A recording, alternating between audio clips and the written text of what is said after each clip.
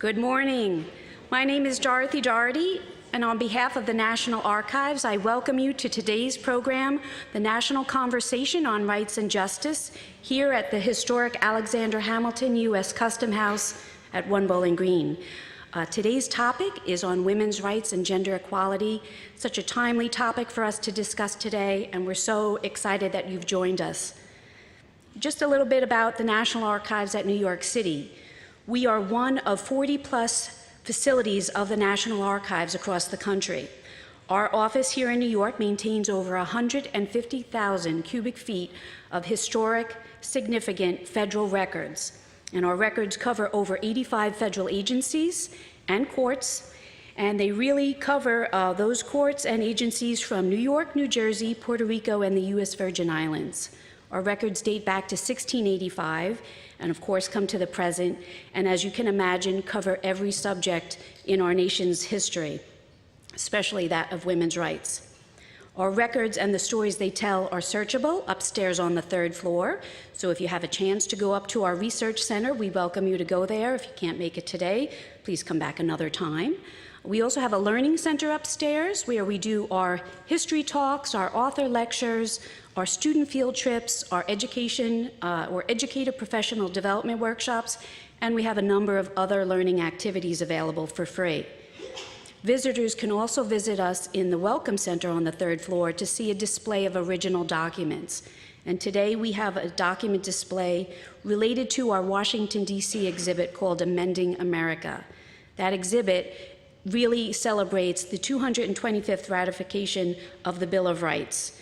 And one document we have on display relates to a more recent story of a woman sports reporter sent out to cover the 1977 World Series.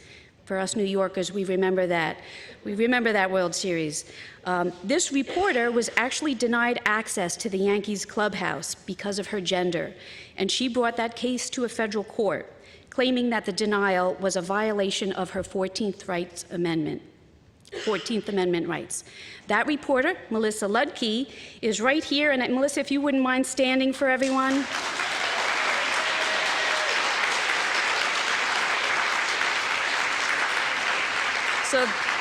So that reporter is here, and we are so grateful that you came to visit us today. And we have a copy of Melissa's case file out on our discovery table out in the hallway. And you too, if you change the rules, your records can be possibly in the Federal National Archives. So her efforts is really just one example of the many documents we have that focus on women's rights for justice. And it is really a reminder of why it is important for the National Archives to have a conversation like this today, and it is important that we keep this conversation going beyond today. For those of you in the audience, you do have a program with a yellow card. We really want you to participate, so if you have a question or a comment during our keynote conversation or any of the panelists' conversations, please fill out that yellow card, and if you just hold it up, staff members will collect it. We'll collect it in a little bit, but that is an example of the card somebody's holding up right there. And if you need more cards, let us know, and we'll come around with more cards. So at this point, I'd love to introduce our partner, which we are very proud to partner with, the Smithsonian's Museum of the American Indian, on today's National Conversation. And this conversation is taking place in their gorgeous Diker Pavilion. We're so grateful for that partnership. So please join me in welcoming our next speaker, Danielle Lote, who's the Assistant Director for the Advancements in New York of the National Museum of American Indian.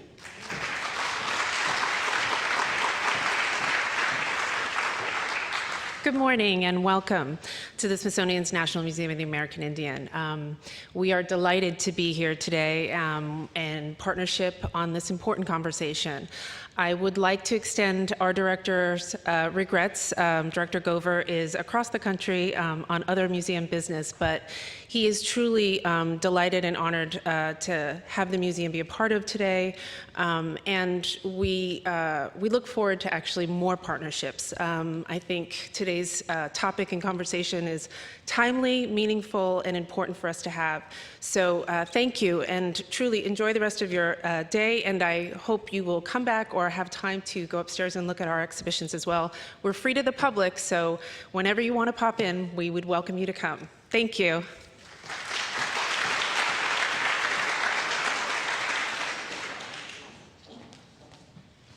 Good morning, everyone. What a great crowd. Came out in the rain. We really appreciate it. I'm Alelia Bundles, and I'm chairman of the board of the National Archives Foundation. And we are just delighted to be here as partners with the National Archives and David Ferriero, the Archivist of the United States. We are, as the foundation, the private sector partner for the National Archives, and we offer financial and creative support. The Amending America exhibition, which is the inspiration for these national conversations. We have people on our board like Cokie Roberts and Ken Burns, Michael Beschloss, and Soledad O'Brien, who you will see later today. So we try to be good partners with helping pay some of the bills for the exhibitions and working with the education and programming staff, and from time to time offer a few ideas. We're delighted to thank our sponsors, AT&T, Perkins Coie, and our board member, Molly Moynihan, who is a partner at Perkins Coie, the Ford Foundation, the Carnegie Corporation of New York, the Seedlings Foundation, and of course we thank ourselves and our great staff who are here working. At least I thank them because they're fabulous. Regardless of where you are on the political spectrum, the role of women has been showcased in this election like never before. Was anybody at the dinner last night? How many watched the dinner last night? I watched it. Whether it's women political candidates as backbones of campaign and organizational infrastructure, or as punchlines, the rhetoric has been dialed up to about an 11. And according to the leading pollsters, it will be women who will determine the next leaders of this great country.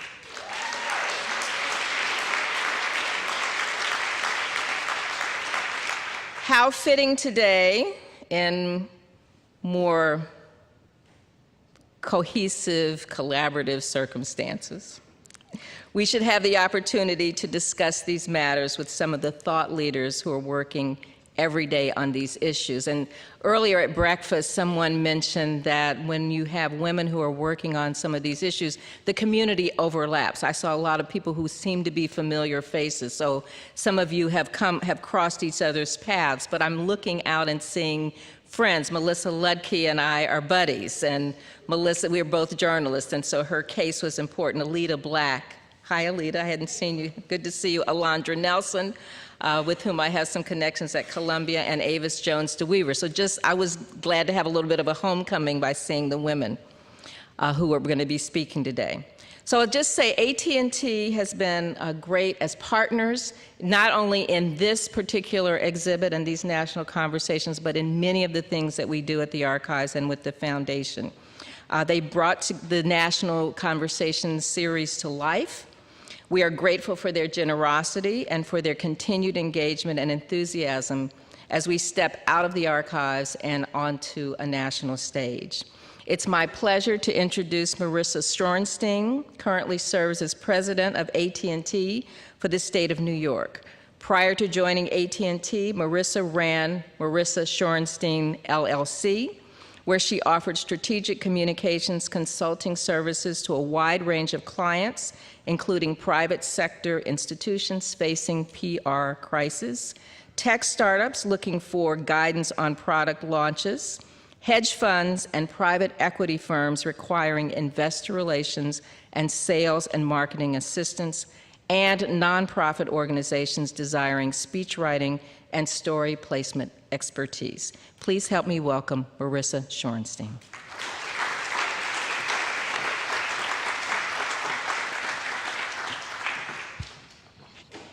Good morning, everyone. On behalf of AT&T and our nearly 4,000 employees in New York, allow me to begin by saying thank you. Thank you to the National Archives for allowing AT&T to play a role in highlighting issues of tremendous social progress for the American people as part of the Amending America Nationwide Tour. AT&T is proud to support today's conversation in New York City, as we have in a number of cities across the country over the past year. As home to the Seneca Falls Convention that launched the women's rights movement 168 years ago, there is no better place to hold today's conversation on women's rights and gender equality than right here. Our company's own 140-year history has evolved alongside the history of our nation. From the civil rights movement to the feminist movement to marriage equality and other milestones in our nation's history, AT&T's story has been one of innovation and people. This story has helped power social change in communities all across this country. For more than a century, our diverse workforce has shaped our company's culture and makes us who we are today. AT&T is proud to reflect on our heritage and continued commitment to our employees, our customers, our communities, and our nation, because together we are building a better tomorrow. It is my distinct honor to introduce a close personal friend, someone who represents me as my congressman. We went to the same law school at night, not at the same time, and in fact, we shared the same birthday. Congressman Jerry Nadler has been fighting not just for my community, but for all New Yorkers and all Americans for decades. We are very proud to have him here today and to be supporting all of us in the great work he does on behalf of this country. Congressman.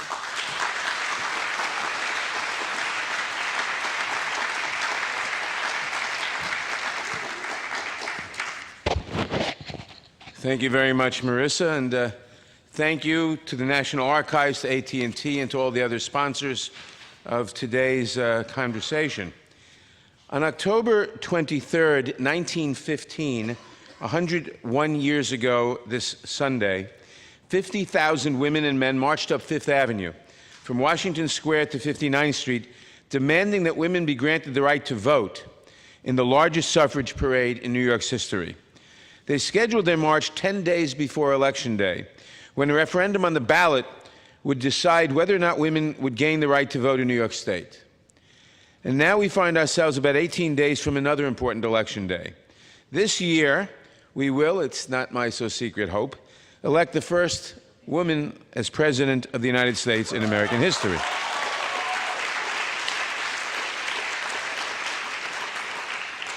If you follow the pundits and read the news, it's clear which voting bloc will be most influential in determining who serves as the 45th President of the United States: women. The women who marched that October afternoon did not know that the referendum would fail that year. It would take 2 more years for New York State to grant them their right to vote, and another 5 years before the 19th Amendment was ratified, enshrining that right in the Constitution for every woman in the United States. While they could not see the future struggles ahead of them, they did know one thing: the right to vote is sacred and the foundation of all other rights. It is central to the very idea of the United States. In 1915, news coverage of the suffragettes parading in New York focused exclusively on white women, although many minority women were part of the suffrage movement and part of that march. It is past time to break down that barrier and recognize that voting rights is an issue for all women, and in fact for all people. Protecting the right to vote is one of the oldest and most important battles in our democracy. It's a continuing battle, and it's one of the main reasons I sought a seat on the House Judiciary Committee when I was first elected to Congress. Yet despite the critical importance of protecting the right of every American to vote and the blood, sweat, and tears of suffragettes, millions of women are at risk of losing their rights because of Congress' failure to pass a new Voting Rights Act. The Voting Rights Act was passed in 1965 to end 100 years of flouting of the 15th Amendment, which guaranteed people the right to vote regardless of race, color, or previous condition of servitude. And we all know the Jim Crow laws, and we all know what happened, and we all know that there was a whack-a-mole for several years. From 1957 to 65, the federal government would go into some jurisdiction and would sue them for passing some law or enforcing some regulation that effectively blocked people from voting. and they'd win in court after an election or two, and the state would promptly pass another bill, and the cycle would start over again, and they'd never catch up. The Voting Rights Act of 1965 had a key clause in it, Section 5, preclearance, and it said that covered jurisdictions, that is, jurisdictions, states, counties, with a history of voting discrimination, and there was a formula in Section 4 of the bill for which jurisdictions were covered by Section 5.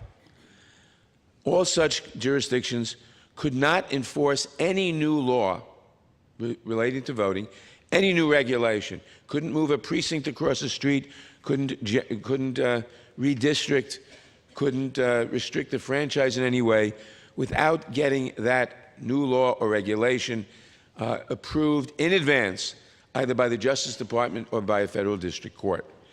And that essentially stopped the whack-a-mole game and was the most important provision of the Voting Rights Act. And under it, finally, African Americans registered and were allowed to vote in large numbers in the South. And it has been used not only for discrimination against African Americans, but also against women, against minority groups of various different types. In 2006, now the Voting Rights Act was reauthorized several times, 1982 and 1990s, always by huge bipartisan majorities. In 2006, as the ranking Democrat on the Constitution Subcommittee, I had the honor to preside along with Steve Chabot, a conservative Republican from Cincinnati, on hundreds of hours of hearings. We established a 15,000-page record to justify reauthorization of the Voting Rights Act.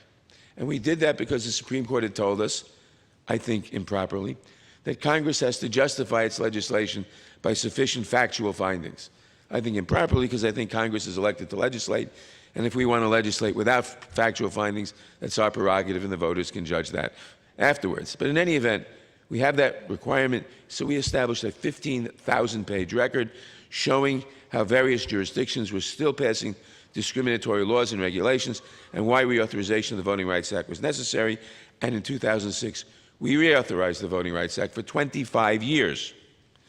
The vote was 395 to 30-something in the House. It was very bipartisan.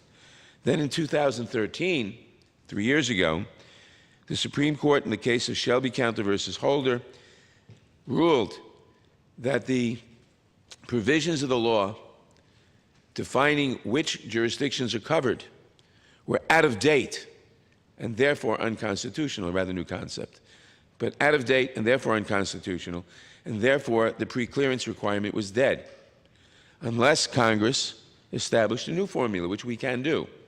But suddenly, the Republican Party as a whole decided they didn't want to do that. And the 395 votes suddenly became a minority of votes.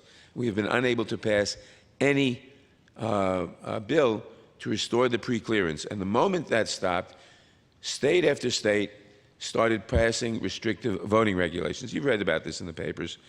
Restrictive in many ways. 22 states have established such restrictions as part of a systematic attempt to suppress the voting rights of African Americans, Latinos, college students, and others. Each of these groups obviously includes millions of women, and a lot of women, and older women who lack birth certificates, and therefore can't get documentation required by some of these new laws. We must reauthorize, actually not reauthorize, we must pass, we have the ability to pass it. It's not up to the Supreme Court. We have the ability, under the Supreme Court decision, to pass a replacement Section 4 of the Voting Rights Act, a new formula. We've introduced legislation to do that. We've got about 160 co-sponsors, but we haven't had the ability to pass that yet. It is a high priority to restore voting rights in the United States. We cannot overstate the importance of every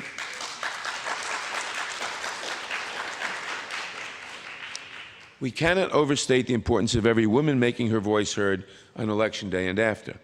Women must have a seat at the table when so many issues that directly impact their lives and all our lives are at the epicenter of debates happening right now in Washington and around the country.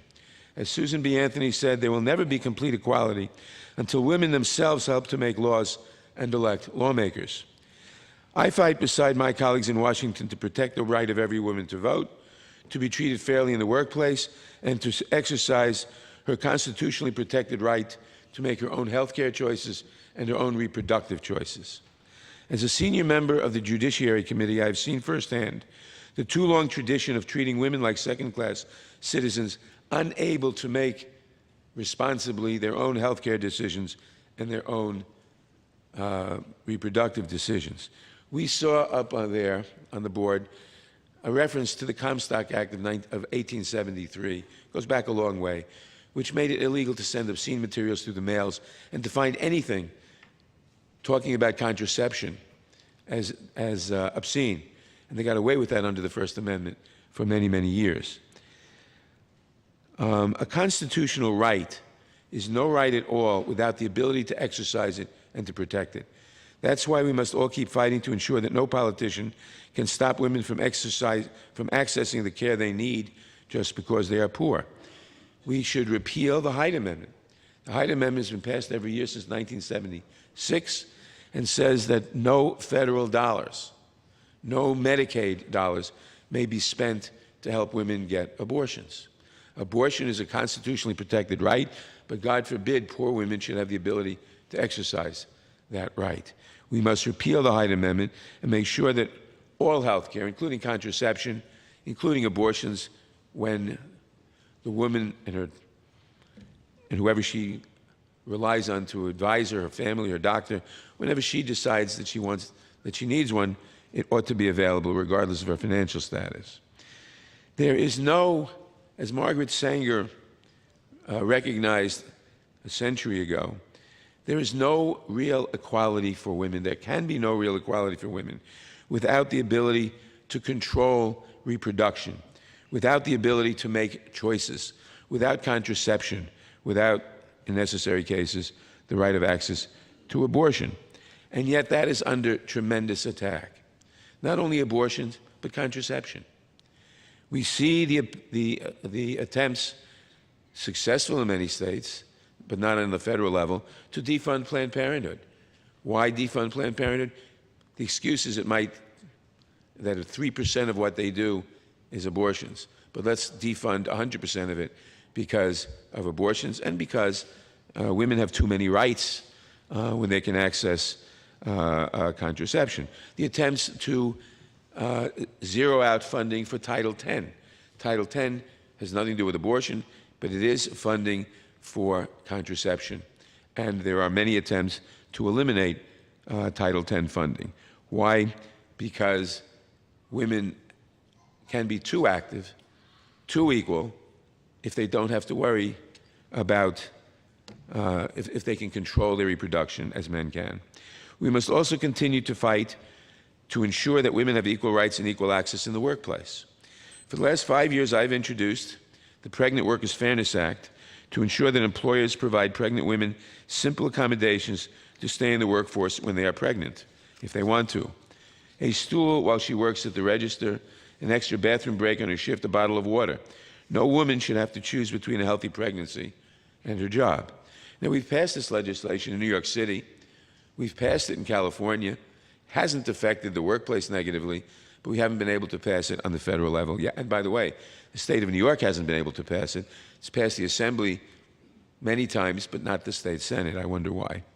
We should finally pass the Paycheck Fairness Act to broadly address gender pay inequality and ensure that women finally receive equal pay for equal work.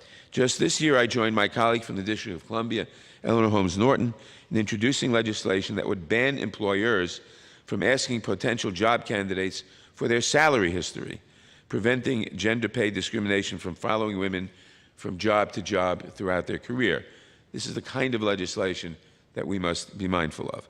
We will not see any of these critically important pieces of legislation, any of these important policies become law if we do not ensure that every woman exercises her most fundamental right as an American citizen to vote. 101 years ago, women gathered together to demand that right. I am honored and proud to be here at this gathering of men and women standing up for women's rights today. Thank you again for having me here for this incredibly important conversation. And before saying thank you, and I look forward to hearing from you, I have the privilege of introducing the next speaker, a woman of great accomplishment, of great power in New York City government, the Speaker of the City Council, Melissa Mark Viverito.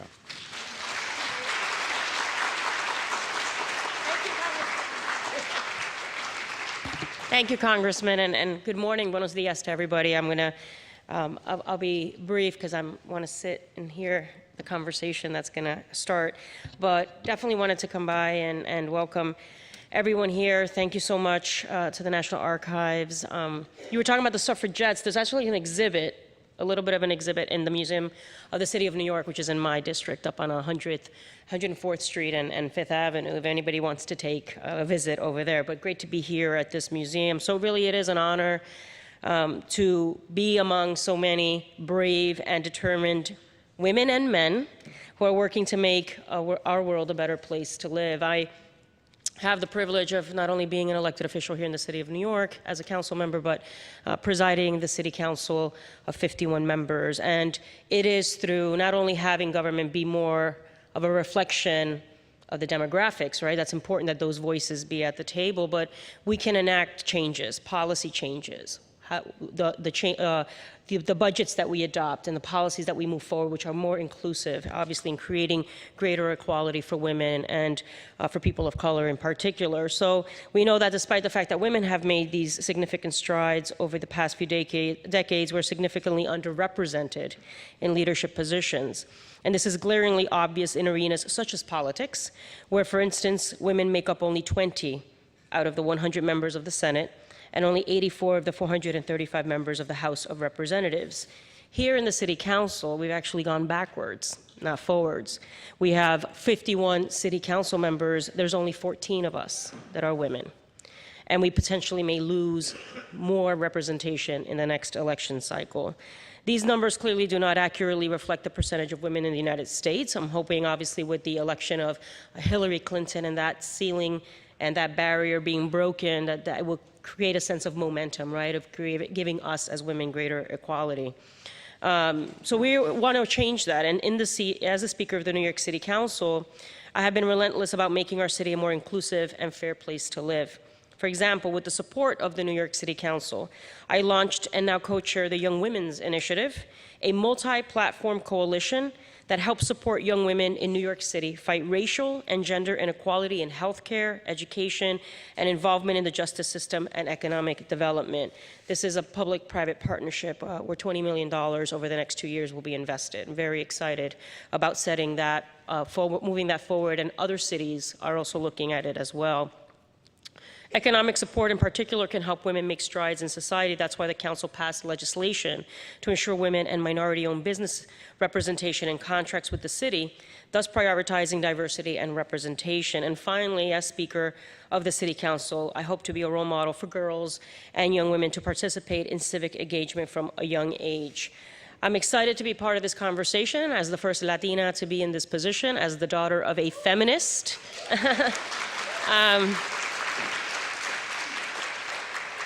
I grew up in Puerto Rico, and my mother was active in the feminist movement. So as a proud daughter of a feminist, I'm very excited about what's happening in the political scene right now, and she is as well. So I'm excited to be part of this conversation, and I hope that you will all join me in continuing to inspire the next generation of women. So it's a real pleasure to be here. And now I would like to introduce our next speaker, which is David Ferriero. Right? Here we go. You're on next, Mr. Ferriero. People always pronounce my name wrong, too, so sorry about that. Nice to meet you. Thank you, Madam Speaker. Good morning, all. Good morning. Welcome to our third national conversation on rights and justice. In 2014, our Lyndon Baines Johnson Presidential Library convened a Civil Rights Summit to mark the 50th anniversary of the Civil Rights Act of 1964. The summit brought 4 U.S. presidents, civil rights leaders, scholars, and activists together to discuss the future of civil rights advocacy in America. One of the biggest things to come out of the conference for me was the realization that there is so much more to say about rights and justice 52 years after the signing of the Civil Rights Act. And the idea for the national conversations was born out of this need to continue these crucial discussions. As a federal agency, the National Archives is responsible for the Charters of Freedom, the Declaration of Independence, the Constitution, and the Bill of Rights, and for a collection and protection of more than 13 billion other records that tell the American story, and its continued challenges and successes towards creating a more perfect union. We've chosen the 225th anniversary of the ratification of the Bill of Rights to open a new exhibit, Amending America, in our Lawrence F. O'Brien Gallery in the National Archives Museum in Washington, D.C. As the permanent home of the Bill of Rights, no institution is better poised than the National Archives to not only celebrate the anniversary of this extraordinary document, but also explore its meaning for civil rights today. We want to use this moment to engage Americans in conversations about complicated issues such as class, gender, politics, race, religion, and sexual orientation through the national conversations. The contents of these discussions will build on the National Archives holdings, connecting key fundamental documents to the challenges before us. But our larger goal is more ambitious: to advance discussion of these critical issues in communities across the nation and to bring to the forefront challenges to rights and justice that persist 225 years after the ratification of the Bill of Rights. Much has been achieved in the last few years in terms of women's equality. We now have the first female candidate to be nominated for president by a major U.S. political party. That is definitely a step in the right direction, but there are more challenges to face. For example, women still make just 78 cents for every dollar earned by men.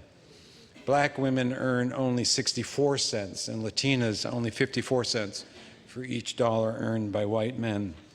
The U.S. Department of Justice reports that approximately 1 in 4 homeless women is homeless because of violence committed against her. Over 1,000 public K-12 schools in the United States have single-sex education programs. Many rely on discredited science and gender stereotypes.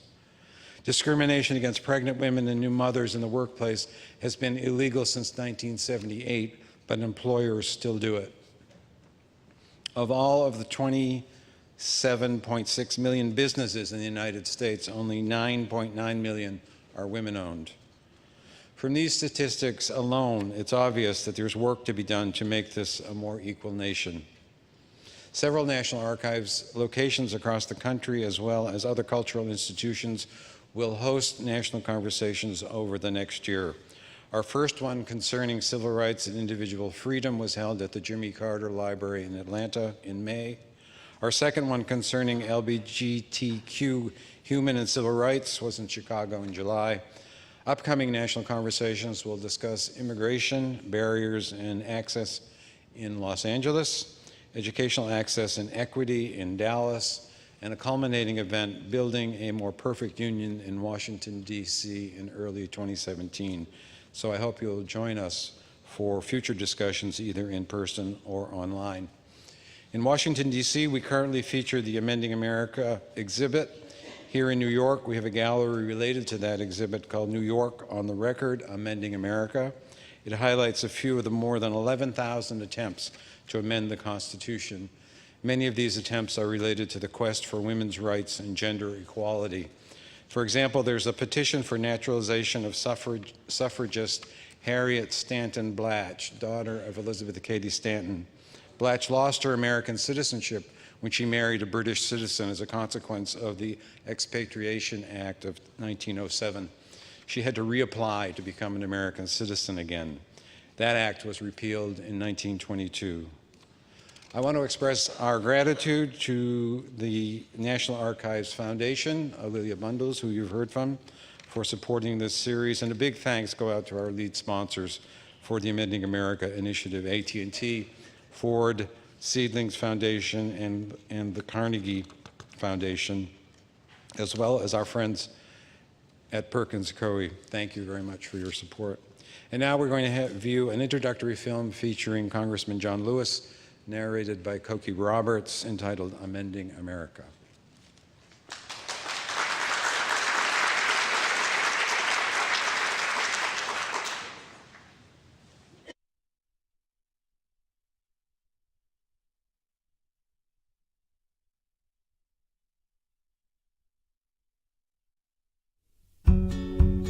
The Constitution is a living document. It is not static. As citizens, we need to make it real, not just for some of us, but for all of us. The phrase "with liberty and justice for all" mean all. We're one people. We're one family. We're the American family. The discovery of an individual's liberty is one of the foundational values of being an American citizen. America has been struggling to define the rights and justices associated with that liberty since the creation of its Constitution. From this struggle evolved the monumental Bill of Rights and 17 more amendments to define and protect our liberties. Over time, the amendment process has been tested by a nation whose national sense of liberty, equality, and the inclusion of all citizens evolved with turbulence and struggle. When we were planning the March on Washington in August of 1963, I would hear Dr. King say things like, "We must learn to live together as brothers and sisters. If not, we will perish as fools." Freedom, true freedom, is not given by governments. Freedom is taken by the people. The people of America are becoming aware that this freedom to their fellow human beings, and I call them human rights, are theirs to give. The issues that compel America to continue to define equality and fairness, I think it's innate. I really believe that it's in our soul, that we believe in freedom, freedom of the individual. We believe that humans have a right to peacefully coexist with fellow human beings. So there are two monumental statues on the Pennsylvania Avenue side of the National Archives building. One inscribed, "Study the past," the other, "What is past is prologue." The message is, we should be able to learn from our history so that we're not repeating the same mistakes over and over. And the role of the National Archives is to ensure that people have access to the records that demonstrate how those rights were achieved so that we can learn from those records. With over 11,000 proposed amendments to the Constitution, and only 27 of those actually ratified, our pursuit of rights and justice continues to be a vibrant part of our democracy. It's up to every generation of Americans to own our democracy and continue this national dialogue of defining our personal liberties. It is very, very important for all of us as citizens, for all of us as one people, to take ownership of our system of justice. This is our democracy. It belongs to all of us. We must talk about it. We must debate it. We have to continue to fight every single day. If we do not, we will go backward. We don't want to go backward. We want to go forward and complete our effort to create a more perfect union.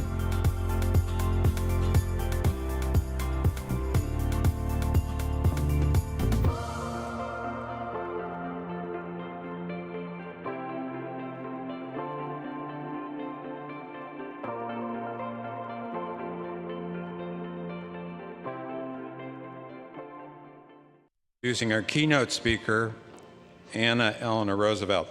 Ann is the president and CEO of Goodwill Industries of Northern New England, an influential nonprofit social enterprise that creates jobs, delivers needed services for people with diverse challenges, uses environmentally friendly products and processes, all while earning revenue to fund innovative workforce programs that empower individuals and families to find stability through work.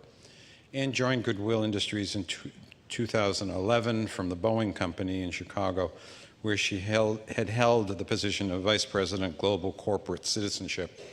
Ann's career has encompassed leadership positions in philanthropy, public policy, politics, the arts, and higher education. She chairs the Roosevelt Institute in New York, and she serves on the boards of the Maine Community Foundation and the Jim Brown Foundation. She's a fellow at the Center for Corporate Citizenship at Boston College and holds a bachelor's degree from Stanford University and a master's from the University of North Carolina at Chapel Hill. And as you all know, Anne is the granddaughter of President Franklin D. Roosevelt and First Lady Eleanor Roosevelt, who was a great woman's advocate.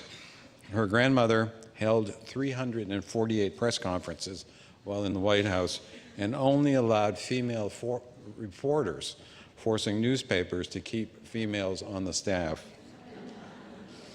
Interviewing her on stage today is Soledad O'Brien. Soledad is an award-winning journalist, documentarian, speaker, author, and philanthropist. She's the CEO of Starfish Media Group, a multi-platform media production company dedicated to telling empowering and authentic stories on a range of social issues. She anchors and produces the Heart Television political magazine program Matter of Fact with Soledad O'Brien. She also reports regularly for HBO's Real Sports with Bryant Gumbel and PBS NewsHour. O'Brien was the originator of the highly successful In America documentary series for CNN, which included Black in America and Latino in America. She also hosts several specials for National Geographic Channel. Her coverage of race issues has won her 2 Emmy Awards, and she earned a 3rd for her reporting on the 2012 presidential election. Her coverage of Hurricane Katrina for CNN earned her and the network a George Foster Peabody Award. She also won the Peabody for her coverage of the BP Gulf Coast oil spill, and her reporting on the Southeast Asia tsunami helped CNN win an Alfred DuPont Award. She was named Journalist of the Year in 2010 by the National Association of Black Journalists and one of Newsweek magazine's 10 People Who Make America Great in 26. In 2013, Harvard University, her alma mater, named O'Brien a Distinguished Fellow. But what I love about Soledad O'Brien, in that same year, she was appointed to the board of directors of the Foundation for the National Archives. Please welcome Soledad O'Brien and Anne Roosevelt.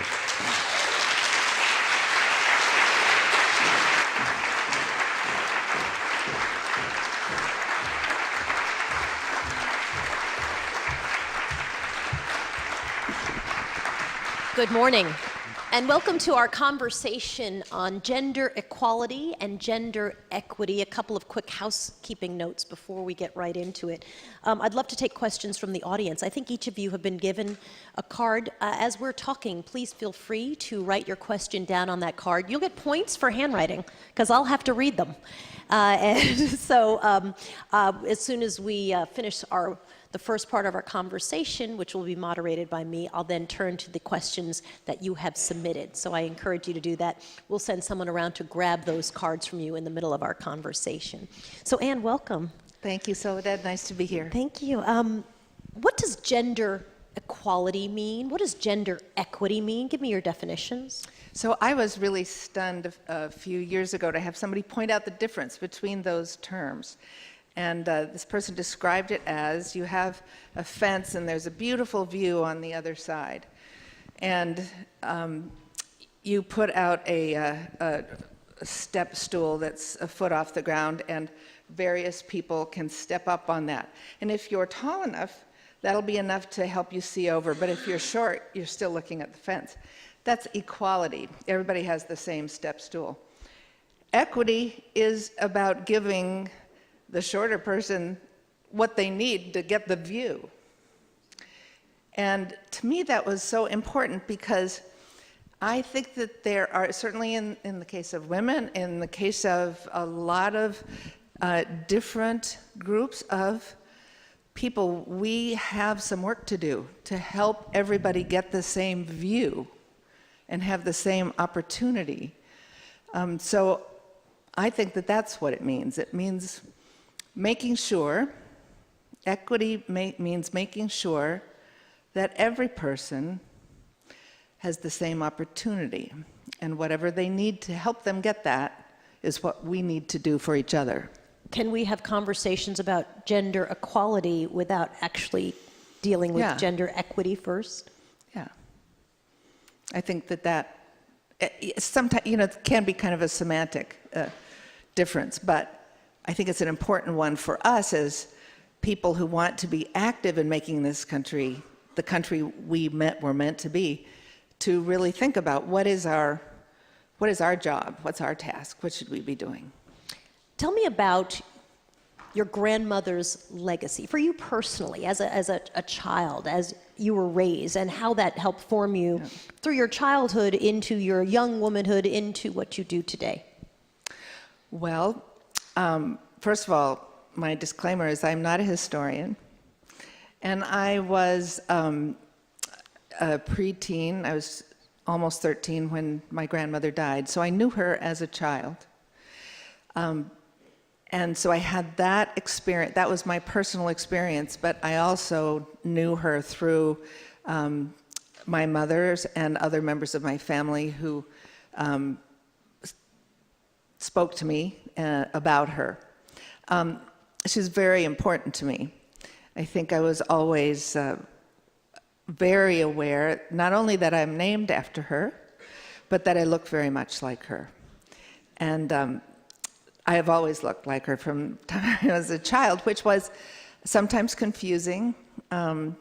People are not always kind or very sensitive to what a child hears. And so in that regard, in terms of appearance, I grew into being, appreciating the look-alike status. That was something I had to grow into.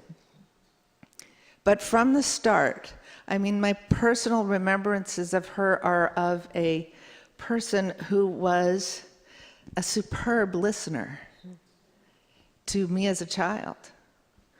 I have never forgotten that. I also remember what a good listener she was to guests around the dinner table in the summers when we'd go to Valkill. There were always a lot of people at that dinner table. But she was attentive to each one, including me. And that impressed me so, because how are you ever going to learn to express what you think if you aren't able to listen to what other people think? So that was a fundamental lesson that has stuck with me, that is from her. There was always a recognition that she was a busy person and that was a good thing. And so I grew up thinking that's the way you ought to live. You needed to make good use of your time here and take every opportunity that you could to join a group, do things that were important, also enjoy your family. And I remember her enjoying the surroundings of her home, so a sense of place. The will to be helpful, I think that has been formative for my life. I may not have always been clear what I was good at, but if I could start with the question, where can I be helpful? That helped me discover what my strengths were. And I suspect, I've always felt that I followed the same path that she followed of self-discovery. And that that was a legacy from her, kind of a strength, a wind up my back that helped me get through those times of not knowing who I was or what I was supposed to be doing. And her asking, what's the fundamental thing? What can you do to be helpful? Was helpful to me to figure myself out. David mentioned that she held 300 and some odd press conferences in her tenure as First Lady. She wrote a daily column in the newspaper. She wrote a monthly magazine column. She hosted a weekly radio show. That's like 2 gigs right there without even the First Lady duties worked in. Sometimes she was open when she disagreed with your grandfather about some of his policy positions. And I found it so interesting that in a way, the traditional role of a first lady today, I can't imagine the fallout if we had a first lady that was hosting radio shows and holding press conferences, pointing out her policy differences with her husband, the president. Did she see herself as a feminist, as we would think of it today, or was that an evolution for her? As I understood it, it was an evolution. I mean, you can read that. We're going to hear later on from Dr. Alita Black, who will tell us all about how she evolved. But I came upon her at a point where she was more aware, I think, of women's rights and of it as a policy issue. At the same time, she was who she was. I mean, that was how I learned what it was to be a feminist. It was to be who you are. And so I can't say that we ever had conversations about feminism. I think she was aware of that language and used it and participated. But for me, it was the kind of life that she led and the decisions that she made and the things that she said, well, this is important, I'm just going to keep working at this, that demonstrated what it meant to be a feminist and to use your whatever attributes, stature, power that you have to support others who perhaps aren't quite at that place. Where do you think we are today in this conversation, both about feminism and gender equity? I know many young women who very aggressively shy away from the term feminism. Yeah, I think, and I have two daughters who are around 40, and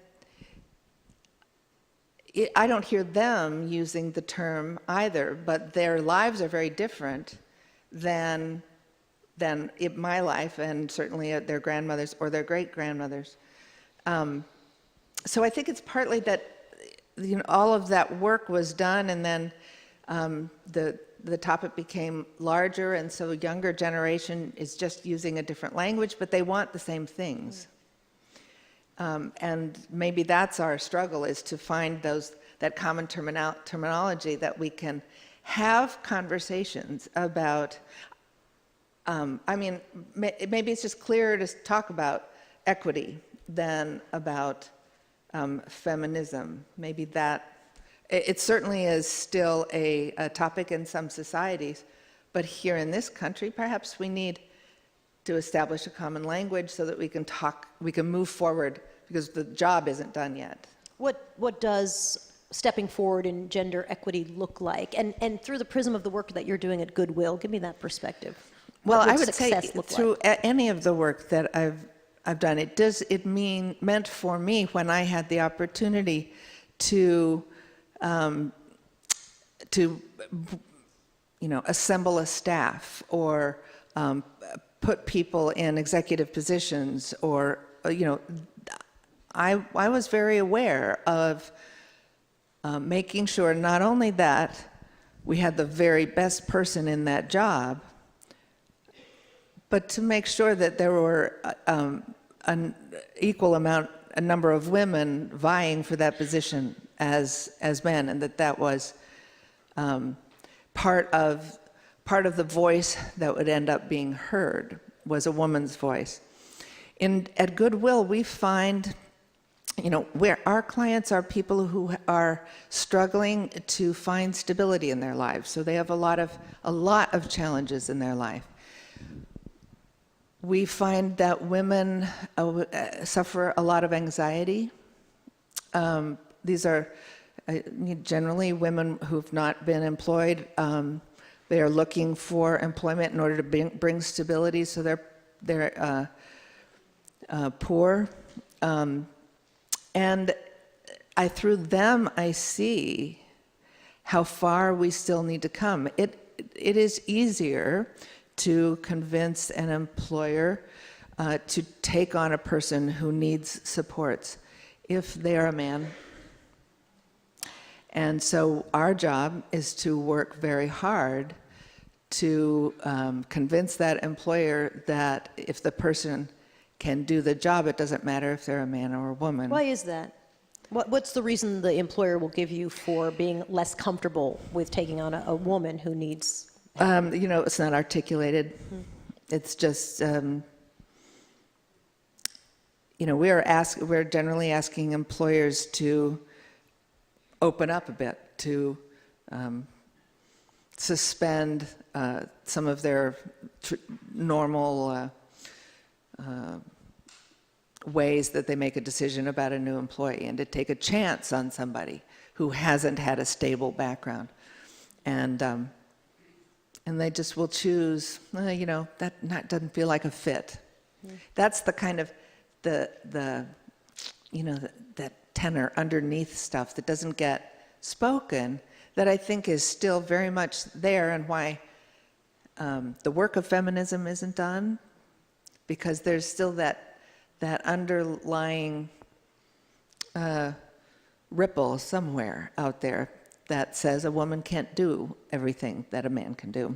How do you have these conversations about gender equity that don't just include people in the conversation who are in the church already and part of the choir? How do you, they're often very uncomfortable conversations, and sometimes, and I see these in conversations about race as well, people have two reactions. Either they roll their eyes like, oh God, this one again, or they become very physically uncomfortable about it. But to me, it seems the only way to change some of those numbers is to have a conversation with people who are not converted, or maybe not even ever used to having that conversation. How do you navigate that?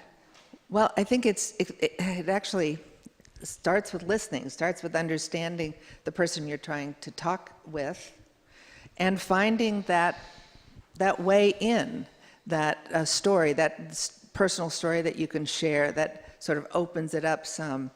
I think that's one thing that we can do is sharpen our communication skills and just learn how to start conversations, to ask people to tell us about themselves. And from there, look for openings to share about ourselves or about somebody else, some kind of example that might open up their thinking process. But also, and I feel like I got this from my grandmother. I can't remember a specific moment, but that notion of courage, to sometimes we just have to take a deep breath and say, I don't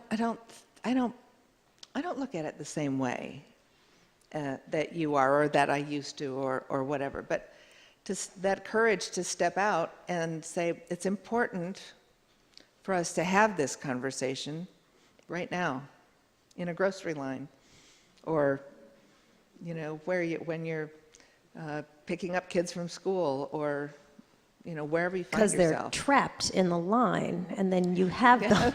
Right. Yeah. How much do you think data and records is critical, and just gathering information is critical to this conversation? There was an interesting study, and I can't cite it specifically, where they asked men to gauge how much they talked and women talked in a classroom.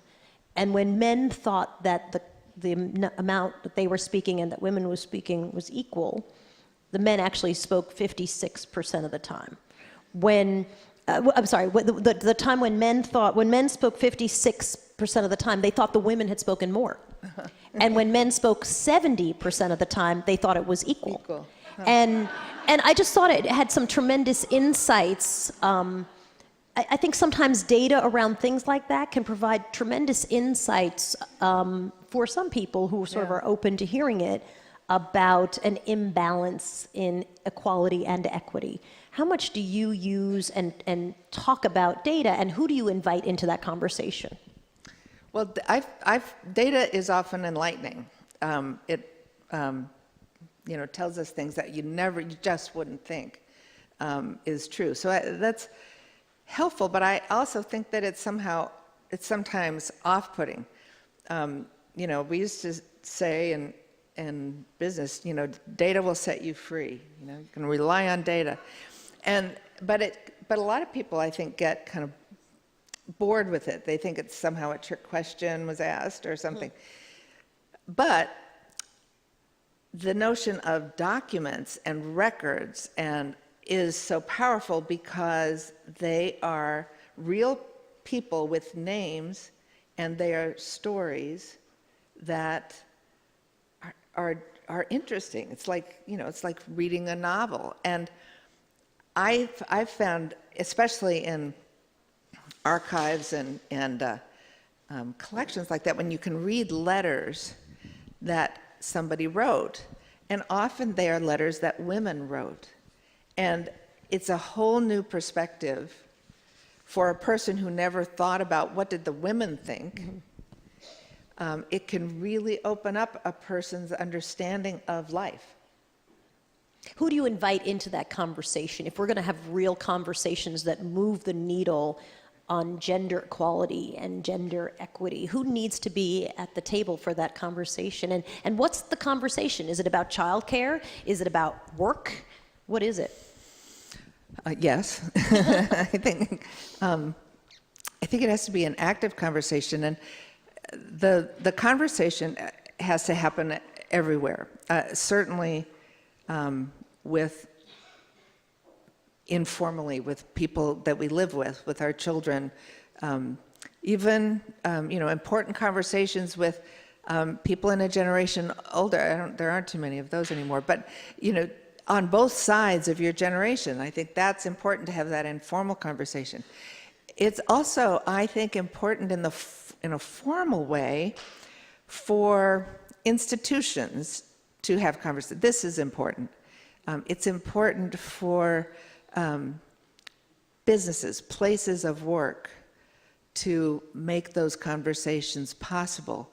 I know at Goodwill, we take the opportunity when something has happened to one of our employees to share it, and to share what our values are around that, and to have that conversation among our employees.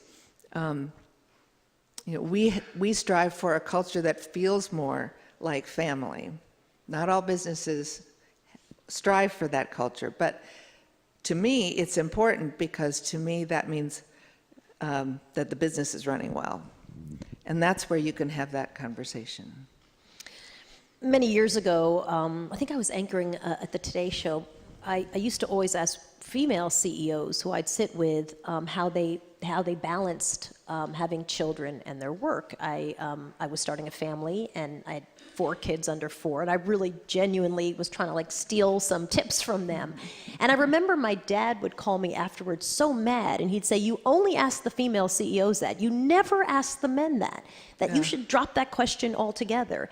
Is gender equality not asking anybody? Is it asking everybody? Is it changing things so that the question's irrelevant and it's a specious question because balance is not so hard for people? What is true winning in this?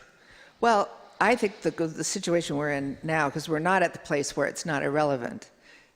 It is relevant, but I think it has to be relevant for everybody.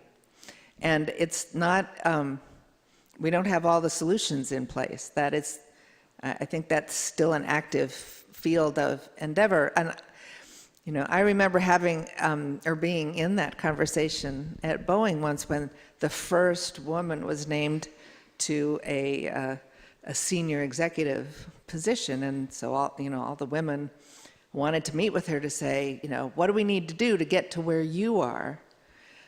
And her answer it was almost infamous, because it was, you got to give up a lot. And I tell you, that wasn't satisfactory. That wasn't what women wanted to hear. They wanted that tip. They wanted that solution. When we look at what women have been asked to do traditionally as their exclusive purview, and we realize that's important work, it is very successfully shared by more than just one woman in a family. I think that there's a lot of good that can come from simply not so much talking about this isn't fair to women, but it's not fair to any of us. It's not building the kind of society that leads us to being better at community, better at society, better at helping one another. And so we can continue to have that, that kind of goal-focused conversation. If anybody has a card that they have filled out, I'd love for you to pass it to, let's say, pass it into the center aisle here. And you guys can pass it on the edge here. I'm going to have someone come and grab everybody's card. So walk me through very tangibly, what does gender equity and gender equality look like on a day-to-day basis? What is the change for the woman? What would have to happen so that we get there? You have a publication that talks about rewriting the rules. The Roosevelt Institute And does, what are yes. what are the rules, and how do you rewrite them so that we actually are solving this challenge? So that's about the role of public policy in helping to change, systemic barriers to groups of people in poverty. How do we rewrite the economic rules? How do we rewrite the racial rules to get at that subtle drumbeat of exclusion? So policy certainly is one arm Yes. of how you kind of change and create gender equality. What does it look like? I think it means that we need to examine as a society things that are relevant to us today, even in this moment in time that this country is going through. What are the issues that keep some people in poverty and enable a very few to be very, very privileged? What are those things in finance, in the workplace, in housing, that need to be addressed, that need to be looked at to make sure that we're not building in barriers, even in a program that is meant to be helpful. At Goodwill, we see a lot of people, a lot of women who are existing on the margins because of their own instability, but they're just barely holding on because of various programs that help them get enough food, have housing. But the process they have to go through to get those benefits is demeaning and difficult. And how do we rewrite those rules so that those people are built up as people instead of made to feel that they're somehow less than worthy? Do you think we get there? I mean, what has to happen? I know, obviously, I think we've had a lot of conversations for good, for bad, for very bad this election cycle.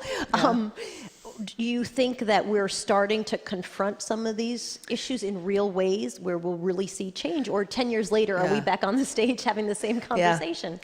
I would hope 10 years from now we would be at a very different place. I think the younger, there's so much good thinking in the younger generation that I think we can build on.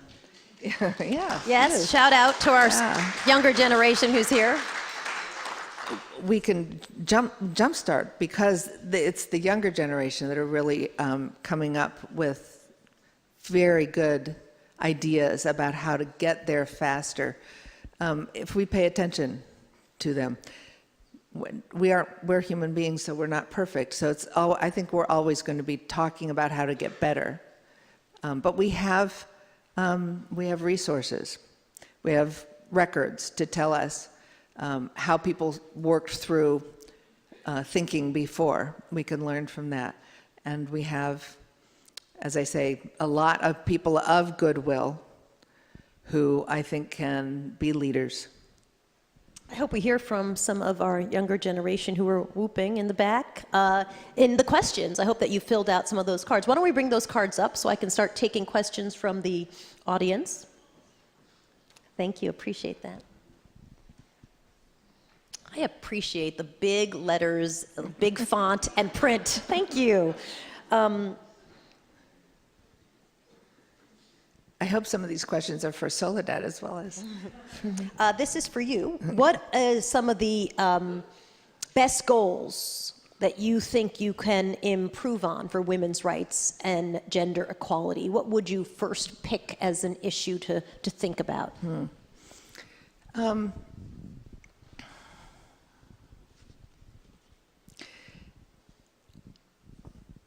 We see so much at Goodwill about childcare, about, I think that that's a very important issue. It matters to women, it matters to men, but it definitely enables good childcare that has that two-pronged benefit of being really good for our next generation in this across the country, building up our future generations through the early childhood access to education.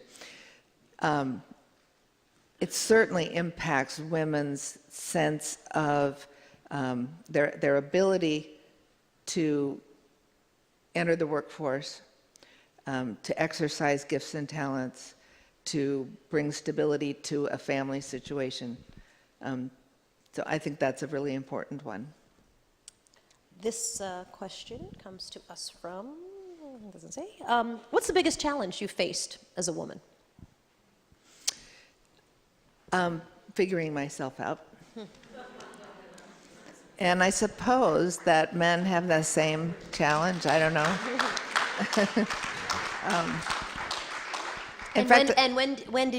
When would you say you figured yourself out? When I was about 45. And my kids helped me a lot. But I mean, really, I think that we are, at least in my generation, we were given a fairly narrow menu of choices, and if those choices somehow didn't resonate with us, we weren't given a lot of other options, not a lot of help figuring out where we fit. And so it took some of us longer to really understand ourselves. And I have to say that having a grandmother as important and wonderful as my grandmother was, I went to her as a resource for years and years and years, thinking through her life and how she examined herself, how she made mistakes and learned from them and moved on and shared those experiences with everybody so that we could all learn from it. So that was very, very important to me. Didn't speed it up necessarily, but eventually I think I credit her with getting me there. This question comes to us from online. How might one overcome skepticism of data or convey importance of facts and reason? I think often in these types of debates, people talk about how they feel. I've heard bosses certainly say, women, they don't want to be promoted to these positions. I mean, truly, I can give you, several examples, unfortunately, highly publicized for the person who said them. How do you use data and facts, and at a time when we seem to be a little bit post-factual, how do you have those conversations? I'd be interested in what you would have to say there. For me, it's experience is what trumps that conversation all the time. I've had a good experience here. I thought she was going political right there. I totally thought we were going to be talking election 2016. You know what's interesting? I think I would say the narrative, the experience, the story, but for me it's always undergirding it with the facts. Yeah. So that you not only have a compelling story, but you also can say, this is not just one person's narrative, this is actually representative of a large number of people. This is not an aberration, this is the story. So yeah, I would agree, but we are a little post-factual, so that's a very good question. What are the top barriers for American women today? What would you list as the top 3?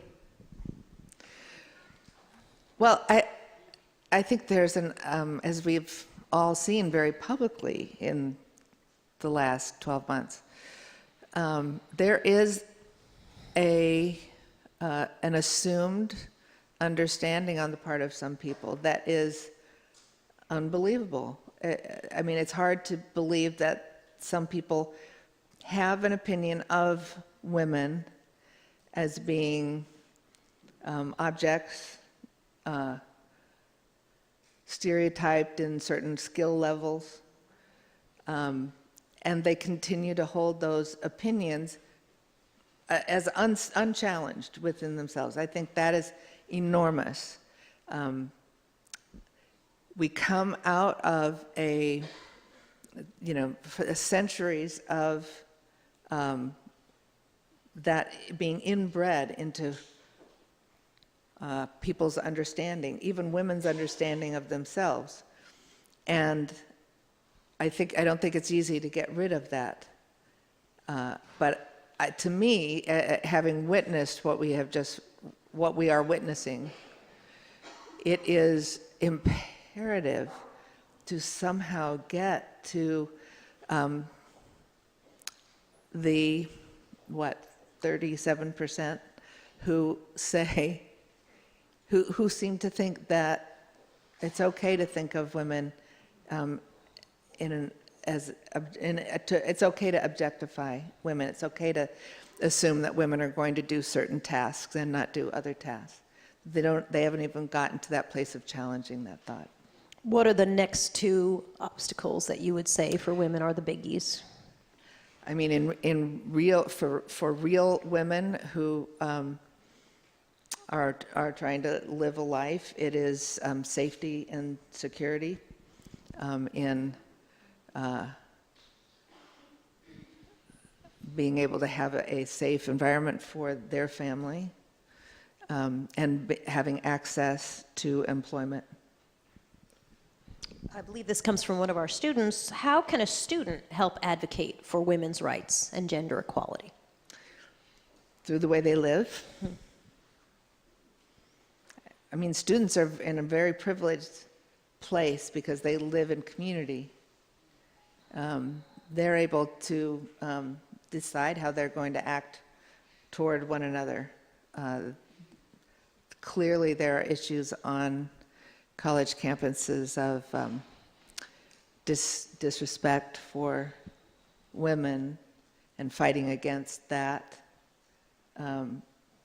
against sexual assault, against pigeonholing of women in various kinds of activities, is very possible for students to be active and outspoken and simply don't stand for it. Yeah, I always thought it was interesting to be able to just be the advocate. I mean, just existing as an advocate, because so often women that you interview who are struggling in some capacity, usually by the time I'm interviewing them, they're involved in a lawsuit or there's something that's happening, they often describe feeling very alone, that sort of no one has ever stood up and said, we hear you, we see you, we believe you in what's happening. Don't you think saying, I believe you, that's really powerful? Yeah, across the board. I mean, whether you're talking about sexual assault, where you hear it a lot, but I think in everything, right? In even what your goals and dreams are. Someone saying, yeah, I believe you, I think it's very important. Which of your grandmother's achievements do you think has had the most impact today? You mean on me or on the world? I think they mean on the world, but I'd be curious to know on you personally as well. Well, on me personally, it was that she taught me to think for myself. That was important to her, for her to think for herself, so she encouraged. She always asked me anyway, and I think all of my cousins, what do you think? And that was really impressive to me, that I needed to think. I didn't get a pass on not thinking. You had to think. Her impact on the world, I can't tell you how many times as I've traveled around the world and been very fortunate to talk with men and women all over the world, and the Universal Declaration of Human Rights is in their pocket. That document has given hope to people who really care about humanity, and so I think that is incredibly important work that she did. In corporate America, if a woman slows or takes time off to raise children, how and what programs could companies do to bring women back into the workplace? I think this is a really big challenge that many companies have really not quite figured out yet. Yeah, I agree. I don't think they have quite figured out. I entered the corporate world as in my 50s, so I do know that it can be done. And I think there just needs to be more, it's not just, there are a lot of things that need to happen, but if we as a nation of employers can look at the individual and match an individual with work that needs to be done, I think we'll see a lot more diversity in our workplace. Rather than saying, oh, I want a 20-something for this job, or I want a 30-something, or if we simply say, well, who can do this job, we'll be able to see more diversity. It seems that I think corporations are sometimes schizophrenic about it. On one hand, we think children are our future, parenting is the most important job, and on the other hand, it's problematic to have an employee who has a child, and that will, in some cases, very much slow or even kill their career. Yeah, and I think it very much depends on the company and whether they have the kind of corporate citizenship consciousness that dictates that they look at a triple bottom line rather than a single bottom line. If you're just looking to make the most money, then you're not going to really care about your employees' lives. But if you care about showing growth, not only on the financial line, but the people and the environmental line, you're going to have a different way of looking at your employees, And young people are asking that question now about companies. What's most important to you? And if it is the stock price, a lot of young people don't want to work for that kind of company. That makes change. When a company can't find employees because they don't want to work for you, that company will change. Mm-hmm. And they'll be successful if they're in fact sincere. And if they're not sincere, they won't be successful, and that will have its own impact. Thank you. There's a question that I'm going to read, but I'm going to give you a little background on a story that I did because I think it's relevant. The question is, do you think Americans have sufficient understanding of women's history and what can be done to improve the situation? I did a documentary a couple of years ago about women who had worked as rescuers at Ground Zero. And the process of doing that documentary, they came to me and said that they had been pretty much written out of history, and I actually didn't believe them until we started doing research and we noticed that women as rescued were highly visible, but that in terms of art, articles, quotes, I mean, when we just started actually running the numbers, we saw that, in fact, they were right. They had been written out of the history of being rescuers on 9/11, so we did a documentary called The Women of Ground Zero. And the pushback that we got on the, thank you. I appreciate that. That's not the point of my story at all, but thank you. But the pushback that we got on that documentary was amazing. When we would screen it, people would stand up and say, so are you saying that women are braver than men on 9/11? And I was like, and finally, the only way we could end it was to say, I finally said, I've done 2 documentaries on the German shepherds of 9/11. Like, I don't, clearly, I don't know why there's an obstacle here, but I guess it would go on to be a very successful documentary, and clearly men and women watched it. It did incredibly well. And I guess I tell that story because back to this sufficient understanding of women's history, sometimes I think that people think that women's history is not America's history, right? That it's like it goes into the slot of history for women, and that women should definitely know it, but maybe everybody else doesn't need to really pay attention to it. I think it's just astounding how women in our history have been ignored and left out of the teaching and the stories and the,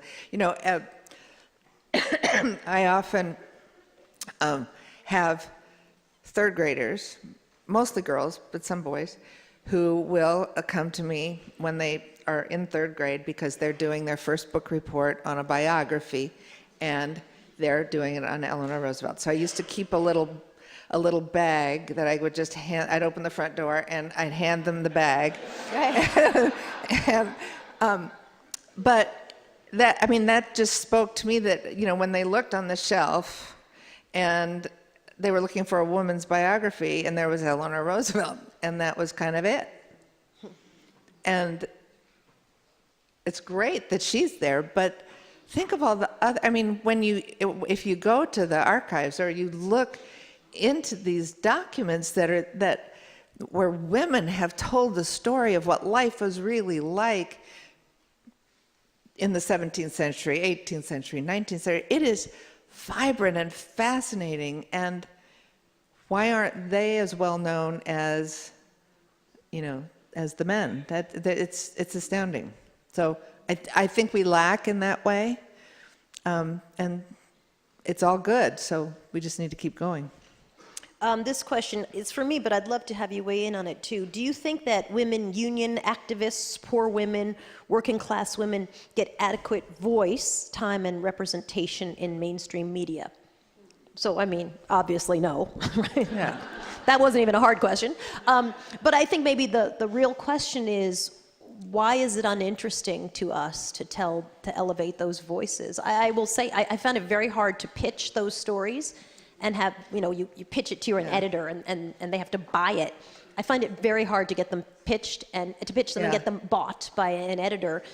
Because I think in a way people just don't think those, much like people don't think embroidery is an important art. They think that the sort of the story of these women, they just exist, but they don't need to be elevated. Why is that?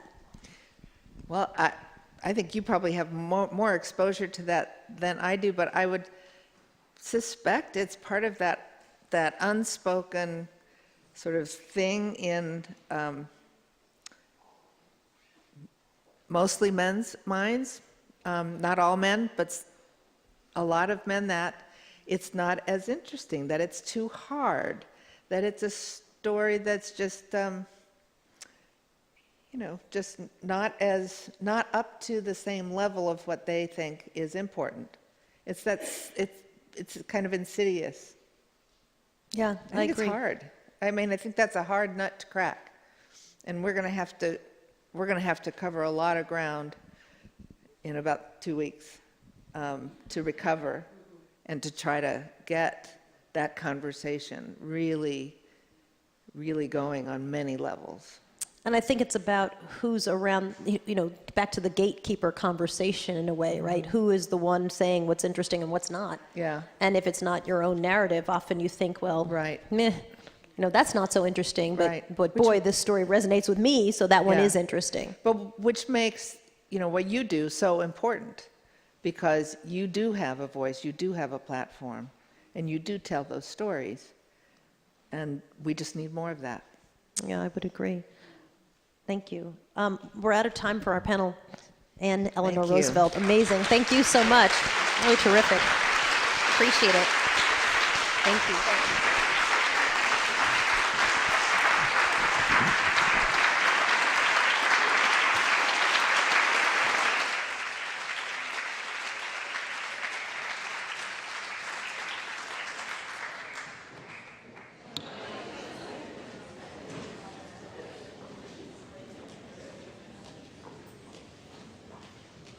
Thank you.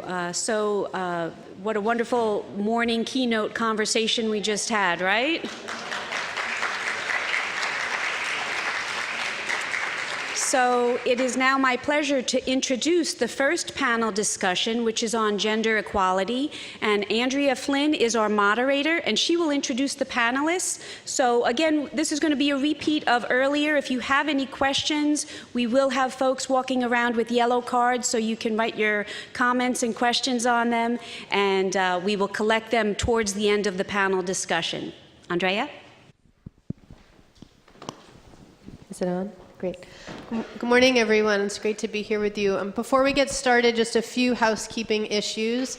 We have 45 minutes for this conversation, and then we're going to move to Q&A. So I'm going to try to be a taskmaster of sorts and keep us on topic as much as I can, keep things moving along. I also wanted to let you know there have been some shifts in the panelists between this panel and the next panel. So just note that what's in your pamphlet is not up to date. I'll introduce everyone now and again on the second panel. As Dorothy said, my name is Andrea Flynn. I'm a fellow at the Roosevelt Institute here in New York City, and as a fellow, I do research and I write about the intersection between economic security and mostly health issues, but also do a good deal of work on race and gender issues. We like to call Roosevelt a think and do tank that's inspired by the legacy of Franklin and Eleanor Roosevelt. And at Roosevelt, we try to reimagine America as a place where all people can share in the prosperity of the country. And that when the rules are not working to allow everyone to share in that prosperity, that it's our responsibility to rewrite and reimagine them. Sometimes people speak of inequality as if it is inevitable, as if it's just an accident of history. But at Roosevelt, we like to say that inequality is a choice and that we can make different choices to create a more equitable world. And I think today is a really perfect opportunity to reflect on the moments in history when we have tried to move the needle and create a more equitable country, and to also think about the challenges and opportunities that lie ahead. So we're lucky today to have three panelists who couldn't be better suited to help us think about that history and also about the obstacles and opportunities that lie ahead. I'm not going to go too deep into each of their bios because you have them. They're very impressive. I recommend you read them all in detail. But I thought to get us started, it would be great to hear a little bit about their personal stories. To my left, we have Alita Black, Alondra Nelson of Columbia, and Suzanne Harjo. I'm going to ask them each to take 2 minutes or so to tell us a little bit more about themselves. What brings you to this work? How did you start doing human rights and gender equity work? And knowing that you've surely had many hard-fought battles, what keeps you in the work? Well, I have to say what keeps me in the work is Eleanor Roosevelt. What inspires me is Hillary Clinton. What made me mad that got me started was I was 22 years old, a junior at Emory, had talked my way into a full-time internship when Jimmy Carter, when he was governor, helped rewrite the rape legislation for the state of Georgia and helped with maternal and infant health care legislation. I was hired, and then I was summarily fired because they thought I was a lesbian. So I thought in 1974, if they were going to do this, then I'm just going to live my life anyway. I ran various nonprofits, and then in 1984, I went to graduate school to get a PhD in history to learn how to keep people at the table.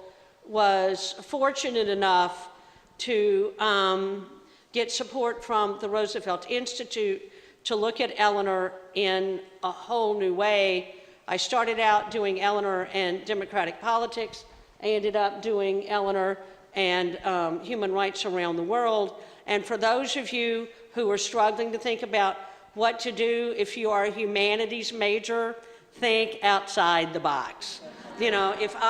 If you had asked me in '93 that my dissertation would take me to 19 post-conflict countries, I would say, what are you smoking? And there's not a day especially in the past 4 years, that I do not take courage from, learn from, adapt a negotiation strategy from Eleanor Roosevelt. And I think she is the most underappreciated leader of the 20th century. Thank you. Alondra? Yeah, thank you. Alita's a hard act to follow, but I'll try. I'm so honored to be here this morning with Alita and with Suzanne and Andrea and with all of you for this conversation. So, why am I here? In part because I'm a scholar that works on intersectionality, effectively, the intersection of race and class and gender. I'm the Dean of Social Science at Columbia, but my appointment actually is a joint appointment in the Institute for Research on Women and Gender, which I was the former director of at Columbia, and in the Department of Sociology. So that really, I was lucky to be of a generation of scholars when I was getting my PhD, in which you no longer had the sort of gender chapter. There was a sort of sense that the generation before me, you had to have a chapter on gender in your dissertation. And my generation, I think, really became the one where it was woven through all of your work. I mean, how could you write about any topic in the US or abroad, about technology or about the arts, and not be always thinking about issues of gender? And then there's another part of my work as dean. I was glad in the last year to have helped Columbia be one of the first signatories to a new White House research collaborative to advance research on women and girls of color. And I spent a lot of time working in that space. We've brought a feminist seminar for girls to Columbia, working with the YWCA here in New York City. So that's part of the work that brings me here as well. Thank you. Suzanne? Good morning. I'm very happy to be here with these ladies and to address these wonderful topics and sometimes awful topics.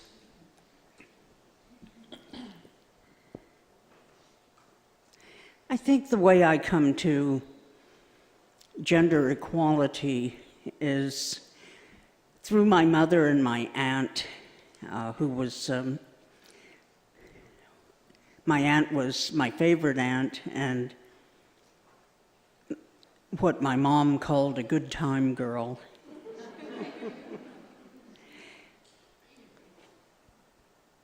We went to the hospital and visited her, Aunt Peg. She had a broken back, and she was telling us how it happened. Her husband threw her down the stairs and then threw an ice box on top of her. At which point my mom grabbed me. I was about, 4 years old, I think. Grabbed me by my hand, pulled me out in the hallway, and started lecturing me. Don't you ever let anyone do that to you. So I didn't know what everything was that I shouldn't let anyone do to me. But I became a very hard mark at that point and very aware of things that could happen to you and you remain alive. So my main field has been my main life. My mother was Cheyenne, and I'm Cheyenne, a Cheyenne citizen of the Cheyenne and Arapaho tribes of Oklahoma. My father is Muskogee, and I was raised in that way too, Hodelgie Muskogee, Wind Clan of Muskogee Creek Nation, and our tribal grounds, our ceremonial grounds, are Nuyaka. Nuyaka sounds like a Muskogee Creek word, but it comes from the Treaty of New York, and my ancestors felt so good about what was done here in New York with the United States. New York at the time, 1790, was the capital of the United States, that they did a ceremony at George Washington's house where they were having dinner all week that they were here. They were pleased with what had happened, and they knew that they were going back home, and that Hickory Ground was a mother ground and had 2 daughter grounds. And they, as daughter grounds often do, had the same name. And one of them had to be changed. So part of the ceremony was for the Treaty of New York, part of it was for New York, and part of it was to change the name of our ground. So they called it Nuyaka, and that was the sound that they heard when they talked to certain people and asked them where they were from. And they would say, "I'm a Nuyaka." So it's a wonderful Muskogee word now, and that's my tribal ground. So when I was a very young person, I moved to Greenwich Village and kind of never looked back, and then at one point moved to Washington, D.C., and never looked back. So I've had a wonderful career and several of them, one in radio here in here in New York, at WBAI Radio, 99.5 on your radio dial. And then news director for American Indian Press Association, and then I went way over the edge into advocacy, and have been doing that ever since. Mainly writing laws that become federal Indian laws or negotiating them. No one person writes a law. The shorter the law, the more people involved. That's the only rule that exists. So I'm a mom and a grandma, and love being both. Thank you. Thanks, Suzanne. Thank you. So I want to spend a little time looking backwards. And Alita, you said just now that Eleanor is one of the most underappreciated people in history. And so let's appreciate her a little bit more this morning. I know you spend a lot of time sort of teaching sort of about the moment that Eleanor is working in, teaching about her drive for human rights. I'd love to have you help us think about what is the context that Eleanor was working in, and how it differs or does not differ from the context that we're working in today. Sure. Well, first, in the interest of full disclosure, I haven't been in the classroom for 5 years, so I have a research appointment, and I'm working on different projects. But I want you to envision a world that is profoundly dysfunctional, where we have 60 million refugees. That's more than 70 times the number that's leaving Syria now. I want you to think about 40 million Soviets dead, 500,000 Americans dead, incredible dislocation in the United States, and 2 generations who have never seen capitalism work. And that capitalism is resurrected by defense spending, which is now de-escalating. It is a world on a jigsaw that's literally with the teeth just spinning. We don't know if another war is right around the corner. We've had the most horrible weapon the world has ever seen. We don't have to have YouTube. We don't have to have a gazillion Facebook channels. All you had to do was go to the movies to see newsreels of refugees, Holocaust survivors, disabled, shell-shocked military personnel. 1946, the Academy Award winner was The Best Years of Our Lives, about a man who was a triple amputee from the war. what Eleanor Roosevelt was able to do in a way that I find, I don't know the adjective for it. I mean, right when I think I do, I see something else that is just horrific, and I think, how could she see this? But Anne did a beautiful job this morning talking about her grandmother and courage and listening. And what Eleanor understood as a member of the Universal Declaration, as a member of the UN committee who's charged with negotiating the Universal Declaration of Human Rights, there are 18 nations. We don't agree on private property. We don't agree on God. We don't agree if there is a God. We don't understand gender. We don't understand marriage. We don't understand citizenship. The only thing that we agree on is, by God, we beat the Germans. And that the Holocaust and the horrors of war are ever present. So what she understood profoundly, in a way that I find jaw-dropping courageous, is that in spite of daily evidence of the shortcomings and the bigotry and the violence and the economic location, that we really have a fundamental decision to make. And that is, we can believe that the world is inherently evil, that war will continue to populate, that we will have racism and racial bigotry and xenophobia and discrimination against women for the rest of our lives, or we can have the courage to look ourselves in the mirror and take one step at a time. And what she was able to do, this woman with 4 years of school, I'm not talking college, postdoc, I'm talking 4 years of school, was able to navigate a conversation among those 18 nations to come together to a common understanding of what rights mean. And what she taught me, and then I'll shut up, is that what she taught me was that it's not political and civil rights. It is not just public policy, which is what the American government wanted her to do.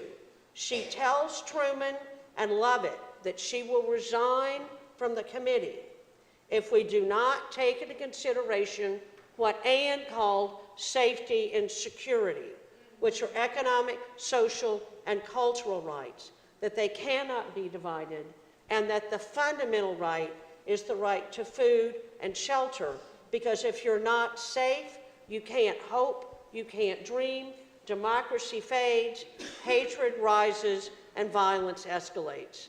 And so her ability to keep the world focused on that in a time of extraordinary terror, to me, is just a jaw-dropping accomplishment.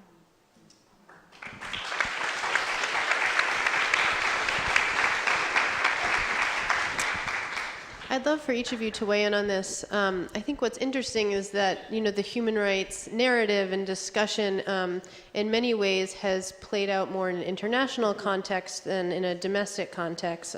That's not to say there aren't advocates doing human rights work in the United States, but it's not a phrase that we use as much in a domestic context. And I'm wondering if you could talk a little bit about the importance of thinking about the challenges we're up against right now as human rights violations and human rights issues, and why that is important. Well, I want to tweak that a little bit in the sense of, Andrew, you're absolutely right that we are reluctant to do that now. But this is what Eleanor Roosevelt argued in 1948, 1949, all the way through, which is why the death threats on her escalated and the assassination attempts on her escalated. And she would ultimately have the largest FBI file in American history because of this. And what she would argue is that we have no right to talk about human rights outside our country if we do not address human rights here. So she would say an attack on Jim Crow is a human rights violation. She came to being articulate on women as human rights violations later, but in a more muted way.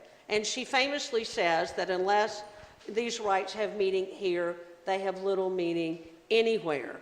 And so our challenge now is to reinvigorate that conversation, which is where my students, human rights activists, the younger people in the audience who see us as part of a major nation, but also in an international context, can play a really great role. Because with human rights, it's not just about rights.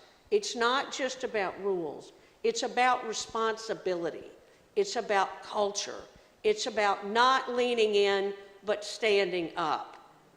And so I think now the United States is getting better on this. The State Department, for its first time, has ordered human rights reports to be done on the United States.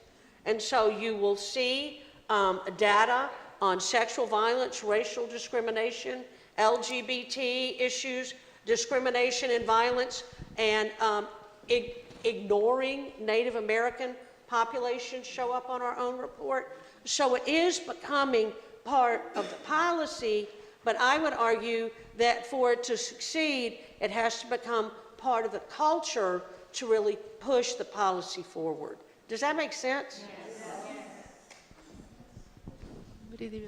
Yes, sure. So I guess I would offer two responses. One would be, we have to both understand the ways that rights frames and constitutional frames can be useful, and also understand that that they very easily and often come to their limits. So if we think about the Civil Rights Act and the Voting Rights Act of 1964 and 65 respectively, they did laudable things in our society, but you also had activists on the ground, including Martin Luther King Jr. before he was assassinated, getting the Poor People's Campaign off the ground. So rights do good things in the world, but they also don't often give us an ethical frame for how we should have a good society and how we should address and can address and attack forms of inequality. So I think that's something to keep in mind. And I think, there's also the case that rules and rights are unequally applied. They're misapplied. They're misused, they're abused, and an example of this moving forward in time from Alita's great examples of the mid-20th century would be the whole ecology of criminalization that we face today. And that is, we think about the challenges that we have today, and there's a rights way of thinking about that, like there are rules and there are laws and there's a criminal justice system and people should not break them, but we know that these are not applied evenly. And so the biggest concern for me with regards to gender equity, and as someone who thinks about this as an African-American feminist and someone who's very committed to looking at the world through an intersectional lens, is really this whole constellation of things. And so to add to Suzanne's story and Alita's story, we might think about a little girl here in New York City, 12 years old. She's maybe the great-great-great-granddaughter of formerly enslaved people here in the United States. She's maybe the child of folks who have recently immigrated to the United States. She goes to a school every day that is effectively militarized, that has police seeing her in and out of school every day, and the mere presence of the police means that this little girl is far more likely to enter the criminal justice system.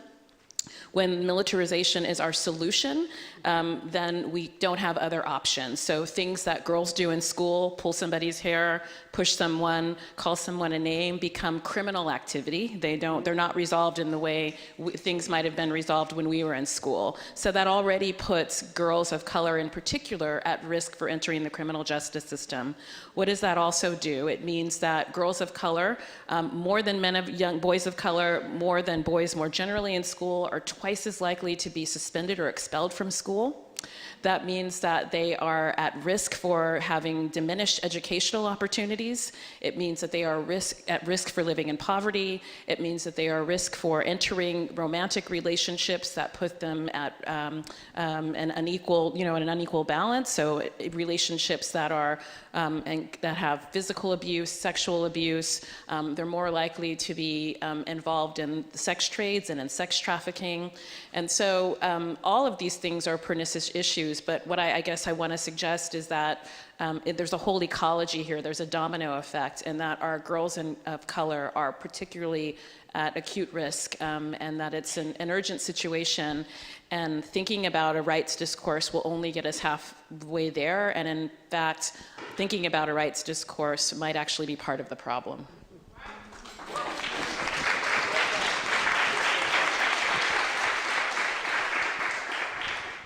Thank you. I'm going to read. Oh, don't read. Yes, I'm going to read. Because there are certain things I just don't want to keep in my mind. So I've never memorized these things, and some of them are recent.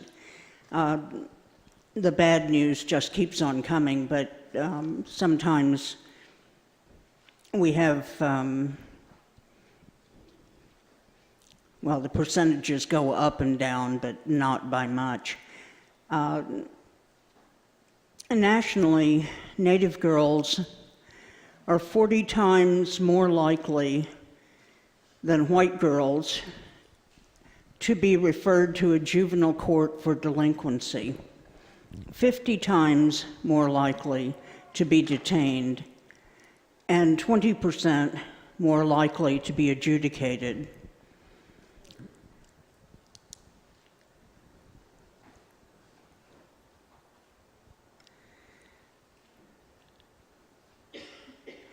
The violent crime rate among Native Americans is twice that of the general population.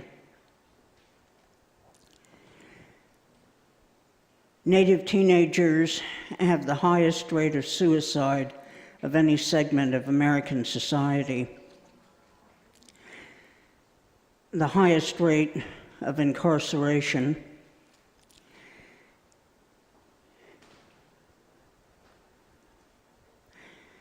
There's a boarding school legacy that, talking about mission schools and federal boarding schools, that parents were really not taught to be good parents. And what they generated mostly was trauma and general abuse.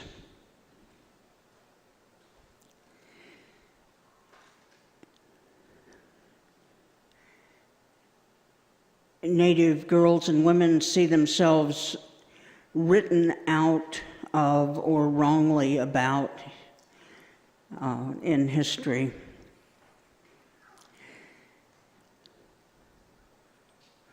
And are subjected to stereotypes that are really gone from most of the American landscape about girls and women generally.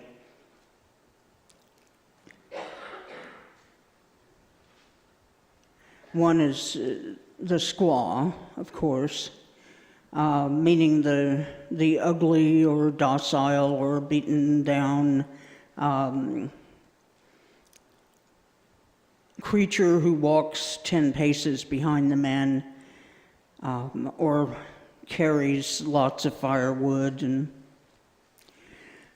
other quasi-useful things, or the very beautiful Pocahontas kind of stereotype that some of you might open your fridge and see as the Indian butter maiden.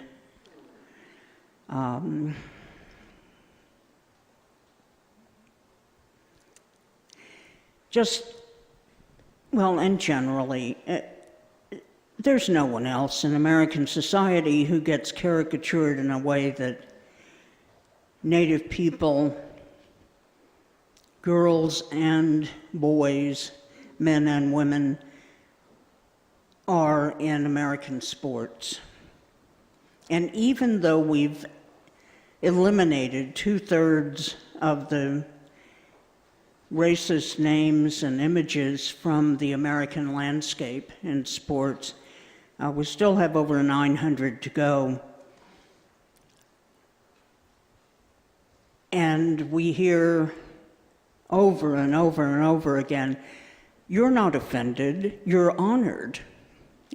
Well, no, we're offended. No, you're honored. No, we're offended. Shut up. I mean, that's the conversation that goes on, and it's among grown-ups. And we're always asked, why are you clinging to these mascots? I mean, why do you fight them as if they're real? And we say, well, why are you holding on to them and trying to keep them as if they're real? They're real to us because they result in attitudes that result in actions that sometimes result in death. It's life and death for us. And we don't take it lightly. And they say, no, well, this is a good stereotype. This is showing you at your best. Well, what they mean is it's usually an Indian male with braids, with feathers, and that's supposed to be all of us at our best. A warrior kind of image, really a wooden Indian, a cigar store kind of Indian. And that's not at our best. And I talked to a woman from St. Bonaventure's in upstate New York one time, and she had been a player on the St. Bonaventure's basketball team, which I thought was great.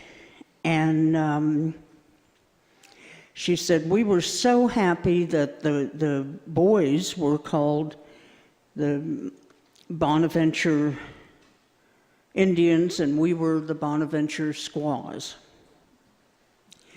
But then one day they were approached by Seneca Nation clan mothers and a chief who talked with the girls on the team, who talked with their supervisors, the coaches, administrators, teachers, and said, one reason we don't like that word is that it means in some of our native languages, vagina or genitalia for a woman.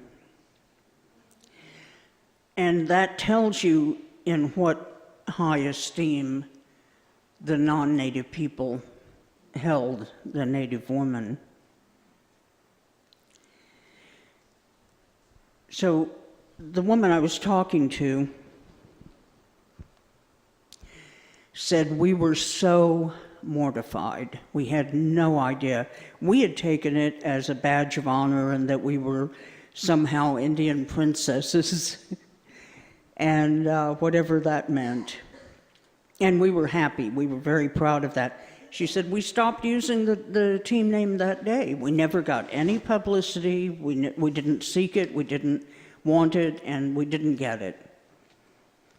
And about 20 years later, the boys' teams dropped the Indian, but the girls' teams, all of them, dropped squaw instantaneously. And I thought that was to their credit, so I, sing praises for St. Bonaventure's. Suzanne, so I just want to use this opportunity to maybe pivot us a little bit to think more about this current moment that we're in. I think we've talked a little bit about moments of challenge in the past and how inclusion has not always been equitable. And I think, Alita, when we were talking, you said, the United States is like an elastic band, and we have this history of really stretching as we try to achieve equity, and then it bounces back.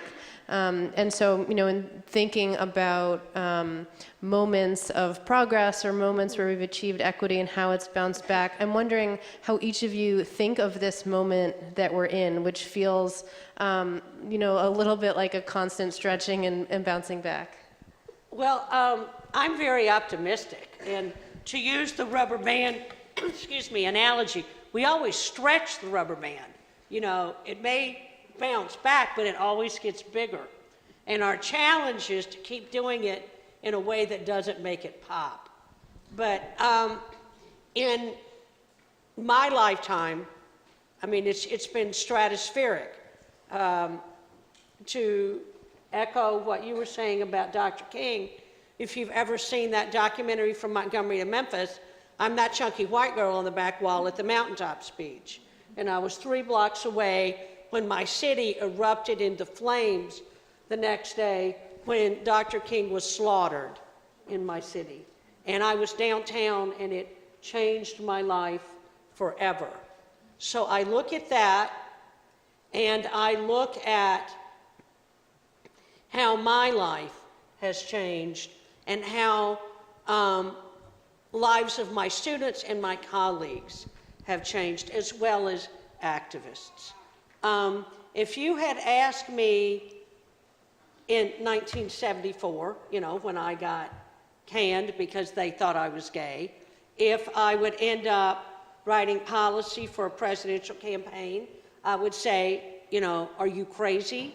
If you had asked me if my partner and I could get married on the National Mall by a United States Senator, I would say, are you nuts? The vast majority of my friends have been people of color. And so what I have seen change now in my universe is a much more diverse constituency, a much more overt and public commitment by white women to, in fact, engage in these issues on a policy level, on a rural level, but also on a culture, you know, like a who we are level. And so while I see equal pay as an outrage, while as somebody who ran a rape crisis center, I am off the charts on sexual assault. You know, I look at Senator Gillibrand from New York and the extraordinary work that she is doing in the United States Senate to combat that. I look at my students who are now the majority, women are now the majority of medical students and law students. You know, do we have major challenges ahead? Absolutely. I don't have children, but I have 21 godchildren. So I look at the struggle of income and balance and time, but I do think, to piggyback on what Ann said, you know, for those of us that want to change it right now, there are a lot of sacrifices that have to be made, but we have policies to guide us. We have community to support us. We know how to work the media. We can own social media to help us. And we can also figure out how to have community that gives us that soul armor, if you will, that sort of Velcro armor, you know, that we need when we're fighting our colleagues in the department who are clueless and who talk 82% as opposed to 70%, you know, to try to get words in. But I mean, I think we're here. And if we let up, and if we let up now, you know, all politics aside, look at the number of women right now that are running in this election. We could get 7 women more in the United States Senate.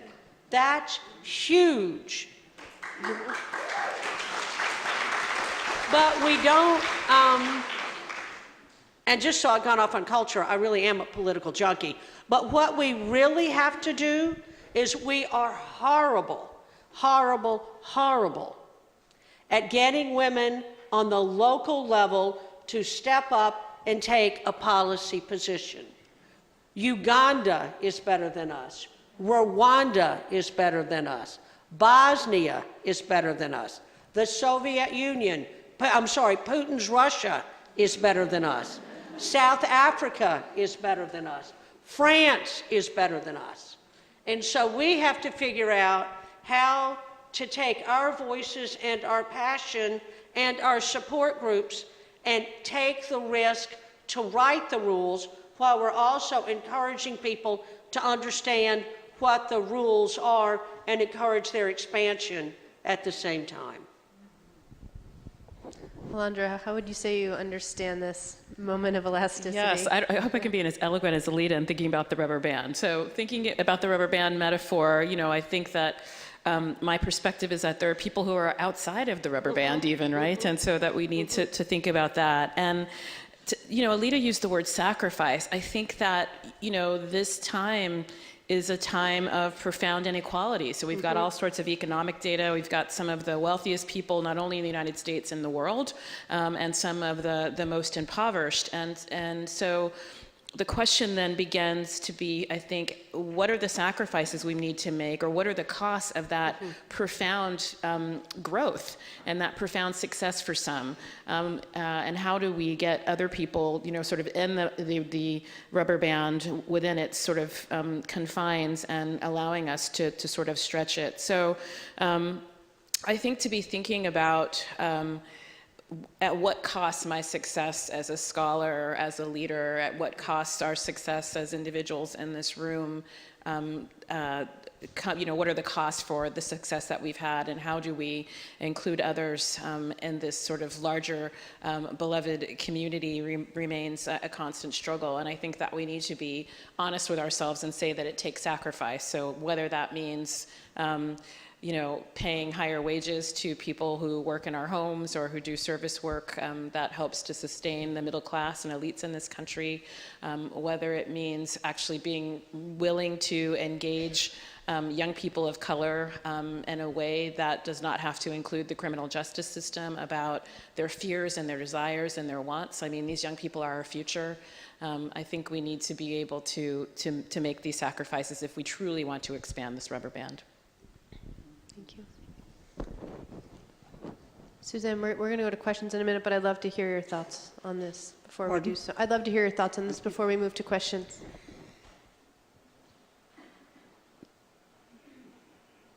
I'm sort of in the business of changing rules that are hard and fast and that some people somewhere thought were fair and reasonable when they were put in place, and which always are left to later generations to come and correct.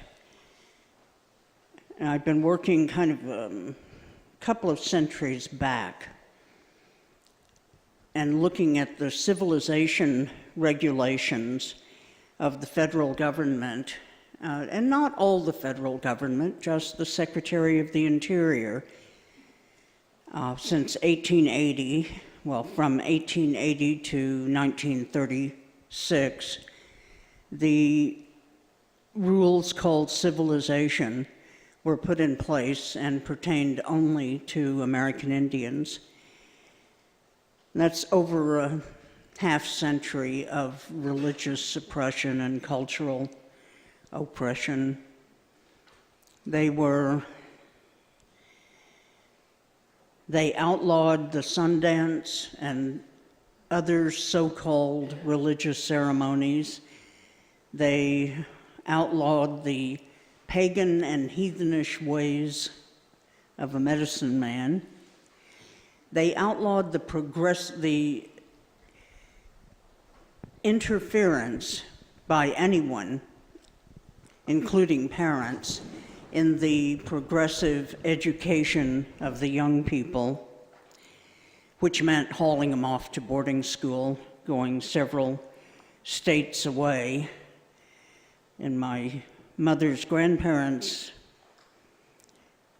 day, when they became the first people within the first class of hostage students at the Carlisle Institute in western Pennsylvania, they were taken from Oklahoma and two different places in Oklahoma, one which is on the Kansas-Oklahoma line and another in western Oklahoma, put on trains and sent to Carlisle, and that was in 1778.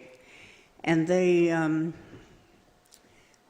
when they got there, their hair was cut and really short, and they were given uniforms, they were given hard shoes. Everything that was Indian about them was criminalized or otherwise banned. And this, by the way, took place without a law preceding it regulations almost always have a law and then regulations to implement that law. But no, here was just a law, or not really, by the Secretary of the Interior in a one-pager called Civilization in 1880, but then it became many, many pages of a slender book, which now is found almost exclusively in the Solicitor's Law Library in the Department of the Interior, just called Civilization. And that was issued in 1884, 1894, 1904, and then continued as Bureau of Indian Affairs commissioners' circulars until the 1930s, when they were withdrawn as part of the Indian New Deal of the Roosevelt administration. And they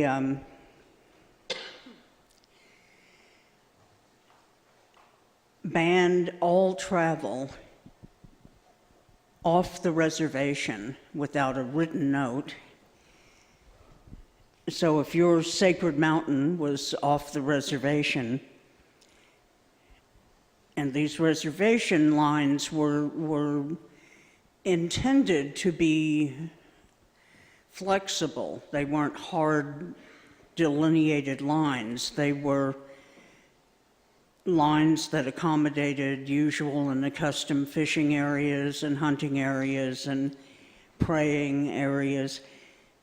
But for sacred places, coupled with a ban on all people under regulations of the Bureau of Indian Affairs that said you couldn't travel any place, they took those lands and, of course, without moving them, transferred them to the jurisdiction of American government agencies, where many remain today. One thing about the most recent rules pertaining to us, which we think are pretty good, and I'm sure people will look at them in about 50 years and say, what were they thinking? But the Declaration on the Rights of Indigenous Peoples are pretty good rules, and they were developed in this century, starting in last century, and they say in part that if a sacred place was taken from Native peoples without their free, prior, and informed consent, free, prior, and informed consent, I like that, then they should be given back. Now, what does the State Department, the American State Department, say about that? They say, well, that just means consultation, and we can ask, and if we don't like the answer, we can do what we want to do. Well, that's not what free, prior, and informed consent means, is it? So we have a constant battle to bring the United States and its citizenry and all people under its protection into the modern era. And that involves things that we're fighting from centuries ago. Suzanne, sorry, yes. I want to move soon to bring the audience into the conversation. I'm getting a big stack of questions here from all of you. I want to get to as many as we can. I'm sorry to cut you short. This question, I think, is a good one. One of the criticisms that has faced the feminist movement in the past is a lack of inclusivity for women and a lack of intersectionality. How do we ensure that the voices of all women, especially women of color and trans women, are elevated and included in the conversation? You want to take it and me jump in? You know, that remains our question, and that relates back to this rubber band piece, you know, and it's an excellent question. You know, I think that part of the solution, both for policy and for politics, is to center the perspectives of those of us who have the least and those of us who need the most. And that society, in our society, that's often trans women, women of color. And I think listening to people, I can't lie, I believe in expertise. I think that some people can run data and some people can't, and we need that. But I also think that at all of the critical places where we're having conversations about what our good society should look like, or should be, or can be, we have to include these voices, and that's one way to do it. Thank you. As women who fight for women's rights, what do we think about women who do not care about women's equality and women's rights, about women who put down others for speaking out?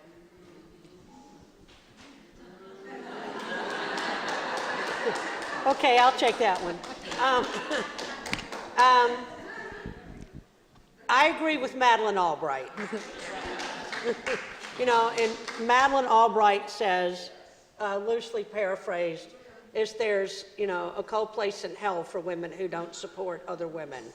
But I would like to piggyback on what all of my colleagues and new friends, I hope, have said. And we've been so focused in the United States on equality. It's been the same battle between Hamilton and Jefferson that's been fought out, in every group, every movement since the beginning of time. I would argue that's the wrong framework. And this is something that I'm 64. I've just really begun to grapple with this in the past decade. But I really do believe the question is equity. Because Eleanor, if I can just quote Eleanor for a minute, Eleanor in 1937 says, if we have a public school system that's tied to local school boards and property taxes, we're going to have a three-tiered school system. We're going to have a great public school system for white kids. We're going to have a great public school system for people who want to leave it. And then we will have a chronically underfunded, always searching, always desperate public school system for the rest of us. And so public education, to me, is a fundamental equity issue. We don't know how to manage that. And if we put that in an employment situation, okay, here are my little hearing aids. I come from a family of the deaf, which is actually how I first learned about the Roosevelts. And my deaf aunt, Ida Mae, was born in a tiny town with my grandmother. And they had to make up signs to talk to each other, what we call home sign. And what I learned from my aunt, when they would laugh at us trying to figure this out, and I would get mad and want to go over there and defend my aunt, she would say to me, there's a fool born every minute. Your job is to win them over. And so to piggyback again to the women thing, I have spent, can I say this here? I have spent the last 3 years and 11 months traveling the country, encouraging people to vote for women at a national level. I have been in churches, I have been in synagogues, I have been in the most conservative places in the United States trying to have a conversation. And what I have learned from those women about myself is I can handle anger better than I think I can. But that if you listen, if you ask them what is important to them and keep the conversation going in a way that is not a holier than thou conversation, you can search for more common ground than you thought possible. And so that's why I am optimistic. I am optimistic about the mothers of the movement. I am optimistic about the black middle class. I am heartsick about gun violence, but I revel in Gabby Giffords. So I think we have to take courage from all of us and find courage in unexpected places and stand with women who lead, whether it's in their families, in their churches, in their schools, in their classrooms, because we need each other. If we don't work together, the rubber band's going to pop because we're all going to pull at it. Can I add one bit? Yeah. So I would just also add that we have reached a level, I think, of progress for many women in this society that we have got to be able and willing and brave enough to ask really tough questions. So while I hope that we will have 6 or 7 new women senators, they're just, the fact of them being women senators is not enough. What's the agenda? What are their politics? And what are the policies? And are they advancing the good for women? Yeah. And so I just want to keep that in the forefront, and I know Alita feels the exact same way, but we can no longer sort of have a Women in Stir and think that's great, add Women in Stir and think that's progress. We need to really be incisive about what the policies and the politics are. And I would add to that, the need to break out of silos and stop. We can't just win on minimum wage. We can't just win on paid family leave without thinking about how race intersects that, how do issues of sexuality cut across those issues that now feels like a moment to really be comprehensive and pull all those issues together and not just push for the one-off wins. Oh, thank you. How much time, do we have time for 2 more questions? Okay, perfect. I love this question. I have to ask it. And as someone who has an 8-week-old daughter in the room, I just really like it. Do you think women will be taking over and doing greater things than men in a few years? I'd say we already are.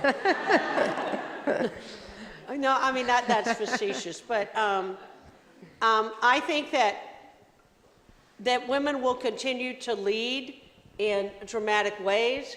I think you'll see, we have a potential to see more women lead parts of the federal government than we've ever had in our history. But in the interest of full disclosure, going back to my equity issue, the reason that we will know that women have achieved full equality in the United States, and I only say this with 0.5% tongue-in-cheek, is when women athletes are paid the same thing as men. I will give you one statistic that nobody wants to talk about. The WNBA, did anybody see the game last night? Oh my God, it was one of the best basketball games I've ever seen in my life. It was up with LeBron, winning it last time. Of course, I'm a Candace Parker fan. But the signing bonus, that the #1 draft pick for the NBA got could fund the entire women's league. So when women get pay equity in sports, when they too don't have to fight for bagels and coffee in the training room, you'll see it. And I ask you to look at who plays sports. And I also say this, that the #1 correlation for women going into public service, whether they run a nonprofit, whether they run for elective office, is that they play team sports. And our final question is, what would be your #1 recommendation or priority for the next administration? I know that's a hard question given where we are right now, but what does everyone think?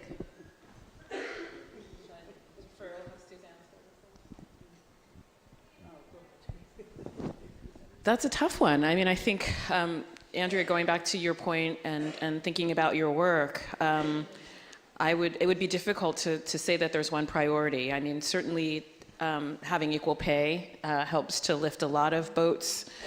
Certainly having preventative health care, getting somewhere closer to having universal child care for families.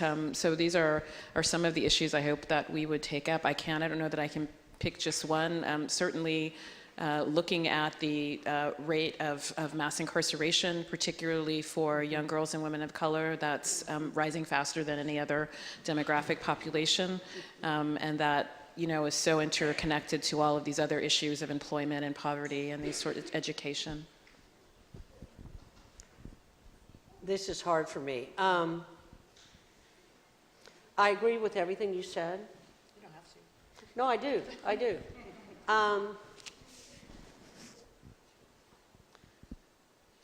I want to answer that in a different way. I think the major challenge the next president faces is as much a battle for the soul of America as it is a battle for what America will do. Because right now we are so divided, and we divide we define ourselves by what we are not. And we have to get back to figuring out how we can find what we have in common in a way that celebrates difference, that really concretizes equity in a way that gets us all safe enough in America to risk ourselves. And if she can do that,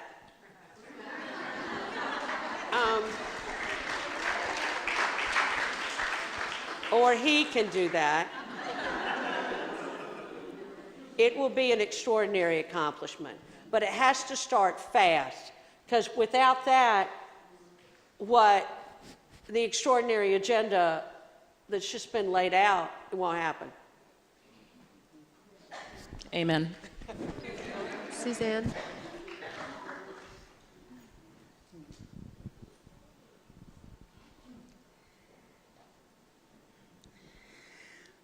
I think it's absolutely essential that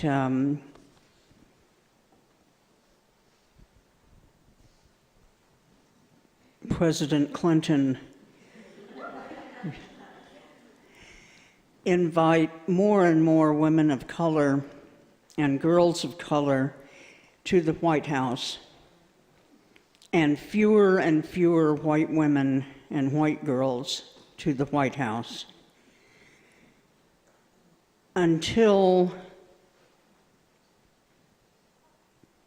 the administration really begins to reflect society as a whole and society in all its parts, and ceases to reflect only those people society has placed in positions of power.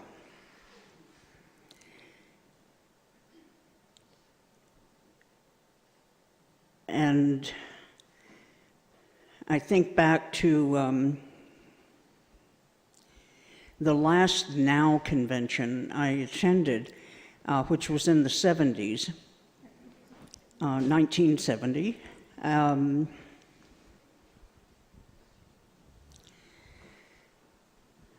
Where the main theme was passage of the ERA.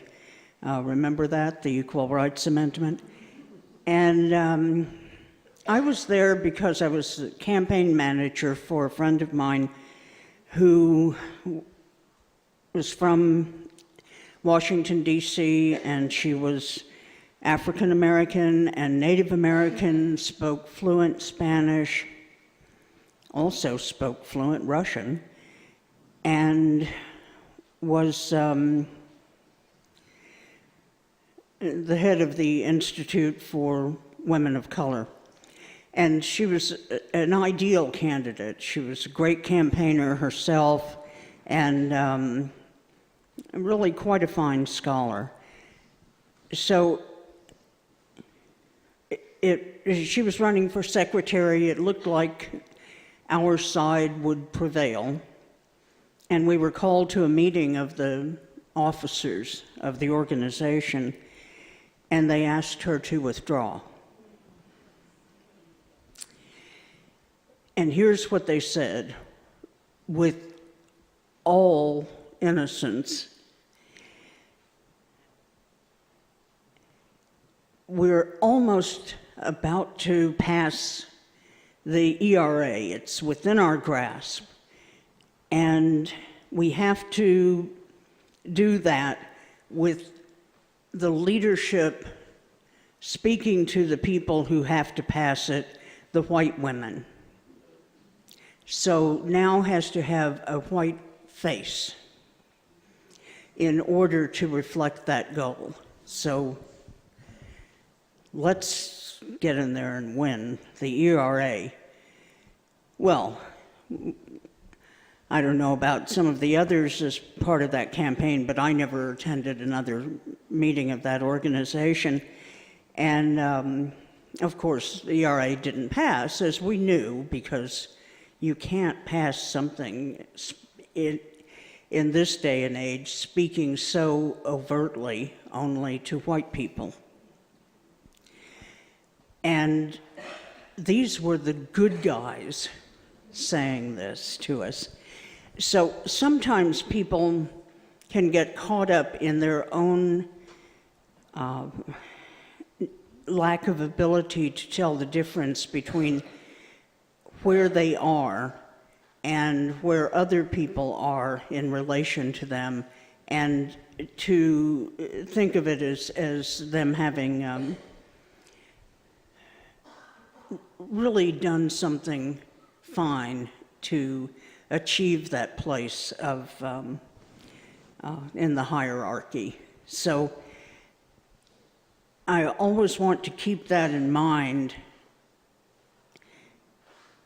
and that's a story that could be told about, with just a few changes, about almost any organization in the country, and about almost any progressive organization in the country. So it's not a knock on the one I told it about, although that's the one it's true about. It is, I think, a good lesson for any organization or any movement to look back and say, where did we go wrong? Why is it we didn't get something that was right within our grasp? Thank you. Thank all of you.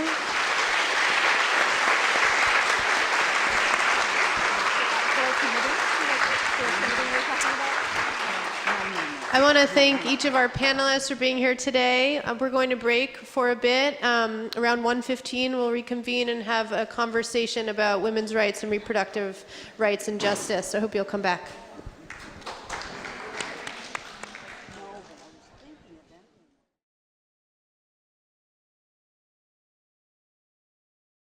I hope you're ready for the second panel we have for you on women's rights. Andrea Flynn, again, will be moderating, and she will interview and discuss women's rights with the panelists. Andrea.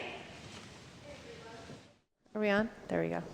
Hi, everyone. Hope your bellies are full from lunch.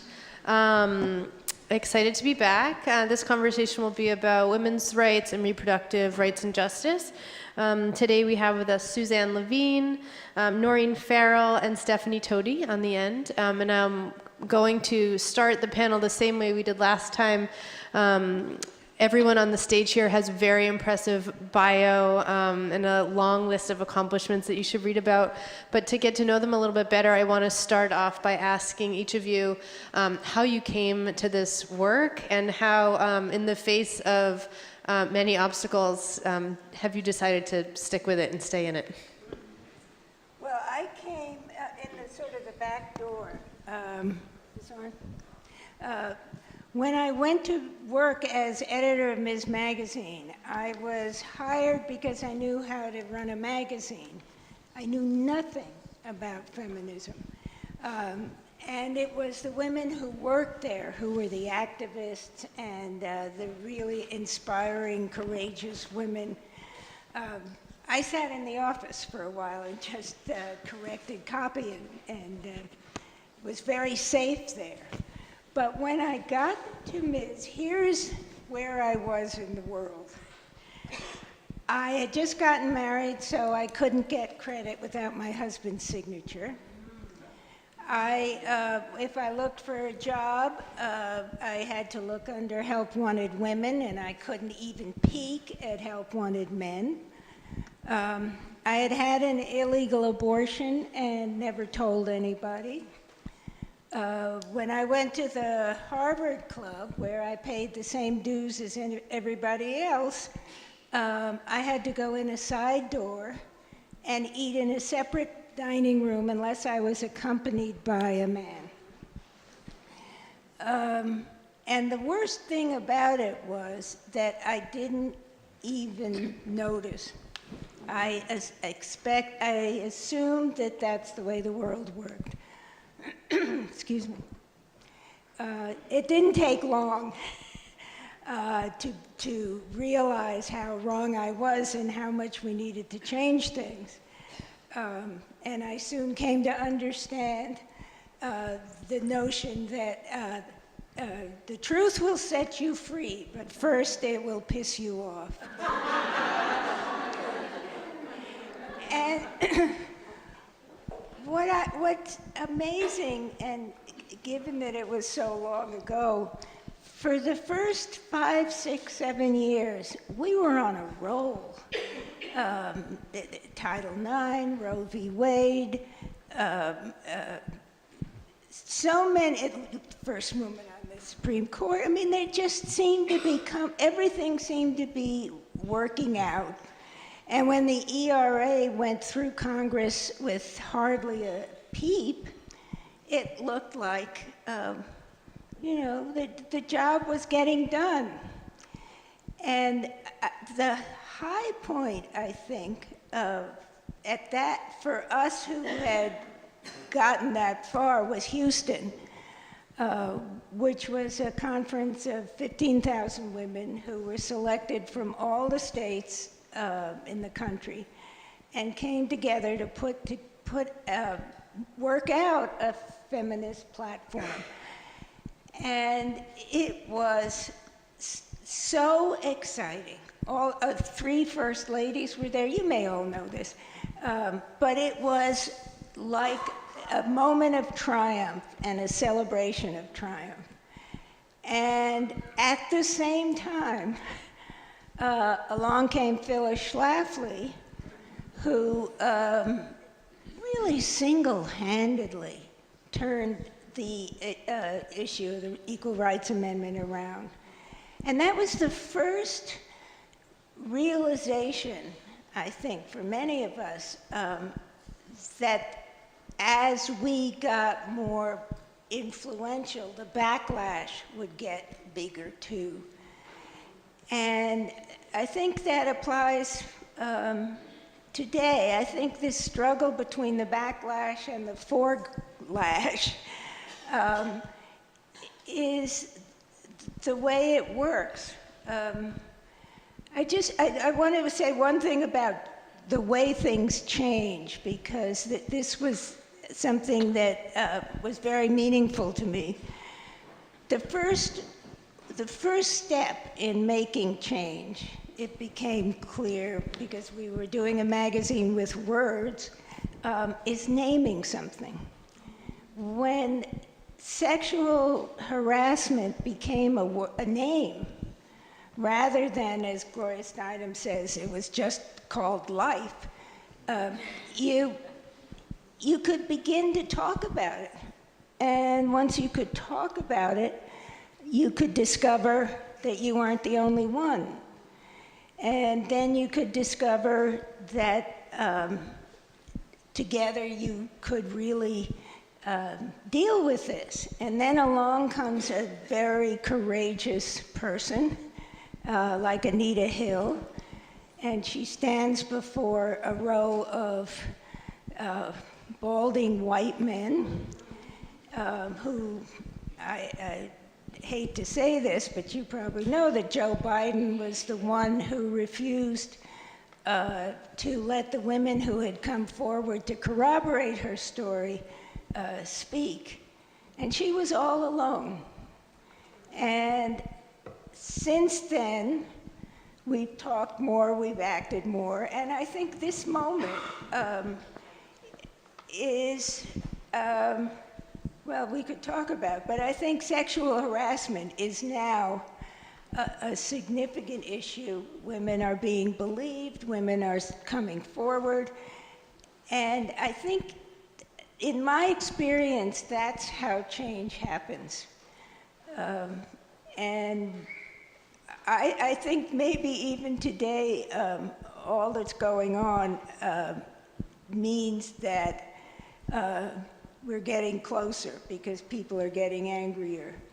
And as Gloria Steinem also, she says things so well. I mean, you could just like have a button with her slogans on it. She said, this is a revolution, not a reform. And I think that explains the virulence of the backlash. Marie?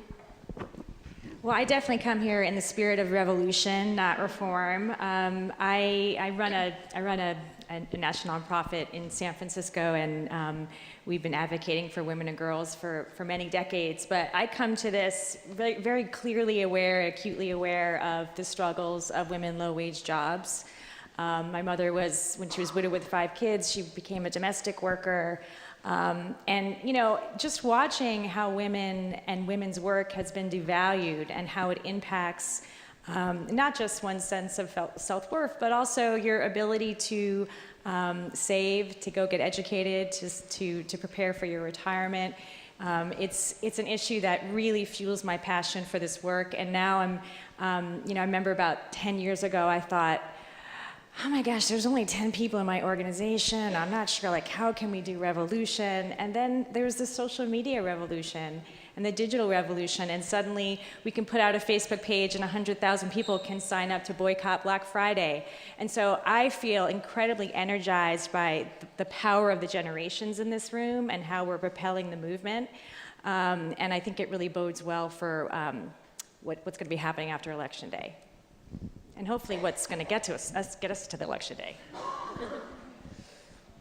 Well, I work at the Center for Reproductive Rights, which is a nonprofit legal organization that's focused on advancing reproductive rights and ensuring that everyone has equal access to safe reproductive health care services.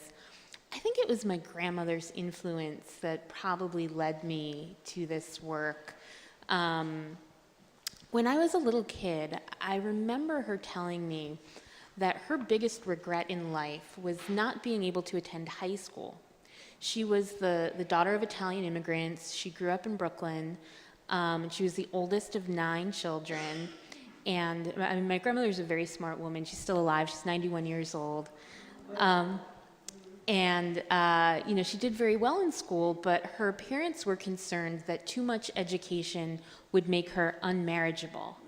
And that, of course, was, in their view, the highest thing to which she could aspire. You know, she should be married, she should have 9 children of her own. And so they pulled her out of school when she was 13 and sent her to work in a curtain factory. And she regretted this tremendously, and she made a point to let me know, and my sister and my cousins, and to make sure that we both appreciated all of the educational opportunities that we had, but also that we understood the importance of resisting traditional gender roles. And the limitations on people's potential that those roles impose on both women's potential and men's potential. And so I see reproductive rights and reproductive justice as an essential component of gender equality. I think it's not possible for women to participate in the political and economic and social life of the nation on equal terms with men unless they are able to control the number and spacing of their children. And so that's what led me to this work, and there certainly are a lot of challenges, but I find the challenges to be motivating. It just means that there's more work to be done, and when you hit an obstacle or you hit a roadblock, I think it means you just need to work that much harder. You need to come up with a new strategy for how to overcome it. There have then been endless motivation for you over the past 5 years doing abortion and family planning work. For those of you who don't know, Stephanie argued the recent case before the Supreme Court that led to the knocking down of the trap laws in Texas.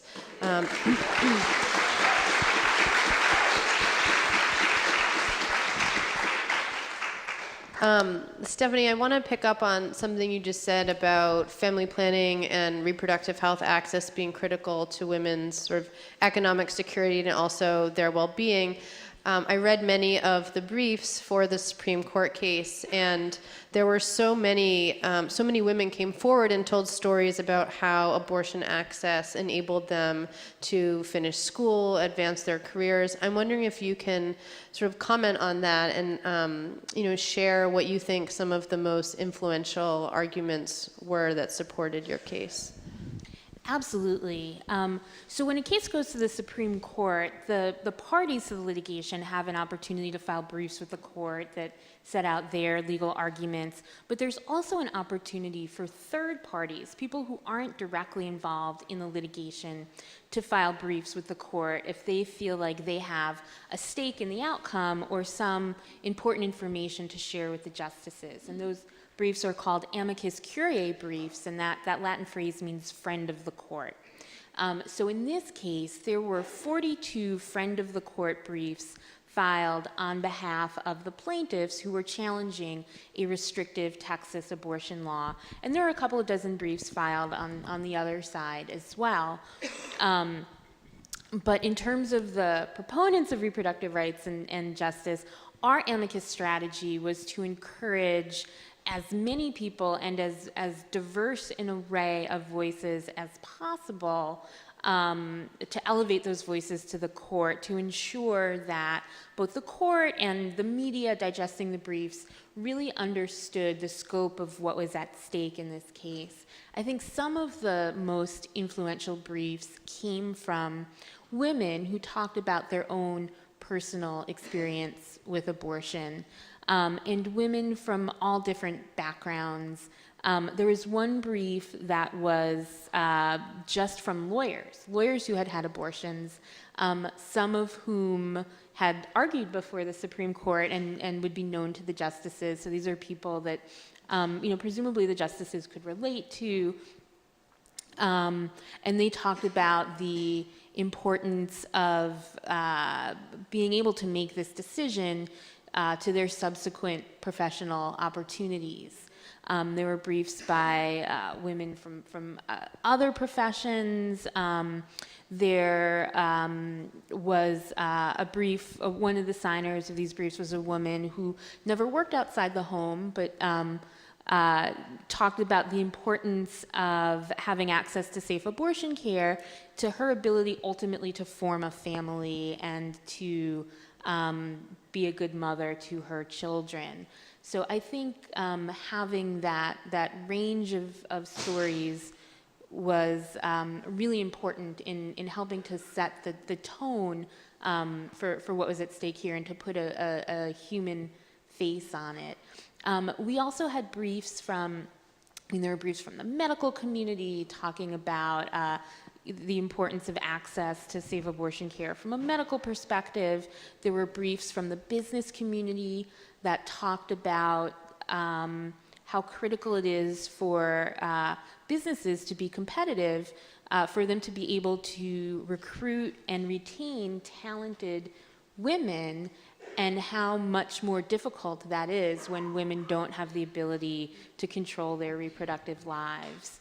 There are also a number of briefs from the faith community that talked about how there are a range of views on abortion among people with different religious traditions, and that these briefs argue that true religious liberty means that everyone should be able to make these kinds of decisions for themselves. There's one brief in particular that I thought was moving. It was a brief from a group of Catholic theologians talking about how even if you start from the premise that abortion is somehow unjust or immoral, you can't cure an injustice through an unjust law. And the brief talked about how these, the laws at issue in Texas were unjust both because they were deceptive, they were based on the false premise that abortion is dangerous and these laws were needed to make it safer, and of course that the medical community had debunked that. But also these laws were unjust because they targeted poor women, immigrant women, women of color, the women with the least resources to impose on them the largest burdens. And I think that that is a really critical point to think about all of the restrictive laws that we're seeing around the country that target access to birth control or access to abortion. Women who have the resources, women with means, will always find a way around these laws, even if it means going to a different state or to a different country to get the services that they need. But women without the means, those with the fewest resources are going to be the most impacted. And so the Supreme Court fortunately recognized this and struck down the laws in Texas and have given us a great standard that we can now use to fight restrictive laws in other places. I think one thing that's interesting, I think the abortion restrictions tend to get more coverage in the news, but one thing that doesn't get talked about as much is the sort of more rigorous push to control contraceptive access in this country. And a few years before Texas started implementing trap laws that restricted abortion, they basically defunded and tore down the reproductive health infrastructure, closing clinics all over the state, making it much harder for women to get access to family planning. And we've seen other states pass similar pieces of legislation. And I'm just wondering, this is for all of you on the panel, but if you could talk a little bit about what do you think is fueling this sort of what is really a new drive to cut back access to family planning. There was once a time when, regardless of your political affiliation, family planning was sort of a bipartisan issue that most people supported, and there's been a shift around that in the past few years. What is that about? Well, as many feminist theoreticians have said, it's really a move to control women's reproductive power. It's frightening that no matter what men can do, women can still give birth. And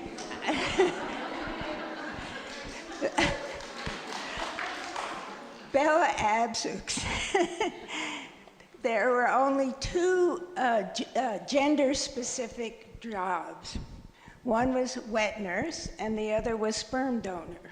And otherwise, there were no jobs that either gender could use. But I think it's hard to really imagine how intense that fear is. And I think a lot of it has come out recently. Another way to measure it is that gay marriage came out of nowhere and prevailed, which is a good thing, in no time. During the same period of time, abortions were getting more and more restricted. I think that's a measure that no matter how much the culture has contempt for homosexuals, it has even more contempt for women. You know, it's interesting what I'm also seeing on the other side. At the same time that our reproductive choices are being controlled, women are being penalized when they become mothers. So, I think there's an important piece of parenting with dignity that really bridges a lot of different groups in the reproductive justice movement. And, in California, we just defeated a long-standing, horribly racist welfare queen era rule that would deny women who are on public assistance additional aid for children after their first child on aid. And we just were able to repeal that after 20 years. At the same time, women are not being offered access to quality, affordable childcare that would allow them to participate in the workforce. They're being denied paid leave, so they can't even bond with children. So, I feel like it's coercive from both sides, and that's why I really feel taking a comprehensive approach to economic security and reproductive justice is so critical. We cannot operate in silos. It's not like we can choose whether or not we'd like reproductive care or paid leave or we need all of these things simultaneously, and I feel like taking this comprehensive approach to economic justice and reproductive justice is really critical, and it's happening in the movement. I have here today my women card from California. We're playing it. And on the back are all of our bills that we're just trying to lead with the vision of what we need, no longer what we think we can get. Because I don't really have time. I don't really have time to wait for fair pay. I don't have time to have reproductive choices. I don't have time to wait for paid leave. We actually need it all right now. And I just want to remind ourselves that we have power. We have incredible power. We have movements in this country that are being led by women of color, by immigrant, by low-wage workers. I represented, my last case before the Supreme Court was on behalf of the women of Walmart. And we lost that case. The class was decertified. But after that decision, there was an entire movement of women workers that continued the work. And now jobs are posted. And now it's one of the first retail giants to have $10 an hour. We're not done. But it's about a movement that really connects us and doesn't silo us into different issues. Yeah, absolutely. I think it's about the power of organizing on both sides. So I think that there was always a sector of the conservative movement that was unwilling to accept feminist advances, the sexual revolution, Supreme Court decisions legalizing birth control and then abortion. And I think that those folks have always been around. It's not a new movement that has emerged recently. And they quietly organized behind the scenes and worked for a long time until they were in a position to get some political traction. And I think it's not something that has just come about in the last decade, but I think their power has really been ascendant over the last decade. And so I think it means it's incumbent on us, on those of us who identify as feminists, on those of us that want to see gender equality and reproductive justice, to be organized as well, and to keep working and to not be complacent and take things for granted. I think that's in some ways why the more conservative groups were able to finally gain traction, because I think we may have taken a step back and put our attention on other things that are equally as important. But I think without constant vigilance and in defense of our rights, there are always going to be groups looking to take those rights away and move us backwards. And I think the folks in this movement, they have a very specific view of what family ought to look like.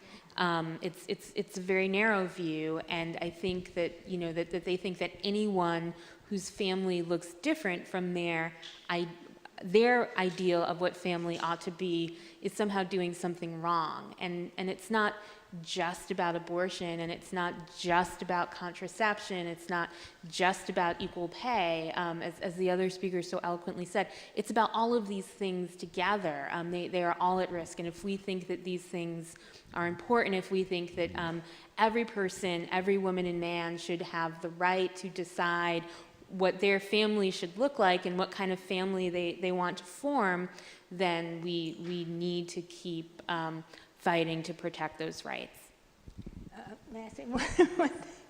The other thing that we neglected was, while we were going after the big wins, they were organizing on the grassroots level.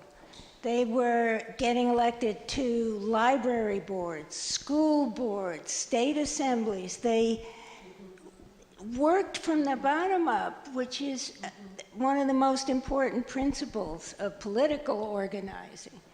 And I think that we missed the boat there. We didn't see it coming, and we didn't do our share of organizing at that level. Sort of piggybacking on that idea, you know, I think a lot of the anti-choice legislation that's been passed at the state level in recent years has sort of been done so quietly and in boring ways that don't grab headlines. So, you know, changes to budget or, you know, these policy ideas that people might not pay attention to in everyday life. And I'm wondering what are the strategies in this moment that we should be implementing to sort of push back on those you know, those strategies that aren't grabbing as much attention but are having very real impacts for women?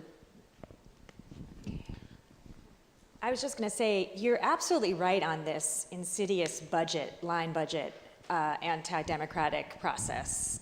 It's very much alive and well in many of the states that we're part of, that we're working in. We're doing a fair pay campaign with called Equal Pay Today with partners across the country. And what we see in the budget items is really, the maximum family grant rule was actually a budgetary rule in California that wound up, you know, putting millions of kids into poverty. And what we're trying to do is really elevate budget items on our agenda, including bad budget items, as part of our, you know, voter education process and our organizing process.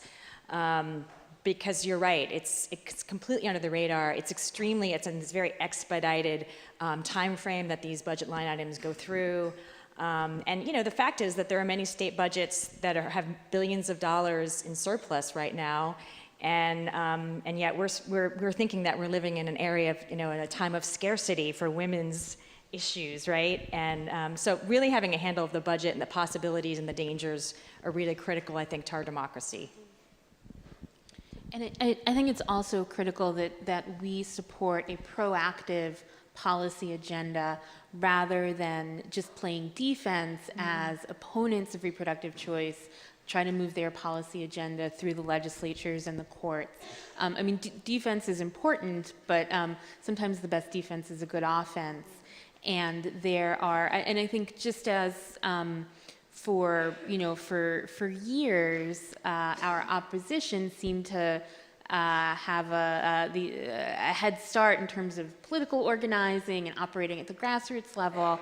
I think they've also had a head start in terms of having a proactive agenda, and they were advancing restrictive bills in states and through Congress at a time when they had no chance of actually getting them enacted, but they were there year after year reintroducing those bills, trying to get a hearing, trying to get more co-sponsors, and then over time, as the composition of those legislative bodies changed, they were well positioned to get those measures signed into law.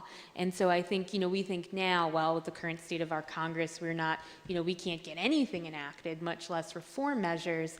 But that doesn't mean that we shouldn't be laying the groundwork now, because, Congress changes over time.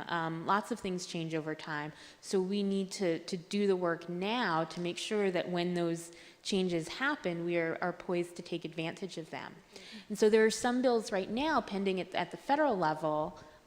There is a bill called the Women's Health Protection Act that has dozens of co-sponsors in both the House and the Senate that would prohibit states from enacting laws that single out abortion for special regulation that's different and more burdensome than medical procedures of comparable risk. There's another bill that's been introduced in the federal Congress called the Each Woman Act, which would essentially repeal the Hyde Amendment, which is a federal law that says that no federal funds can be used to support abortion services. And what it means in practice is that women who rely on the federal government for their health insurance, so women in the military, women who work at the post office and other civilian government agencies, women who work at the National Archives, as well as women on Medicaid, are unable to get health insurance coverage for safe abortion care. and the Each Woman Act would reverse that. So I think we need to keep putting our support behind these measures and keep encouraging our own representatives to support these measures and similar measures that are being introduced at the state level. And there's really incredible energy around the Repeal Hyde movement right now. It's very exciting. Just one thought about words. They got the word pro-life and ran with it, and I think that gave them such an advantage. And it's now become the term, and I think, along with all these other things, we've got to redefine what we're talking about. And they're anti-choice. They're not pro-life. Noreen, I know you're working on a comprehensive women's agenda in California. We've seen in other places that when abortion is included on a comprehensive women's agenda, it can pull it apart. I think, we've had that experience in New York State. And I'm wondering if you could talk a little bit about your decision to put repro on the agenda and, what political risk there is in doing that.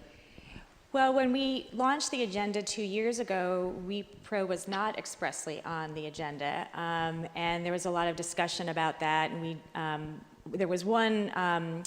Repro is always the political hot potato, and the poverty pillar is always the financial hot potato. There's a lot of agendas that don't address poverty through, very express income support and asset building, and so that went on to the agenda. Our agenda has poverty, childcare, fair pay and job opportunities, and family-friendly workplaces. And then this year we decided we had such great success, and what we realized was that when we built this cross-sector alliance, look, we were all like-minded. We knew each other. We were friends. We weren't all working because we are in this mythology of scarcity and saying, how can we possibly all be on the same agenda and actually get our bill through?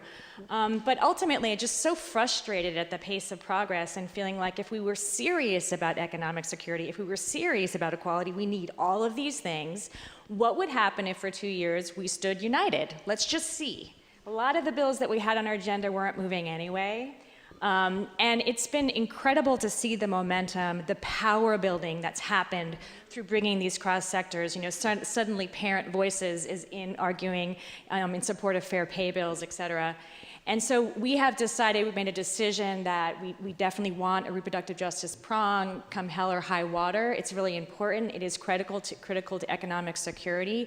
And we really feel like as we've been able to buoy support for poverty measures or anti-poverty measures like the maximum family grant repeal, we will also be able to do so by standing together on reproductive justice issues. So stay tuned. I'll let you know how it goes in a year, but I think it's critical. We have to do this differently. We have to accelerate the pace of change, especially for previously siloed and ostracized components of women's equality. So that's what we're going to try to do. Does anyone else have thoughts on, the risk element of including? California is in some ways a safer state than others. There are many states where it would be much riskier. And I'm wondering if Stephanie or Suzanne, if you have thoughts on, the risk of including it, and do we include it even if it's going to mean the rest of the bill or bills don't pass? Well, so I'll say this with the caveat that I am a litigator. My work isn't largely in the policy arena, so my colleagues who work in the policy arena are always talking about the importance of, creating coalitions and building bridges, and I say, I'm just going to sue someone. So that's kind of the mindset that I bring to this work. So take what I'm about to say with a grain of salt. But I think over the last decade, 2 decades, we've seen the risks of not having an inclusive agenda. Yes. And when we are divided, when we're all factionalized and all working in separate silos, we are not as effective, and we have not been making progress. And so I think at this point the risks of taking a different approach are pretty minimal because we don't have much to lose. You know, there's a lot to potentially gain, but not a lot to lose at this point. And I think that you know, increasingly our experience is showing that these issues are all interconnected. So in Texas, as a lot of research was going on to try to figure out the impact of the restrictive abortion laws in the state, it came to light that Texas has one of the highest maternal mortality rates, not just in the country, but a rate that rivals many nations in the developing world, and that there are huge racial disparities in the rate of maternal mortality in Texas, as in other places in the US, and women of color are at 3 times greater risk from dying of a pregnancy-related cause than white women. And that is in part because of inadequate access to abortion. It's in part because of inadequate access to contraception, but it's also because of a disinvestment in women's health care in general, and in the health care of poor communities. So a lot of women in certain places in Texas, when they become pregnant, they're already at a health deficit because they haven't had good primary care all along, and then pregnancy exacerbates those conditions and they can't get good prenatal care. So I think that, you know, all of these issues compound one another, and advocates for women's health and women's rights, I think, would really do themselves a service and would do the communities that they serve a service by working together more and collaborating towards common goals and common values. I would just add on the maternal mortality issue, the United States is the only country sort of among all Western countries to have seen its maternal mortality rate rise in the last decade. And it has risen significantly. And there are some sort of data points that we can point to, like the one, Stephanie, we just talked about. And I think there are other issues that don't carry as much data, one being sort of the toxic stress of racism and poverty that really shapes women's experiences. And so I think that really goes to the point that these issues are very much connected. And I think maternal mortality is one of those issues that points to, you know, it's sort of like at the intersection of every other injustice that we see and have talked about today. Noreen, I know you do a lot of work on economic security issues. I'm wondering if you could tell us what you think the most critical, you know, rule changes are. We talked a lot about rules on our last panel. What are you think the most important rule changes that we make to advance women's economic security? And I trust that you're not asking me to choose one, because I have a whole, you know, like big list here. You know, I think that there are some rule changes that really have the power to bring to light a lot of issues, and I feel like fair pay is one of those. I think that it's a place where we have completely stagnated in terms of progress in closing the gap. And by the way, I hate this whole gap language. It sounds so like, whoa, it's an accidental crack and someone's fallen through. And meanwhile, it's discrimination by design in many cases. So let's just get a quarter if anyone uses the word gap from now on, because it absolves any sort of responsibility or structural cause. But I think that what I feel is really compelling about fair pay is that obviously there's tremendous public support for women getting paid equally. For us, it brings up so many other issues impacting women's economic security, like the fact that women working in, not surprisingly, women-dominated, often immigrant women-dominated industries are completely exempt from certain fair pay laws, like domestic workers and farm workers, or tipped workers at restaurants who are making $2.13 an hour. It implicates the fact that women are over-segregated in low-wage jobs, making 2/3 of the minimum wage workers, which is a component of the pay gap. It implicates that we have pay secrecy laws in all but 7 states of this country. If you talk about your pay, you can be retaliated against by being fired, and that's one of the key provisions of the Paycheck Fairness Act. I think that it also really exposes the compound harm to women of color. I mean, in this country, African American women had to work up to September 1 of this year to make what white men made in 2015.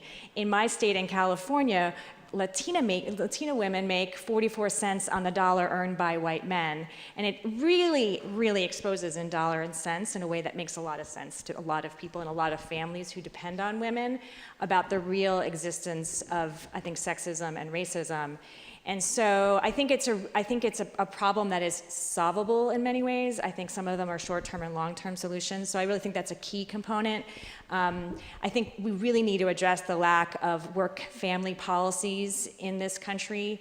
Women lose $28.9 billion a year because of lost wages, because of lack of access to childcare and paid leave. This is a huge issue and really makes the United States an outlier in terms of advanced economies in the world. And I think, I think there are other victories that are important to have symbolically. We mentioned the Equal Rights Amendment, and I think people struggle with whether or not that's still a relevant fight. But I will say that I think there's a reactivation on the Equal Rights Amendment in an effort to make it more relevant to the issues that are impacting young women and women of color in this country.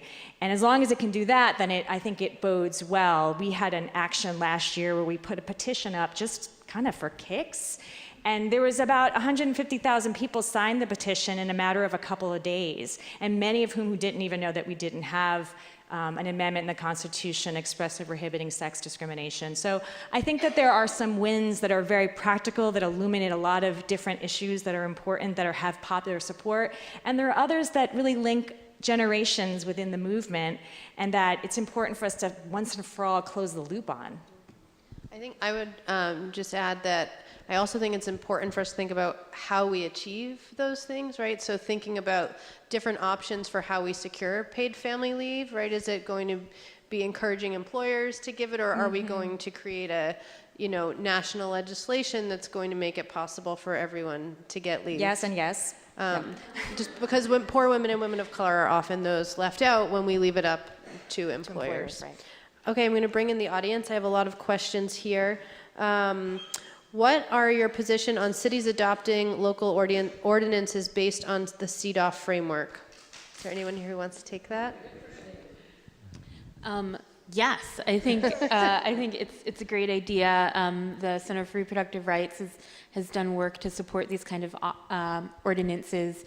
So CEDAW is the International Convention on the Elimination of All Forms of Discrimination Against Women. So it's a major international human rights treaty that most nations of the world have signed on to, but the United States has not ratified the treaty. But there has been a movement a grassroots movement, both to push for ratification of CEDAW, but also to encourage local jurisdictions, municipalities, cities, local governments to adopt the principles of CEDAW, so to enact resolutions endorsing the principles of equality and urging the federal government to ratify the treaty. And I think that's great. I think it's a great organizing tool. It's a way to educate local communities about these issues and the rights that are guaranteed in the treaty, but that are not guaranteed by U.S. law. And it's a way, I think, to get people energized to work for the realization of those rights here.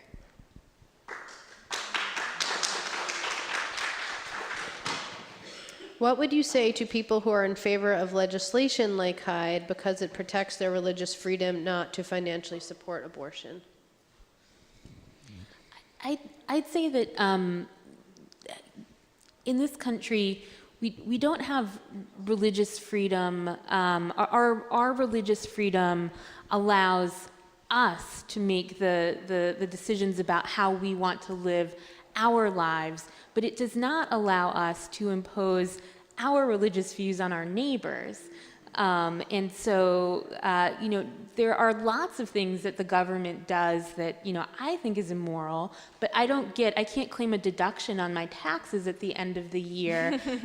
Give me back all of the portion of my taxes that you spent subsidizing oil companies, because I think that's wrong. So I think this is the same thing. People should be able to use their health insurance coverage for whatever kind of health care they decide is appropriate for them, and nobody else should be able to mandate someone to have some kind of health care or prohibit someone to have some kind of health care that is different from that person's own views. So I like that mandate. Right. So I think I am all for religious liberty, and I think the best way to ensure that we have religious liberty, that we all enjoy religious liberty, is to prevent the government from allowing one group of people to impose their views on another group of people. Amen. How can we include the voices of women who choose to stay home and are invisible to the labor market, the economy, and the discourse on feminism?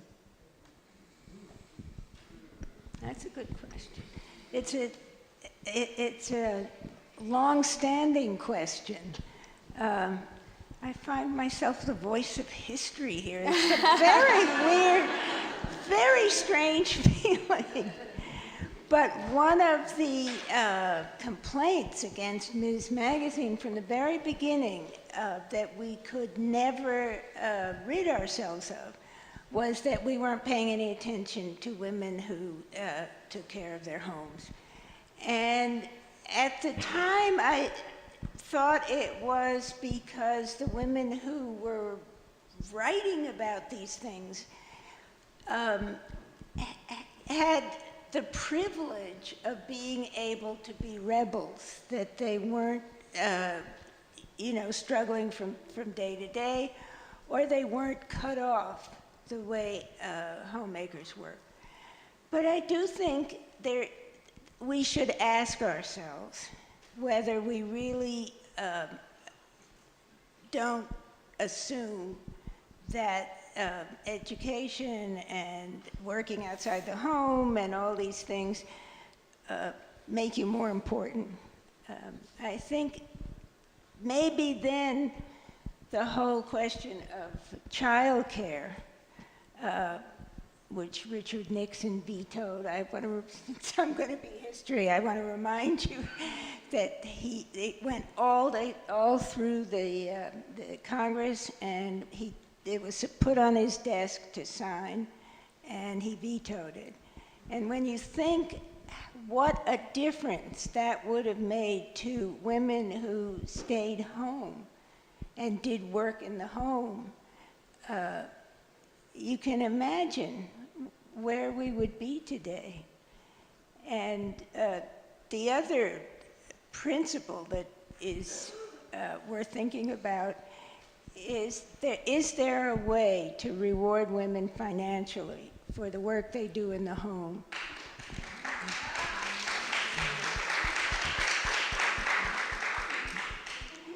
Because it's a vicious circle, obviously. And I don't know, I'd be interested in your efforts, in your equal pay efforts. Does that come up? No, that hasn't come up because obviously the Civil Rights Act of 1964, the legal requirements apply to employers, so there's some legal limitations in terms of that law. But I do think that it's really important for us to be supportive of uncoerced choices, whatever they are, if they're decisions to stay home, if they're decisions to work. I think that what we often battle is that the decisions to stay home are because there isn't access to For some women, there isn't access to affordable quality childcare. They have horrible transportation situations where they have to take buses to take children to childcare that's not reliable, and then they have extremely both unflexible work schedules that are also unreliable. So they show up and they suddenly aren't needed, and so they can't plan for childcare or education or medical. So it becomes challenging to be in the workforce if you're, for many women. So we're really intent on removing those barriers, and but then supporting whatever choice women have, as long as it's not the result of that kind of coercion. Suzanne, could you just say maybe for 1 minute a bit about why Nixon vetoed the child care? Political pressure, I assume. As they say, somebody must have gotten to him. Alita, do you want to? I think it's important. I'd like to. I think there were a lot of reasons going on. Part of it was at the same time Nixon had introduced the Family Assistance Program, which we don't give him credit for. Now I want everybody to know I'm saying something positive about Richard Nixon. Richard Nixon with Daniel Patrick Moynihan introduced the FAP, and the goal of it was to create a national wage or living wage level below which no family or person would be allowed to fall. And that was the most radical social welfare program ever introduced in the United States since Franklin Roosevelt. And daycare was going to be part of that. And so there were political pressure to not let it be a standalone act, because it would undercut the FAP, and then Watergate hit, and his credibility fell down, and Moynihan distanced himself from Nixon, and it all fell apart. I think it's helpful to hear how these programs aren't as historically not as politically divided as they are today. I think it's important for us to remember that history. The next question we have is, many people wish they had gotten more from their fathers. Do you see more men in the future being able to reach their potential as parents? Oh, I love that one. Because we sometimes don't emphasize enough that real equality in the family means that men have as much access to children and domestic things as women do to the workplace. I wrote a book called Father Courage about men, and this was like 15 years ago, about men who were struggling to organize their lives so that they could be home. And couples who had it all figured out but weren't accepted. I think that is one area where things have really come a long way. I walk around my neighborhood and I see men pushing strollers. I see them handing their kids their bottle in a way that you see they know what they're doing. They're not. When I was writing my book, one man told me that when he went to the park with his daughter, all the women who were in the park would call the cops because they thought he was a predator. I don't think that happens anymore. And I think there are men, not only at home, but in the workplace, who are really committed to make things more fair. Well, I know from our paid leave work that in California was the first state to pass the paid leave law in the country. And yeah, you all can just move to California. Now we have other problems like earthquakes. And really, I mean, what's frustrating about mentioning California is that really our rights should not depend on our zip code. And I find that really frustrating that, it all depends on where you live in this country. That's why all this federal reform is so important. But really, there was no uptick in the use of the California paid leave program until men started taking leave. And so we had a very concerted campaign where we were encouraging men to take leave, tell their stories, male CEOs to take leave, and it had a profound impact on normalizing the use of leave. Now, of course, men continue to take paid leave in lower percentage numbers, but I think it's a very important lesson as we need to make the business case for women's equality, we need to make the men's and boys' case for women's equality, because I think that's the culture shift that's actually happening and that we need to continue to push. And why it's so important that we talk about it as parental leave and not maternity leave. I'm getting the sign that we're done, so I want to thank each of you for being here today. Thank all of you in the room.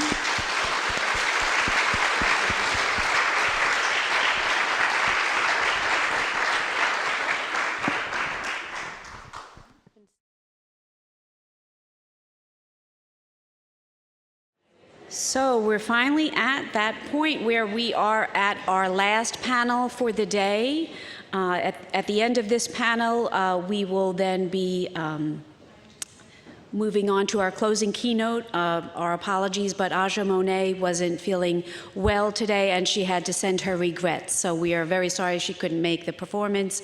But after this panel, we will then move on to the closing keynote. But with that, without further ado, Soledad O'Brien is back to moderate the final panel, and it's on advocacy and action. As we talk about advocacy and action, I'm going to begin by having our panelists, starting from my near left all the way to my far left, introduce themselves to you, and then I'm going to pose a question for all of you about the specifics of what is the advocacy that you focus on and the action that you take. So Avis, why don't you start for me? Sure. Hi, I'm Dr. Avis Jones-DeWeaver. I'm the founder of the Exceptional Leadership Institute for Women and the author of How Exceptional Black Women Lead. I have focused specifically on women's empowerment, particularly as it relates to Black women and other women of color. Hi, I'm Dana Edel, and I'm the Executive Director of Spark Movement, and we are an intergenerational international girls activist organization. And we train and support girls and their allies to take action and to create campaigns that they care about and that they're passionate about. Hi, I'm Marianne Schnall. I'm the founder and executive director of the website feminist.com. I'm also, thank you. I'm the author of 2 books, Daring to Be Ourselves, Influential Women Share Insights on Courage and Happiness and Finding Your Own Voice. And my latest book is What Will It Take to Make a Woman President? Conversations about Women Leadership and Power, which is an exciting book to have out now. And might want to read it in a couple weeks if you haven't already. Throwing it out Soledad is interviewed in the book. And so I guess through my websites and my writing, I look to just raise awareness and create change and to help empower and activate women and our allies. Hi, I'm Rachel Simmons. I am co-founder of the nonprofit Girls Leadership. I'm a scholar in residence at the Hewitt School here in New York City, and also a leadership development specialist at Smith College. And my work focuses on developing what I would call the inner resume of young women. So not what you look like on paper, but how you advocate for yourself, whether or not you can accept criticism, and what's often known as soft skills.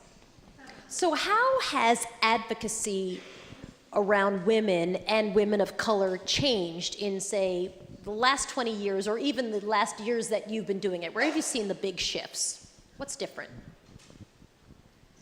I can jump in with that.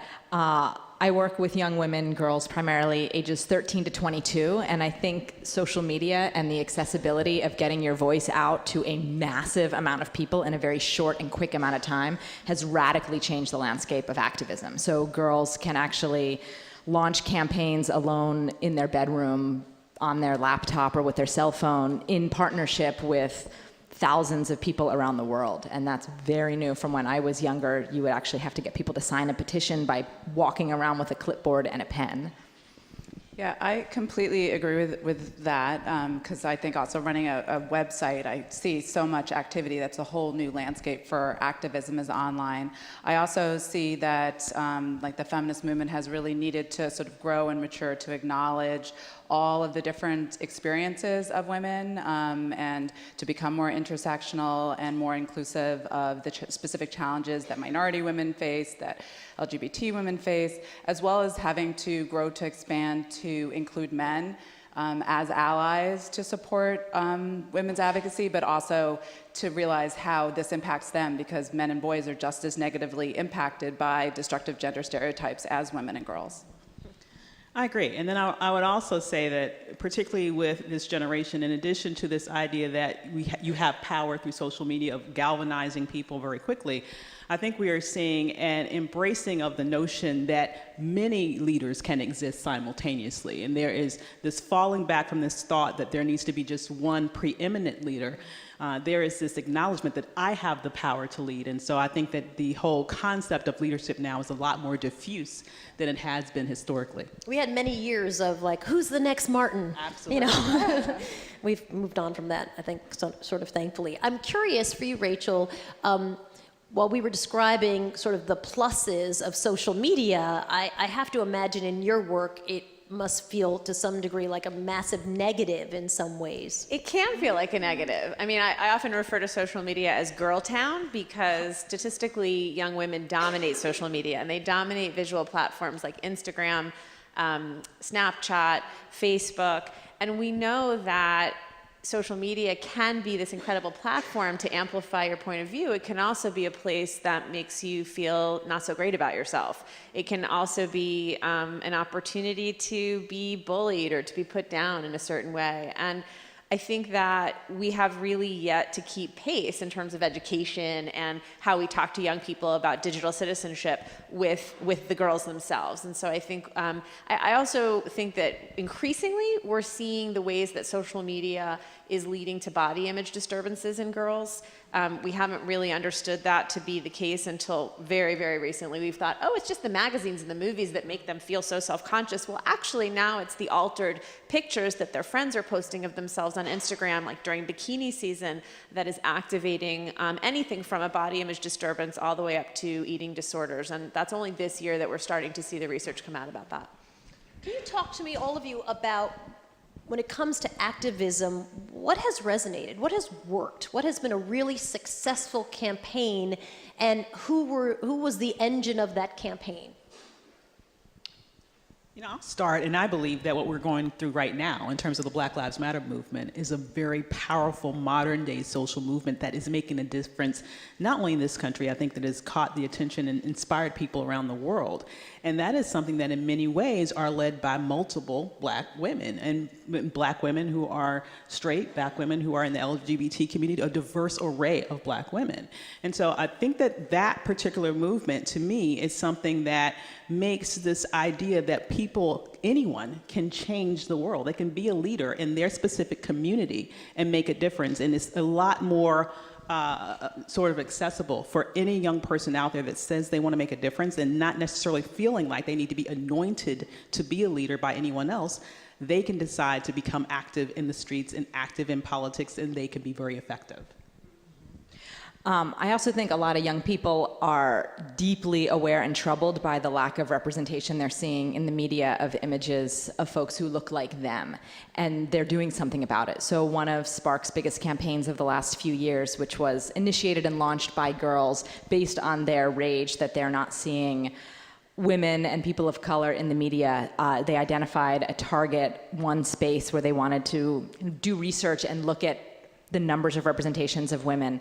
And we went to the Google homepage and they counted the doodles on the Google homepage going back 5 years and did a whole research project where they analyzed the number of doodles that Google is publishing every day, which is getting 100 billion views per month, and found that, I'm sure this is not shocking, it was over 80%, over 85% male and over 90% were white people being commemorated in the Google Doodles. So we did something about it. We published the research, and the girls launched a whole campaign called Doodle Us, where they created a list of all of the awesome women and girls who they wanted focused on in the Google Doodles.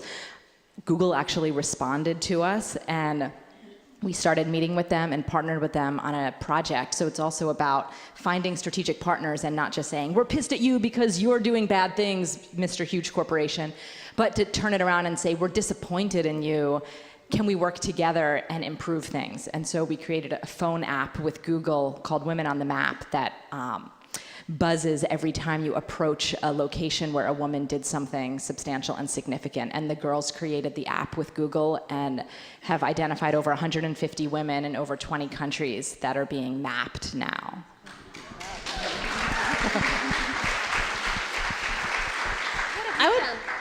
I would, if it's okay, I wanted to add one subject that hasn't yet come up, but I think is sort of an answer to the last two questions, which is sexuality. I think young women are increasingly talking about sexual assault. They're talking about their bodies. They're talking about the way we talk about sex. And they're organizing on college campuses in really unprecedented ways.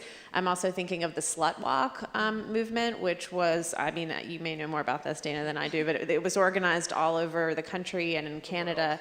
And young women taking to the streets, essentially, often wearing, how do I say this, like not a lot of clothes, but to basically make the point that it's not about me needing to wear the right thing so that you don't assault me. It's about you knowing better than to assault a woman.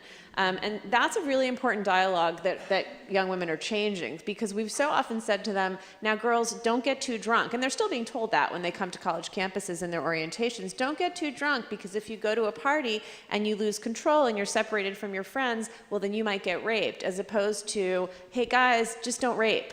And you know, we're seeing everything from comedians like Amy Schumer who are talking about it. But again, I think a lot of that is being generated from the movements of the girls themselves. And I would just also add, I think it's really interesting with all the hashtag activism. I think that's, you know, whether it was, you know, Bring Back Our Girls or Ask Her More or Stand With Planned Parenthood, to be able to, in real time, know that you have a voice and to like go online and be able to immediately just, you know, even for the debates, I feel like we're all online seeing what everybody else was saying, retweeting. The fact that I'm a nasty woman, you know, went viral. It's such a great feeling of community, of knowing that there are masses, and these are effective campaigns. Oftentimes, if there's something, some sexist thing that a commentator has said, often they'll retract it in response to social media. So even though it may seem sort of trivial, it actually, I think, is becoming a very powerful tool. Do you think it's changing, and do you think millennials and these strategies, many which are rooted in technology, are changing feminism? Is it morphing in some way? You nodded your head yes. Well, I just think it is, I don't remember if it was Marianne or Dana who said it, but things are becoming more intersectional, in part because of social media. I mean, I think Black Lives Matter is a great example. And I think historically, Black women have been at the center of many of the country's most important political movements. So that's always been there. But I think social media is surfacing that in But the young women ways. you're talking to are, you know, when I interview young women, many sort of are almost uncomfortable with the term feminist. Like, it's the F word. It is the F word, really. I mean, No, exactly. literally, I mean, it really is the F Yeah. word. No, you're right. You're making a good point. I mean, on the one hand, And so I'm curious, yes. and you clearly, you just literally came here from a school. So what do those young women feel like we're the next generation of feminists, or are they saying feminism is kind of like my mom and her friends stuff, and what we're girls, doing you think like you're the is- next generation of feminists? I brought some students. We brought some students. Where are they? Not to put you on the spot, but All right, so raise your hand so we can all see you. Okay, so curious, feminists? Anybody, any no's in there? Was there a no in there anywhere? No? Oh, interesting. But know that these girls come from an all-girls school, which so research tells us I can't say if research tells us that they're more likely to identify as feminists, but I think they're certainly more likely to have benefited or to have been the beneficiaries of that all-girls experience, which I'm guessing makes them more likely to identify that way. There's no question that there's a lot of ambivalence around feminism, particularly for women in co-educational settings, women in large public universities, where there's often a sense that that a feminist means you're a lesbian, that a feminist means you're too opinionated. It's often code for that. So there's a sense that to be a feminist is to embrace an an identity that won't let you fit in or that won't get you into the right party. I mean, and sometimes it can be that mundane. And I think I think that one of the best things that happened to the young feminist movement in the last couple of years was when Beyonce danced in front of the word feminist. And suddenly, for so many girls, feminism was sexy. Feminism was cool. Feminism was, I can be who I am. I can be bold and strong and sexual and attractive and also care about gender equality and gender justice. But forgive me, and I do not want to open up the wrath of the Bayhive. Don't bring the hive out. I know where you're going with this. If you don't know what it is, ask your teenage daughter, and it's a scary, scary thing of Beyonce followers. But I also believe she was quoted as saying she was not a feminist. Right? I mean, am I wrong about that? Someone whip out Google and check this can we out. find the middle ground, which is that there was something very commercial about that standing in front of it? I mean, I think even if she doesn't identify that there's a new kind of commercialized feminism that may in fact be diluted of some of its stronger points. So I agree with you, Anne. I think you make a point that there was potentially something that's ambivalent about that. What?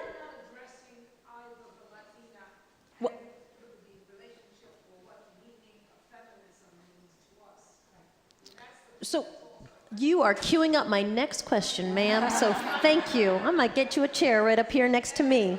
Should be my backup host of this panel. When it comes to young women of color, for decades there has been this sense that feminism, wink wink, is white women. And for women of color, that's a completely different movement. And in fact, history has a long list of ways in which feminists have actually sort of ignored the issues of women of color until they're often very publicly pushed to sort of kind of unwillingly embrace it. Have you seen a change? I mean, there was a young woman of color who's going to come out later for the final keynote, and she's because she's young, we all sort of sprung on her to ask her questions backstage. What are you seeing for young women of color around not just this phrase, but around how they think about opportunities for women of color today? Well, I do think that there is this this reality that feminism can be perceived as something that still, in many ways, preferences the sort of condition and prioritizes the condition and the realities that white women face, right? And so there is sort of another sort of take at this idea of feminism, where a lot of women of color, particularly Black women, might call themselves womanist rather than feminist, because womanist is seen as a more intersectional interpretation of the word, where you would not only look at this issue of gender, but you'd also look at gender intersected with race. It's much like how women of color particularly might describe reproductive justice as something that we're concerned with over and above just a specific focus on reproductive rights, because we see that as a broader term, not only having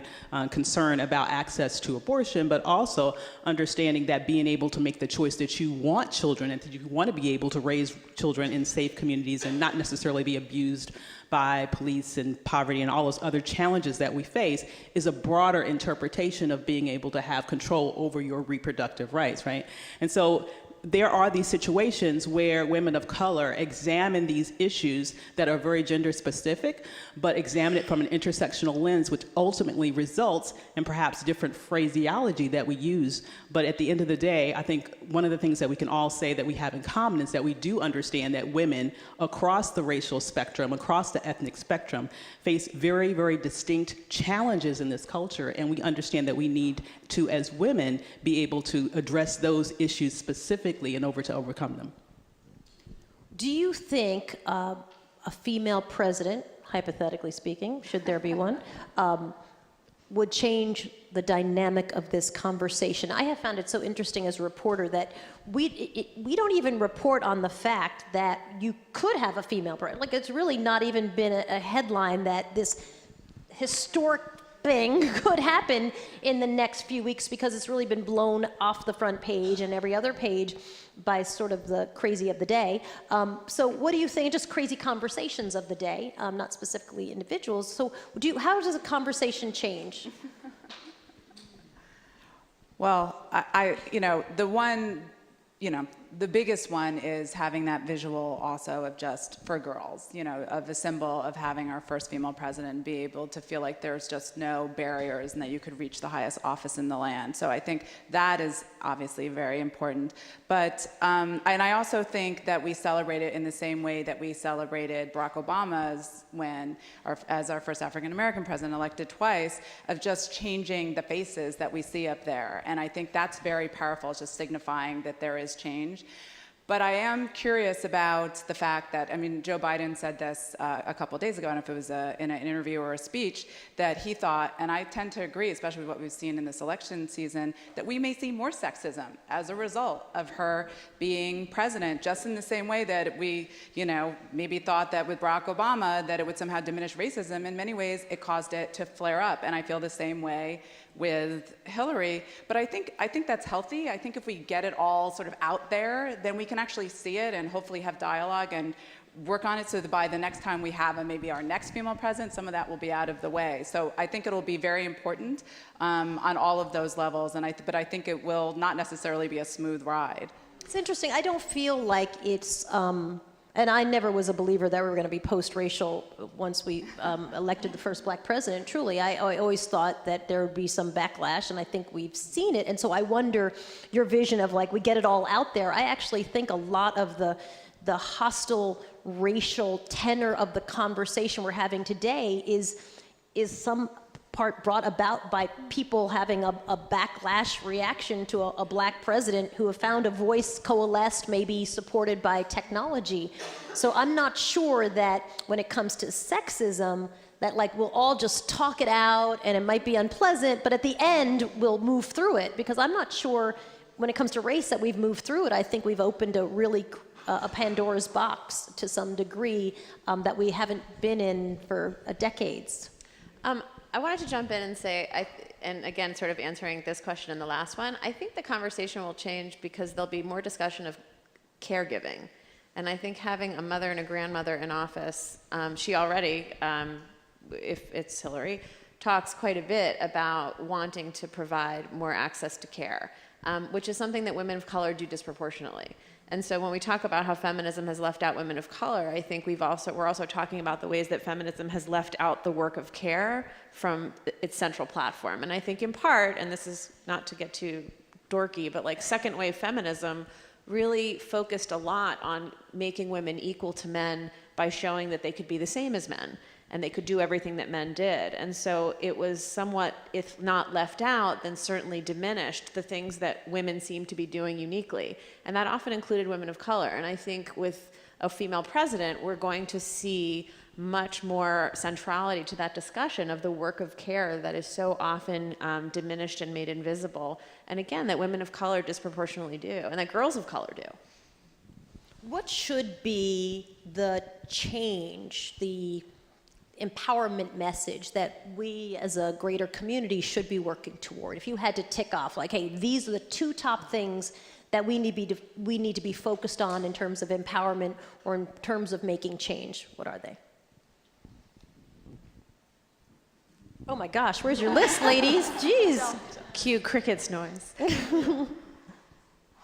When you say making change for girls? Yeah, I think in general. I mean, I know, for example, if you're talking about minority women, I would guess economic empowerment, because first of all, this is your area, so doctor, jump on in whenever you want.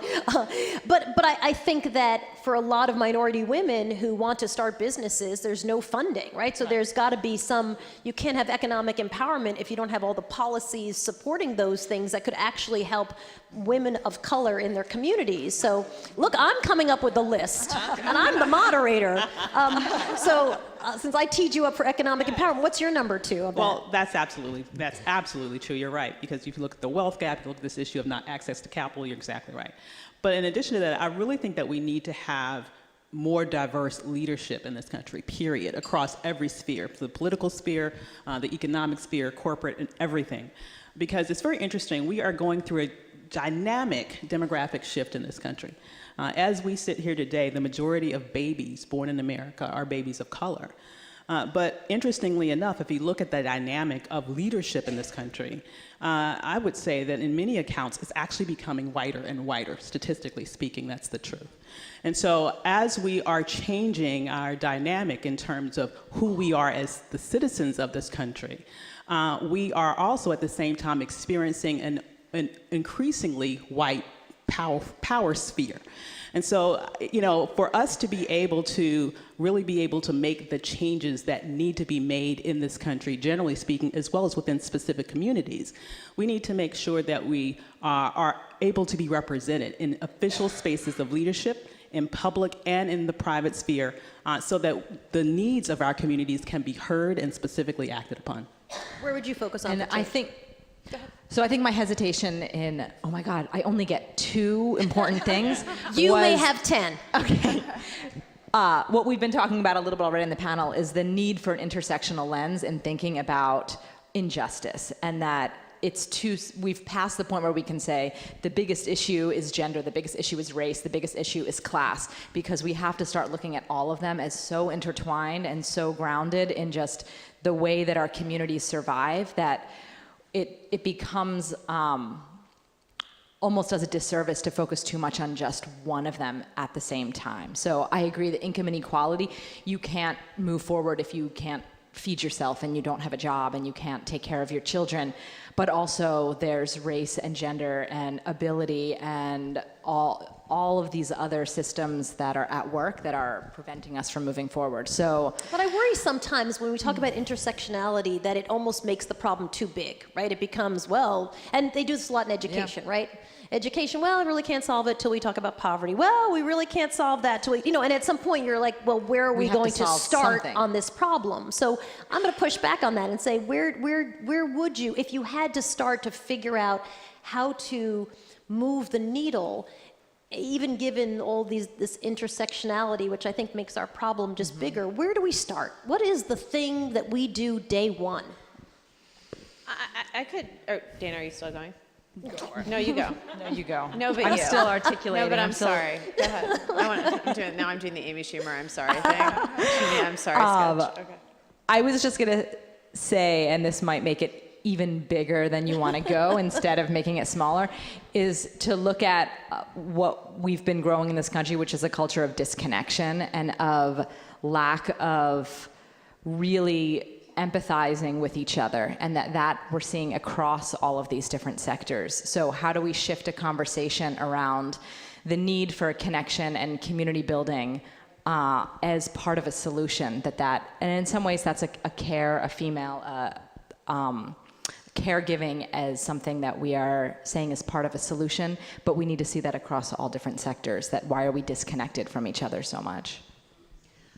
What I was going to say, it is hard for me to pick the one thing, but I'm going to raise something that I think is very important to me and is a big one thing, which is the issue of girls and young women's confidence, and which often doesn't really get discussed. And I think in many ways, the lack of confidence and our not paying attention to that problem, maybe because we want to pay attention to more institutional issues, rightly so, maybe because it's too intangible for us to pay attention to.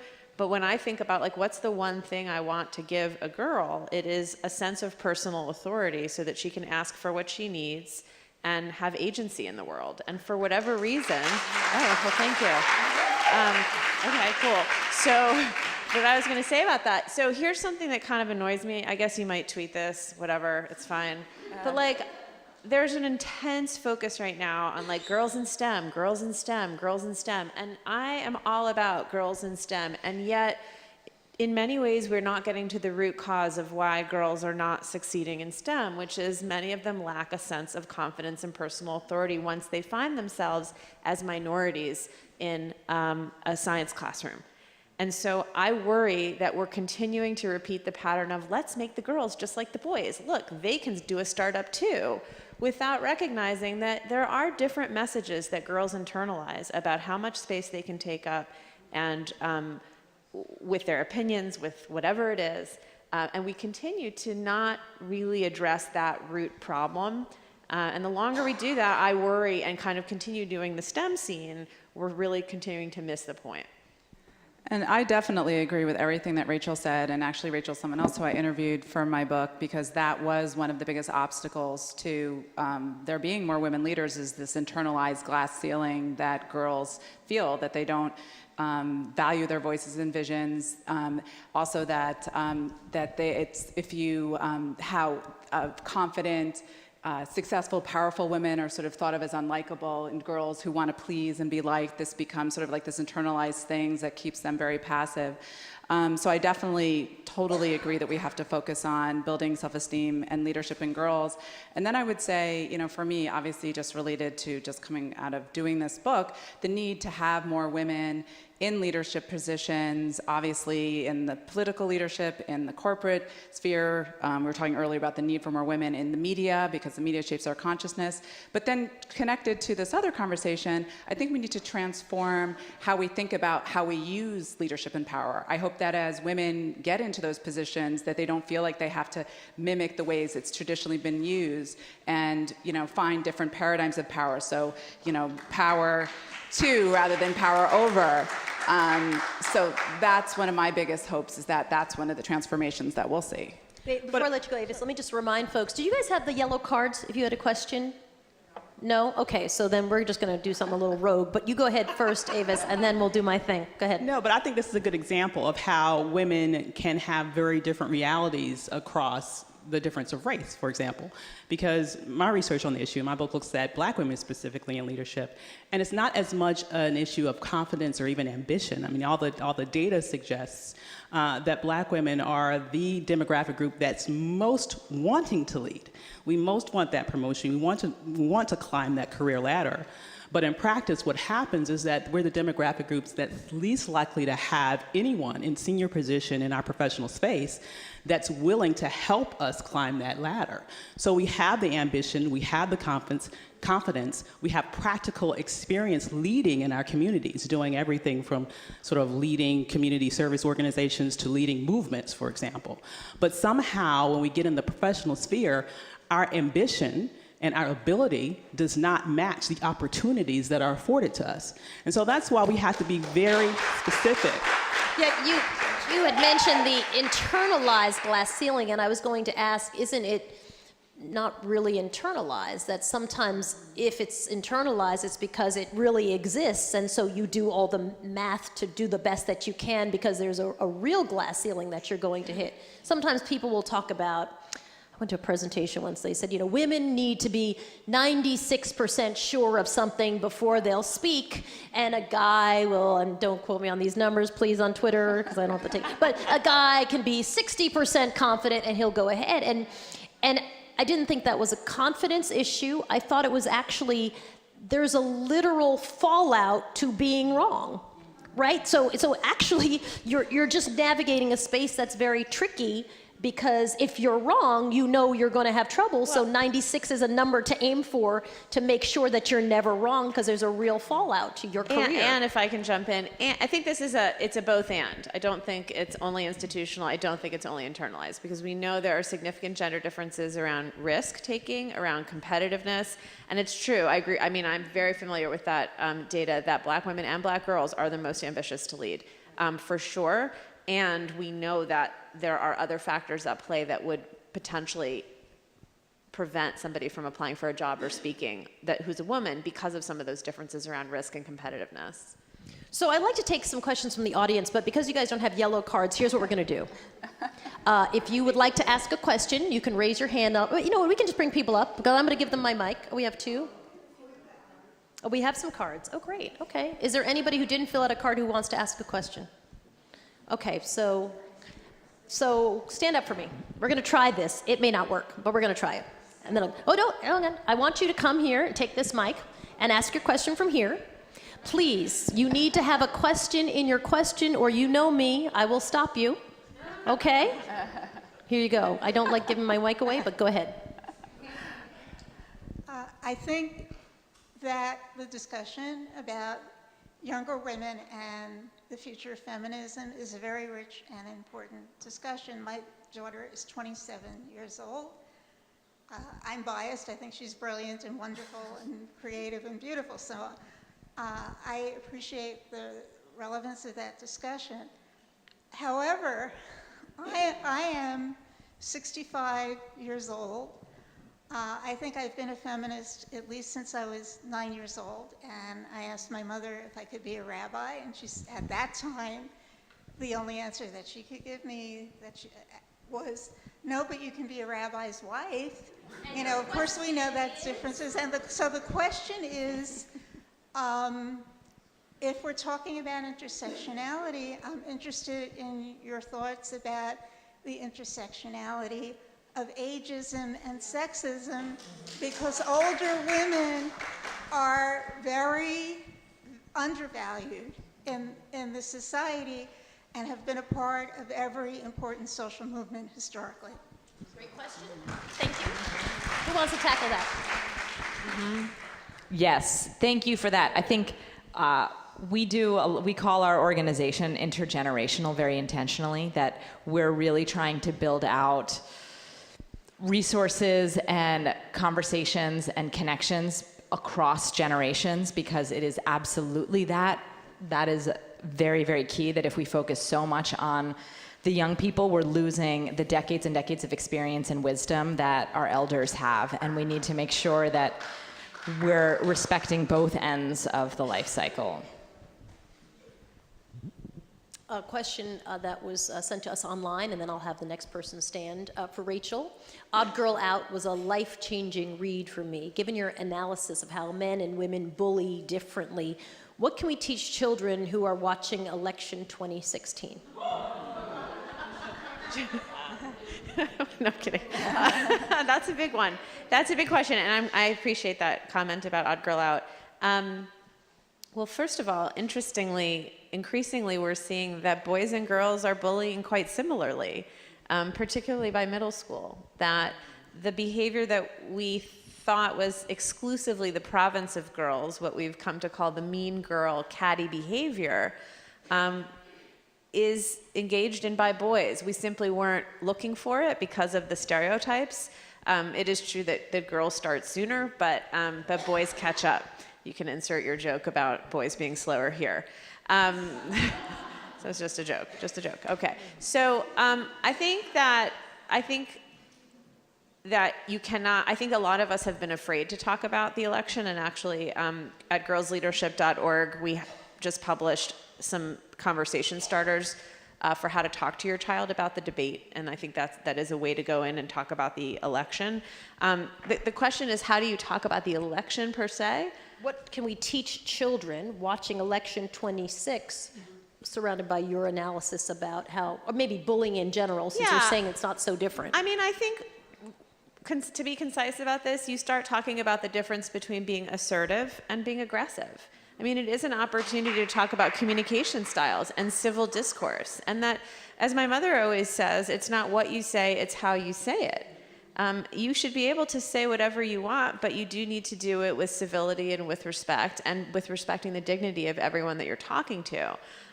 So I think every kid needs to learn that difference. What does it mean to be assertive? What does it sound like? What is the body language? What does it mean to be aggressive? I mean, these are lessons that many of us who are educators, I mean, I teach that lesson all the time to kids. But I think that is one way. I also think it is an opportunity to talk about what it means to respect the basic dignity of another person, and at what point that line gets crossed, and that just because you are seeing it does not make it okay. With the importance of sports in society, is there or is there not adequate gender equality in sports today? Well, I think you can just look at the purse for Wimbledon and say clearly no. I mean, that's not hard to answer. But I am curious about the changing role of sports in gender equality. I have something to say about this really quickly. I don't want to dominate, but we do know a huge percentage of girls stop playing sports after puberty, and they do it often because of body image disturbances. And that's another issue that we've kind of gone numb to, which is the incredible pressure on girls to look a certain way, and how that can prevent them from engaging in everyday activities like sports. It's interesting. The flip side of that, of course, is, and I'm sure you're aware of this in your work, is that often when you're asked to go for jobs that involve banking or numbers or even probably people often want to talk about your sports experience, right? Because the corporate workplace is seen as a team. So give me an example of how you were a team player, which you're immediately behind if you stopped playing sports in middle school. And I guess the short answer to that question is I think we still have a long way to go before we have equality. We know that colleges and universities, if women stay in sports that long, really don't receive the same level of attention. And even though we have, Title IX, the reality is that the big cash cows for universities are those male sports like football and basketball. And the opportunities that women have to really take advantage and stay within them over time, I believe socially is reduced. And it is a downfall. That is an issue in which I believe having access to sports, having that experience of that sort of team building experience, the confidence that comes from being able to understand that through training and hard work and you're able to achieve these goals, I think is a very important experience. So I wish we were doing a better job with that. Yeah, me too. Next question. This is this on? Yep. Yeah. This is just all fastic or fantastic. All fastic, okay? I'm going to kind of bring back a question I asked the first panel. There are a number of us in this room who are advocating for a local ordinance in New York City for a Bill of Rights, a women's Bill of Rights based on the principles of CEDAW, a framework, if you will, because we're talking about different levels of proposed bills for women's rights, gender parity, etc., without implementation and without budgeting, if you receive my meaning. And I would like each of you ladies to talk about how do you see CEDAW, what you are advocating for, fit into the CEDAW framework, and if it's not the way to go, because many cities have already had local ordinances. And what are your thoughts on this? Because we must talk CEDAW, we must talk the Sustainable Development Goals, and we must talk Beijing 20. Thank you. So is there someone who wants to tackle that question? And the things that you're advocating, how do they connect to that bigger global conversation about global development goals, et cetera? And CEDAW. Go ahead, Eve.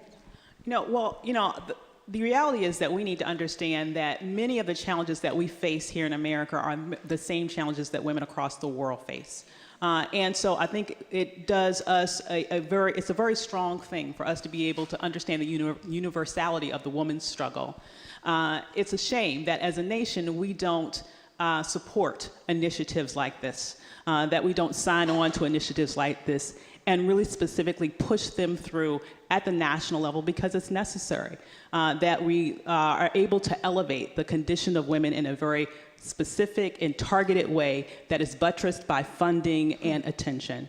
And I do applaud you for working at that level here at the local level. My hope is that we push our national representatives, and maybe since we may have a female president, it might be possible in the future to make sure that the nation as a whole begins to address and actually participate in international proclamations that are meant to elevate the condition of women. Great. Another question. Come up here. I'm going to give you the mic, and then you'll be next back there. So why don't you come here? Did you have your hand raised? I did. Coming up. Just a comment. This is going to make you really happy, Mayor. I'm Patty Russo with the Women's Campaign School at Yale, and the silver lining in this presidential and the debate is that since the last debate, all these women are calling the school, saying that they are inspired to run for public office, that they are so inspired to run for public office. What are they waiting for? And the majority of them are women of color. So that's the good news.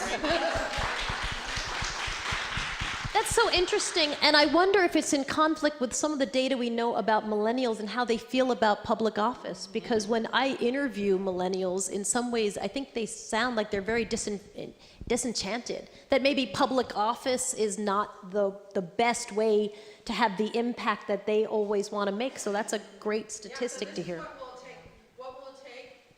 This is what will take Donald Trump. This is what it's taken.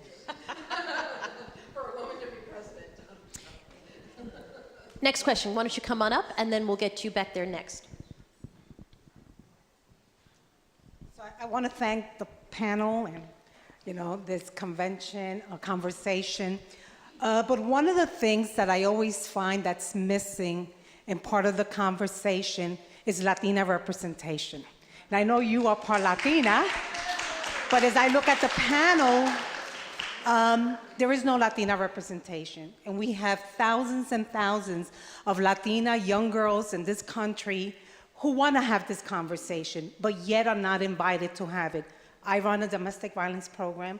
We have a young girls program where we have these conversations, but I think that the thought process has to be a deeper conversation. So please, I ask any conversations that are going to take place to have Latina representation, because we also need to create a safe space where Latinas can be part of that conversation.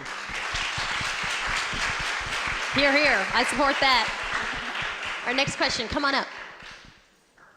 Do we have a question back there? Come on. Oh, I'm sorry. I'll get to you next. Why don't you come up first? My question this morning, I first want to say thank you very much for this morning's conversation. And I was happy to be in a room with great-granddaughter Eleanor Roosevelt. And what I want to say is, we know that Eleanor Roosevelt had a legacy that she has carried on till today. And what legacy will Hillary Clinton bring as a president? Having been the wife of a president. What can we expect from her as women? What will she bring out, us women? What is she going to bring us forward? How will she bring us forward? I hope I was clear. Perfect, very clear, and jumping the gun on the election a little, but we'll pose it as a hypothetical. Yeah. I hope that 4 years from now we will be having the conversation of what legacy has President Hillary Clinton left for us. I think the fact that she is one of the most experienced and qualified presidential candidates in our nation's history to be running for office, beyond being the wife of a president, had something to do with getting a massive couple of legs up, but she also on her own has served this country admirably. So I think what we should hope that her legacy will show is that experience and persistence. I've never seen another person in this country who has tried and tried and tried and failed and tried and tried and tried. And I hope that our daughters and young women look to that sense of ambition and persistence as something that can help you actually achieve your goal. But the book has yet to be written on what her legacy will be as a president.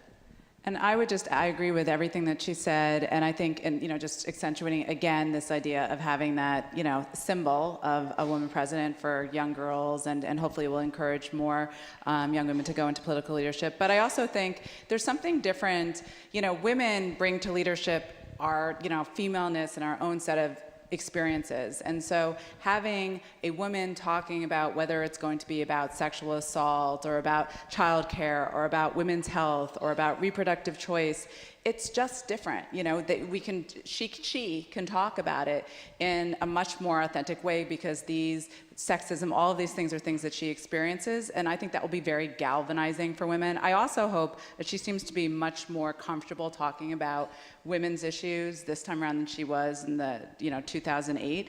So I would hope and expect that she will use her position to highlight women's issues as she has in this campaign. At least that would be my hope.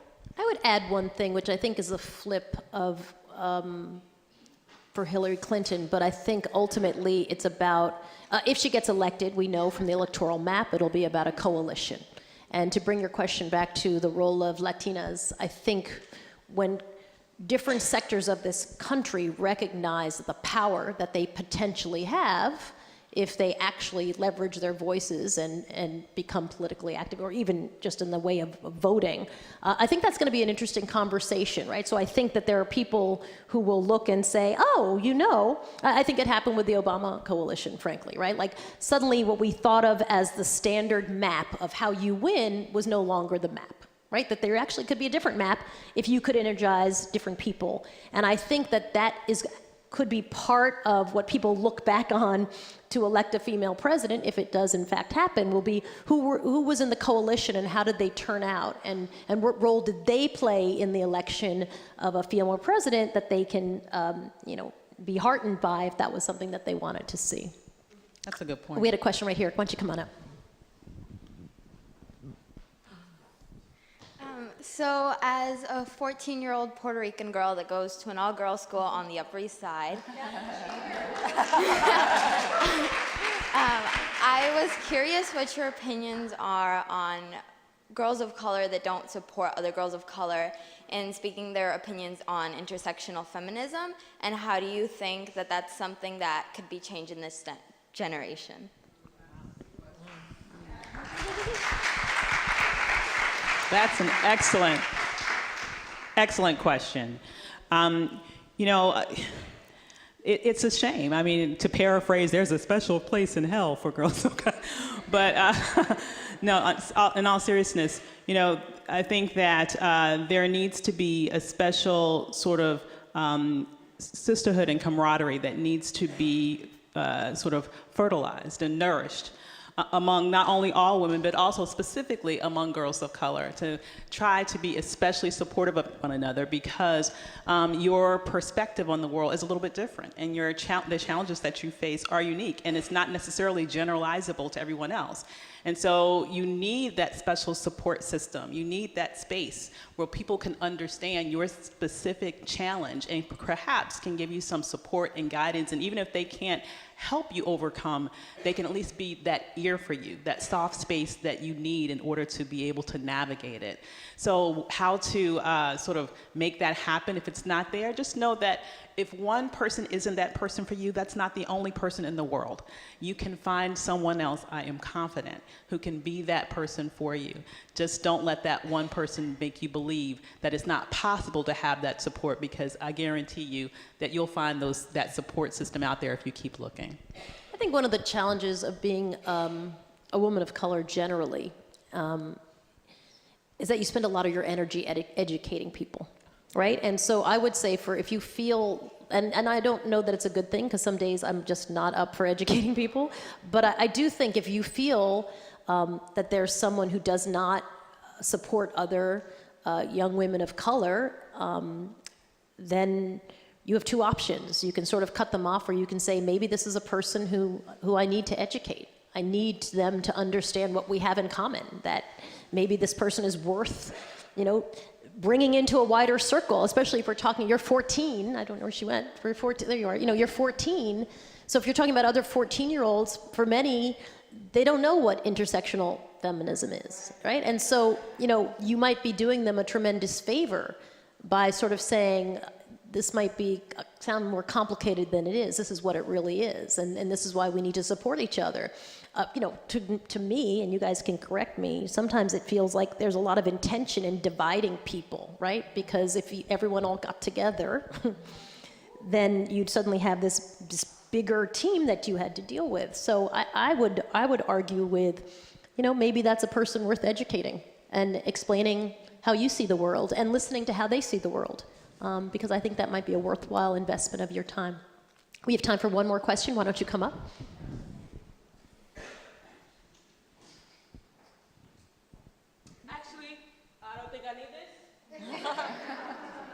We're recording, though. We're recording, so I would love for you to use it. But you are a great projector. Okay, I'm going to use this.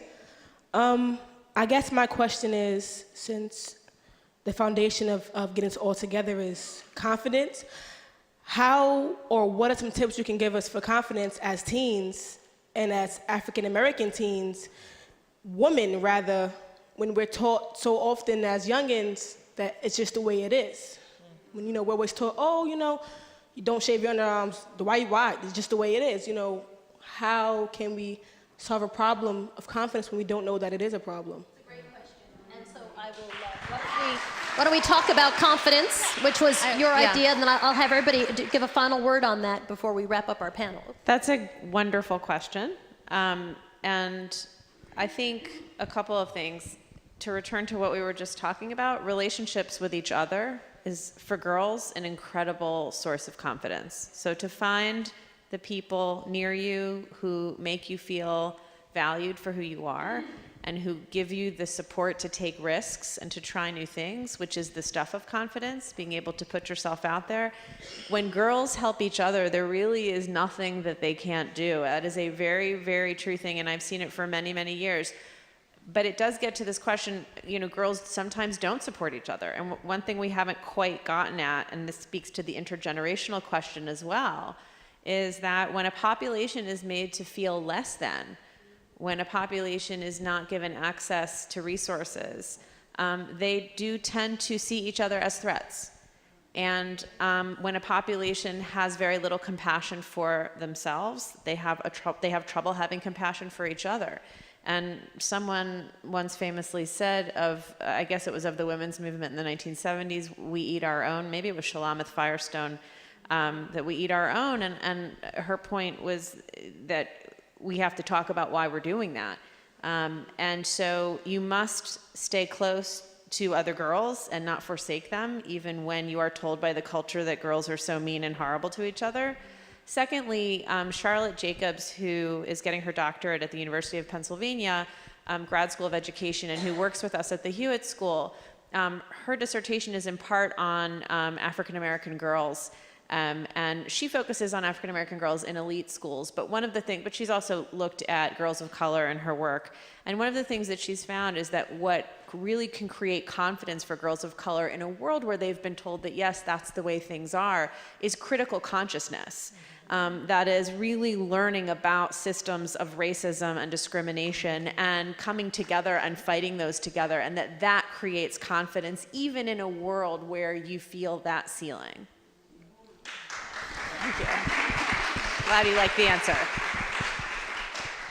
Any final words? I would say, I mean, on the issue of confidence, which I think is so linked, because I think half the time the reason why women or girls don't support each other or bully each other is because, you know, it's this sort of unhealthy self-esteem, the feeling like in order to have, you know, feel better, you make someone feel worse. But I also think that, you know, our girls are raised so much, you know, in a way to care what other people think. And I think that's part of what's really damaging for girls is this sense of just, again, not valuing our voice, our vision, worrying too much about being liked and pleasing. All of this comes from our culture and from the media. So I think we all have a role, whether it's as a friend, as a parent, as an educator, to try to build girls up so that they have that kind of healthy self-esteem, because it winds up being something that goes on, you know, as they become women. And the other thing I will just say, the role of the media, there's so much fixation on girls in terms of how they look. And I think we have to change that so much, because I know I even suffered that as a teenager. You know, if you're so fixated on your weight and how you look, rather than thinking about, you know, your gifts and who you are. So I think that's, I've heard, I can't remember who said this, but it's just, you know, if you see a girl, rather than telling them that they're pretty or that's a nice outfit, you know, compliment them on something that they said. So find ways to really give them other healthy forms of confidence that are about who they truly are. I think that's a great way to end our panel. Can I get a round of applause for our panelists? Thank you. Ladies, appreciate it.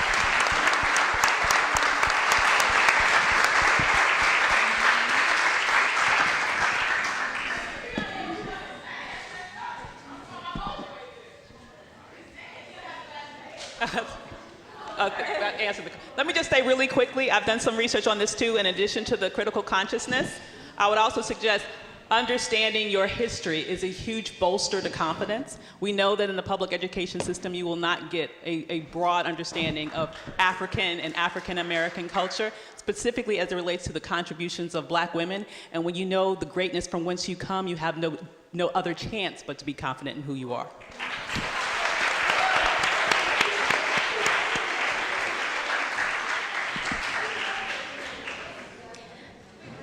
Wow, what a great panel on action and advocacy, right? Thank you so much.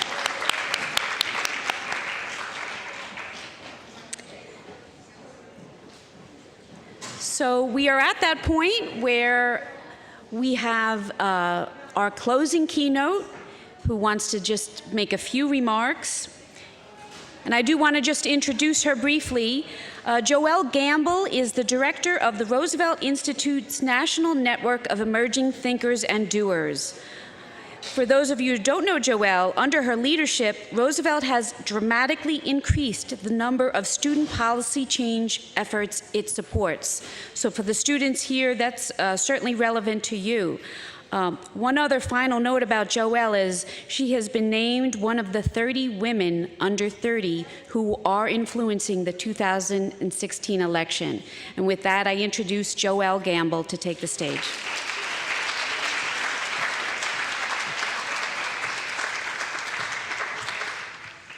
Good afternoon. How is everyone?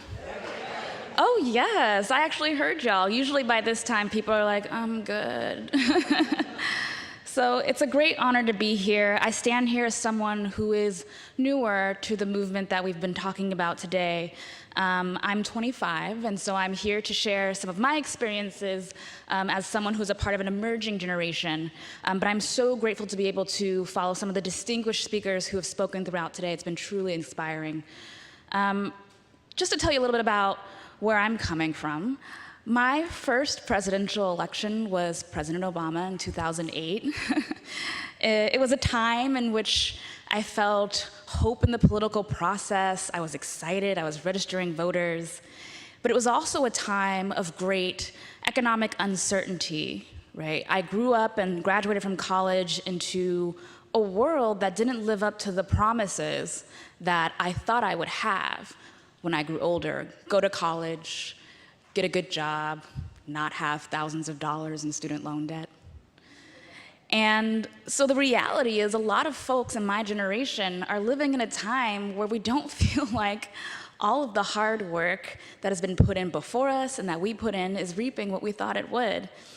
And I'm sorry to say that I think that some of the statistics that we've been talking about today say that that is a little bit true.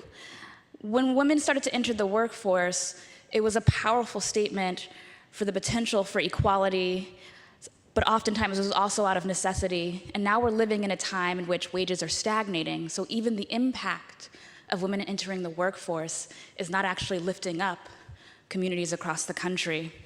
All of the hard-fought victories for reproductive justice and access in this country are being rolled back constantly, as some of the panelists have mentioned earlier today. And we're going through a presidential election in which the misogyny is so thick, it's almost the air we breathe. I'm glad that it's causing a lot of young women to step up and vote, but at the same time, it weighs on all of our spirits. That's not to say that progress hasn't happened. The progress that has happened and that a lot of the women who spoke here today have helped to shape my very own life. For me, politics and the politics of gender justice is personal. So let me tell you a little bit about how I grew up.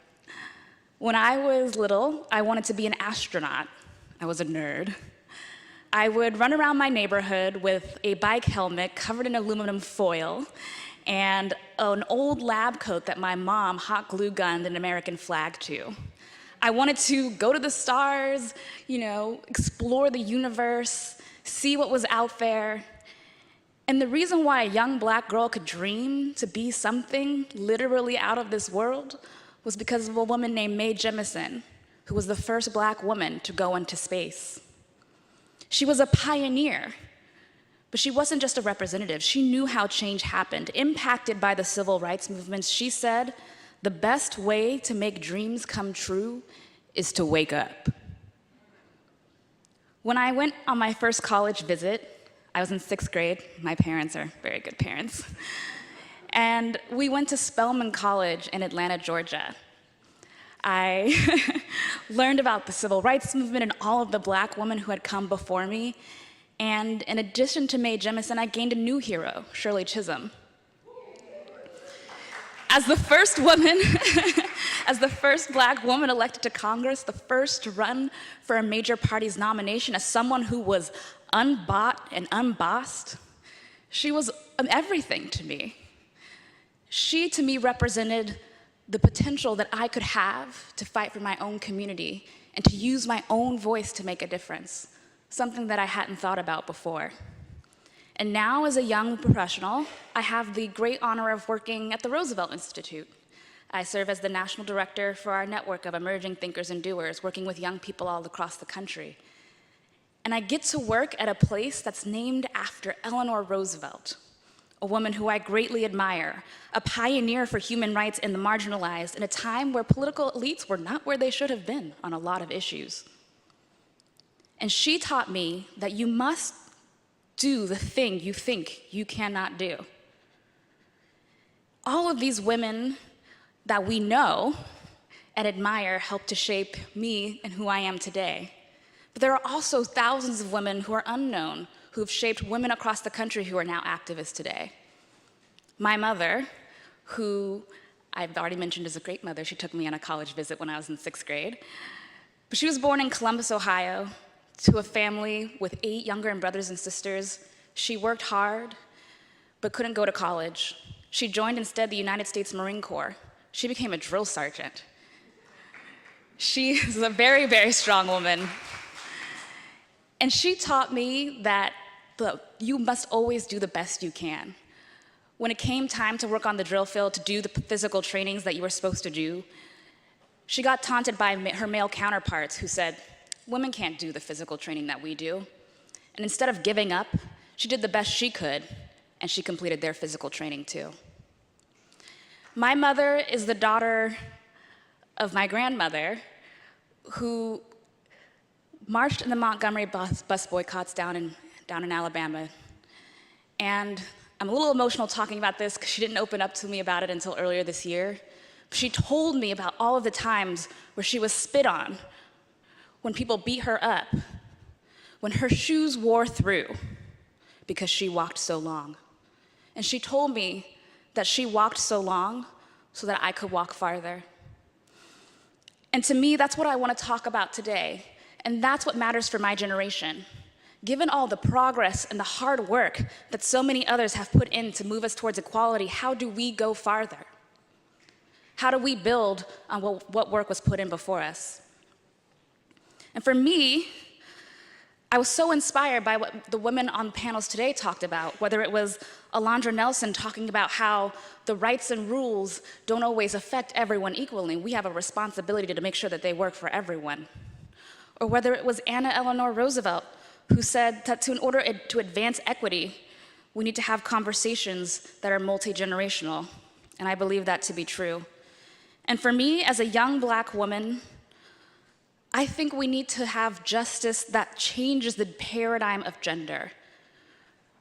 I grew up and went to college with folks who are not currently in the conversation on equality and justice in this country, folks who identify as transgender, for me as a cisgender woman, I must be an ally to them and to lift them up as well. And that's something that we don't talk enough about, that we need to talk a lot more about. That it's not just a traditional role of woman that we should be working towards, but instead for all gender. Gender that doesn't fit the stereotype of what we consider male or female. And for me, representation isn't enough either. We've seen what happens when you only focus on one person to fix a whole system. While it's been really, really important to have those people to inspire other generations to act, one person can't change a system that has been set up over years and years to keep others down. Because only some will rise, but not all will rise if we only focus on a few. And for me, as we've been talking about today, we must also be intersectional in how we break down barriers to build systems that work for us all. We cannot forget the words that were proclaimed by Sojourner Truth in 1851 when she said, "Ain't I a woman?" Racial justice and gender justice are inseparable.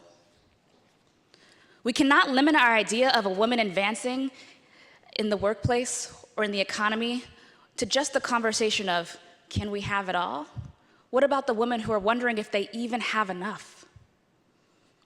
And one person, one beacon of success is not enough. By focusing only on one person, we conceal our collective responsibility and our collective power. And for me, as a member of the millennial generation, that means a lot. Collective action is what has made change in this country. And for my generation, we have a unique opportunity. There are 80 million young people in this country right now, and there are 44% people of color. That's a lot of people who need justice and can be moved to fight for justice. And so for me, this is no small task. It requires vision and persistence and collective action, the ones that Mae Jemison showed us all, the ones that Shirley Chisholm showed us all, and the ones that Eleanor Roosevelt showed us all. And I believe that even though it can be hard to see hope in this political environment we live in, with the vitriol and the misogyny, we still must go forward. Even though we're sick and tired, we must remember what Fannie Lou Hamer said: "I'm sick and tired of being sick and tired." And so we must act. And that's all I have to say.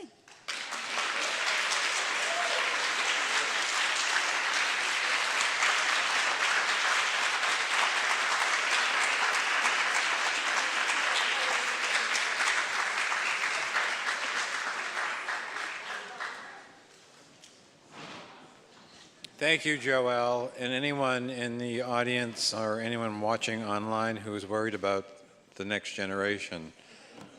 There it is. I'm very proud of what happens at the Roosevelt Institute and the wonderful program that they have across campuses in this country, educating young people about the values that the Roosevelts displayed in their work.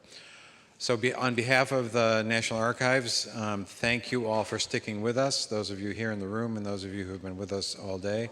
This has been the best in terms of conversations.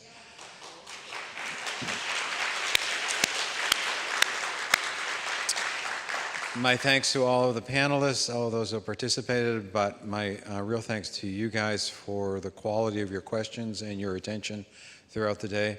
As we move into the transition of government, what we're assembling here in our national conversations is an agenda for the next administration.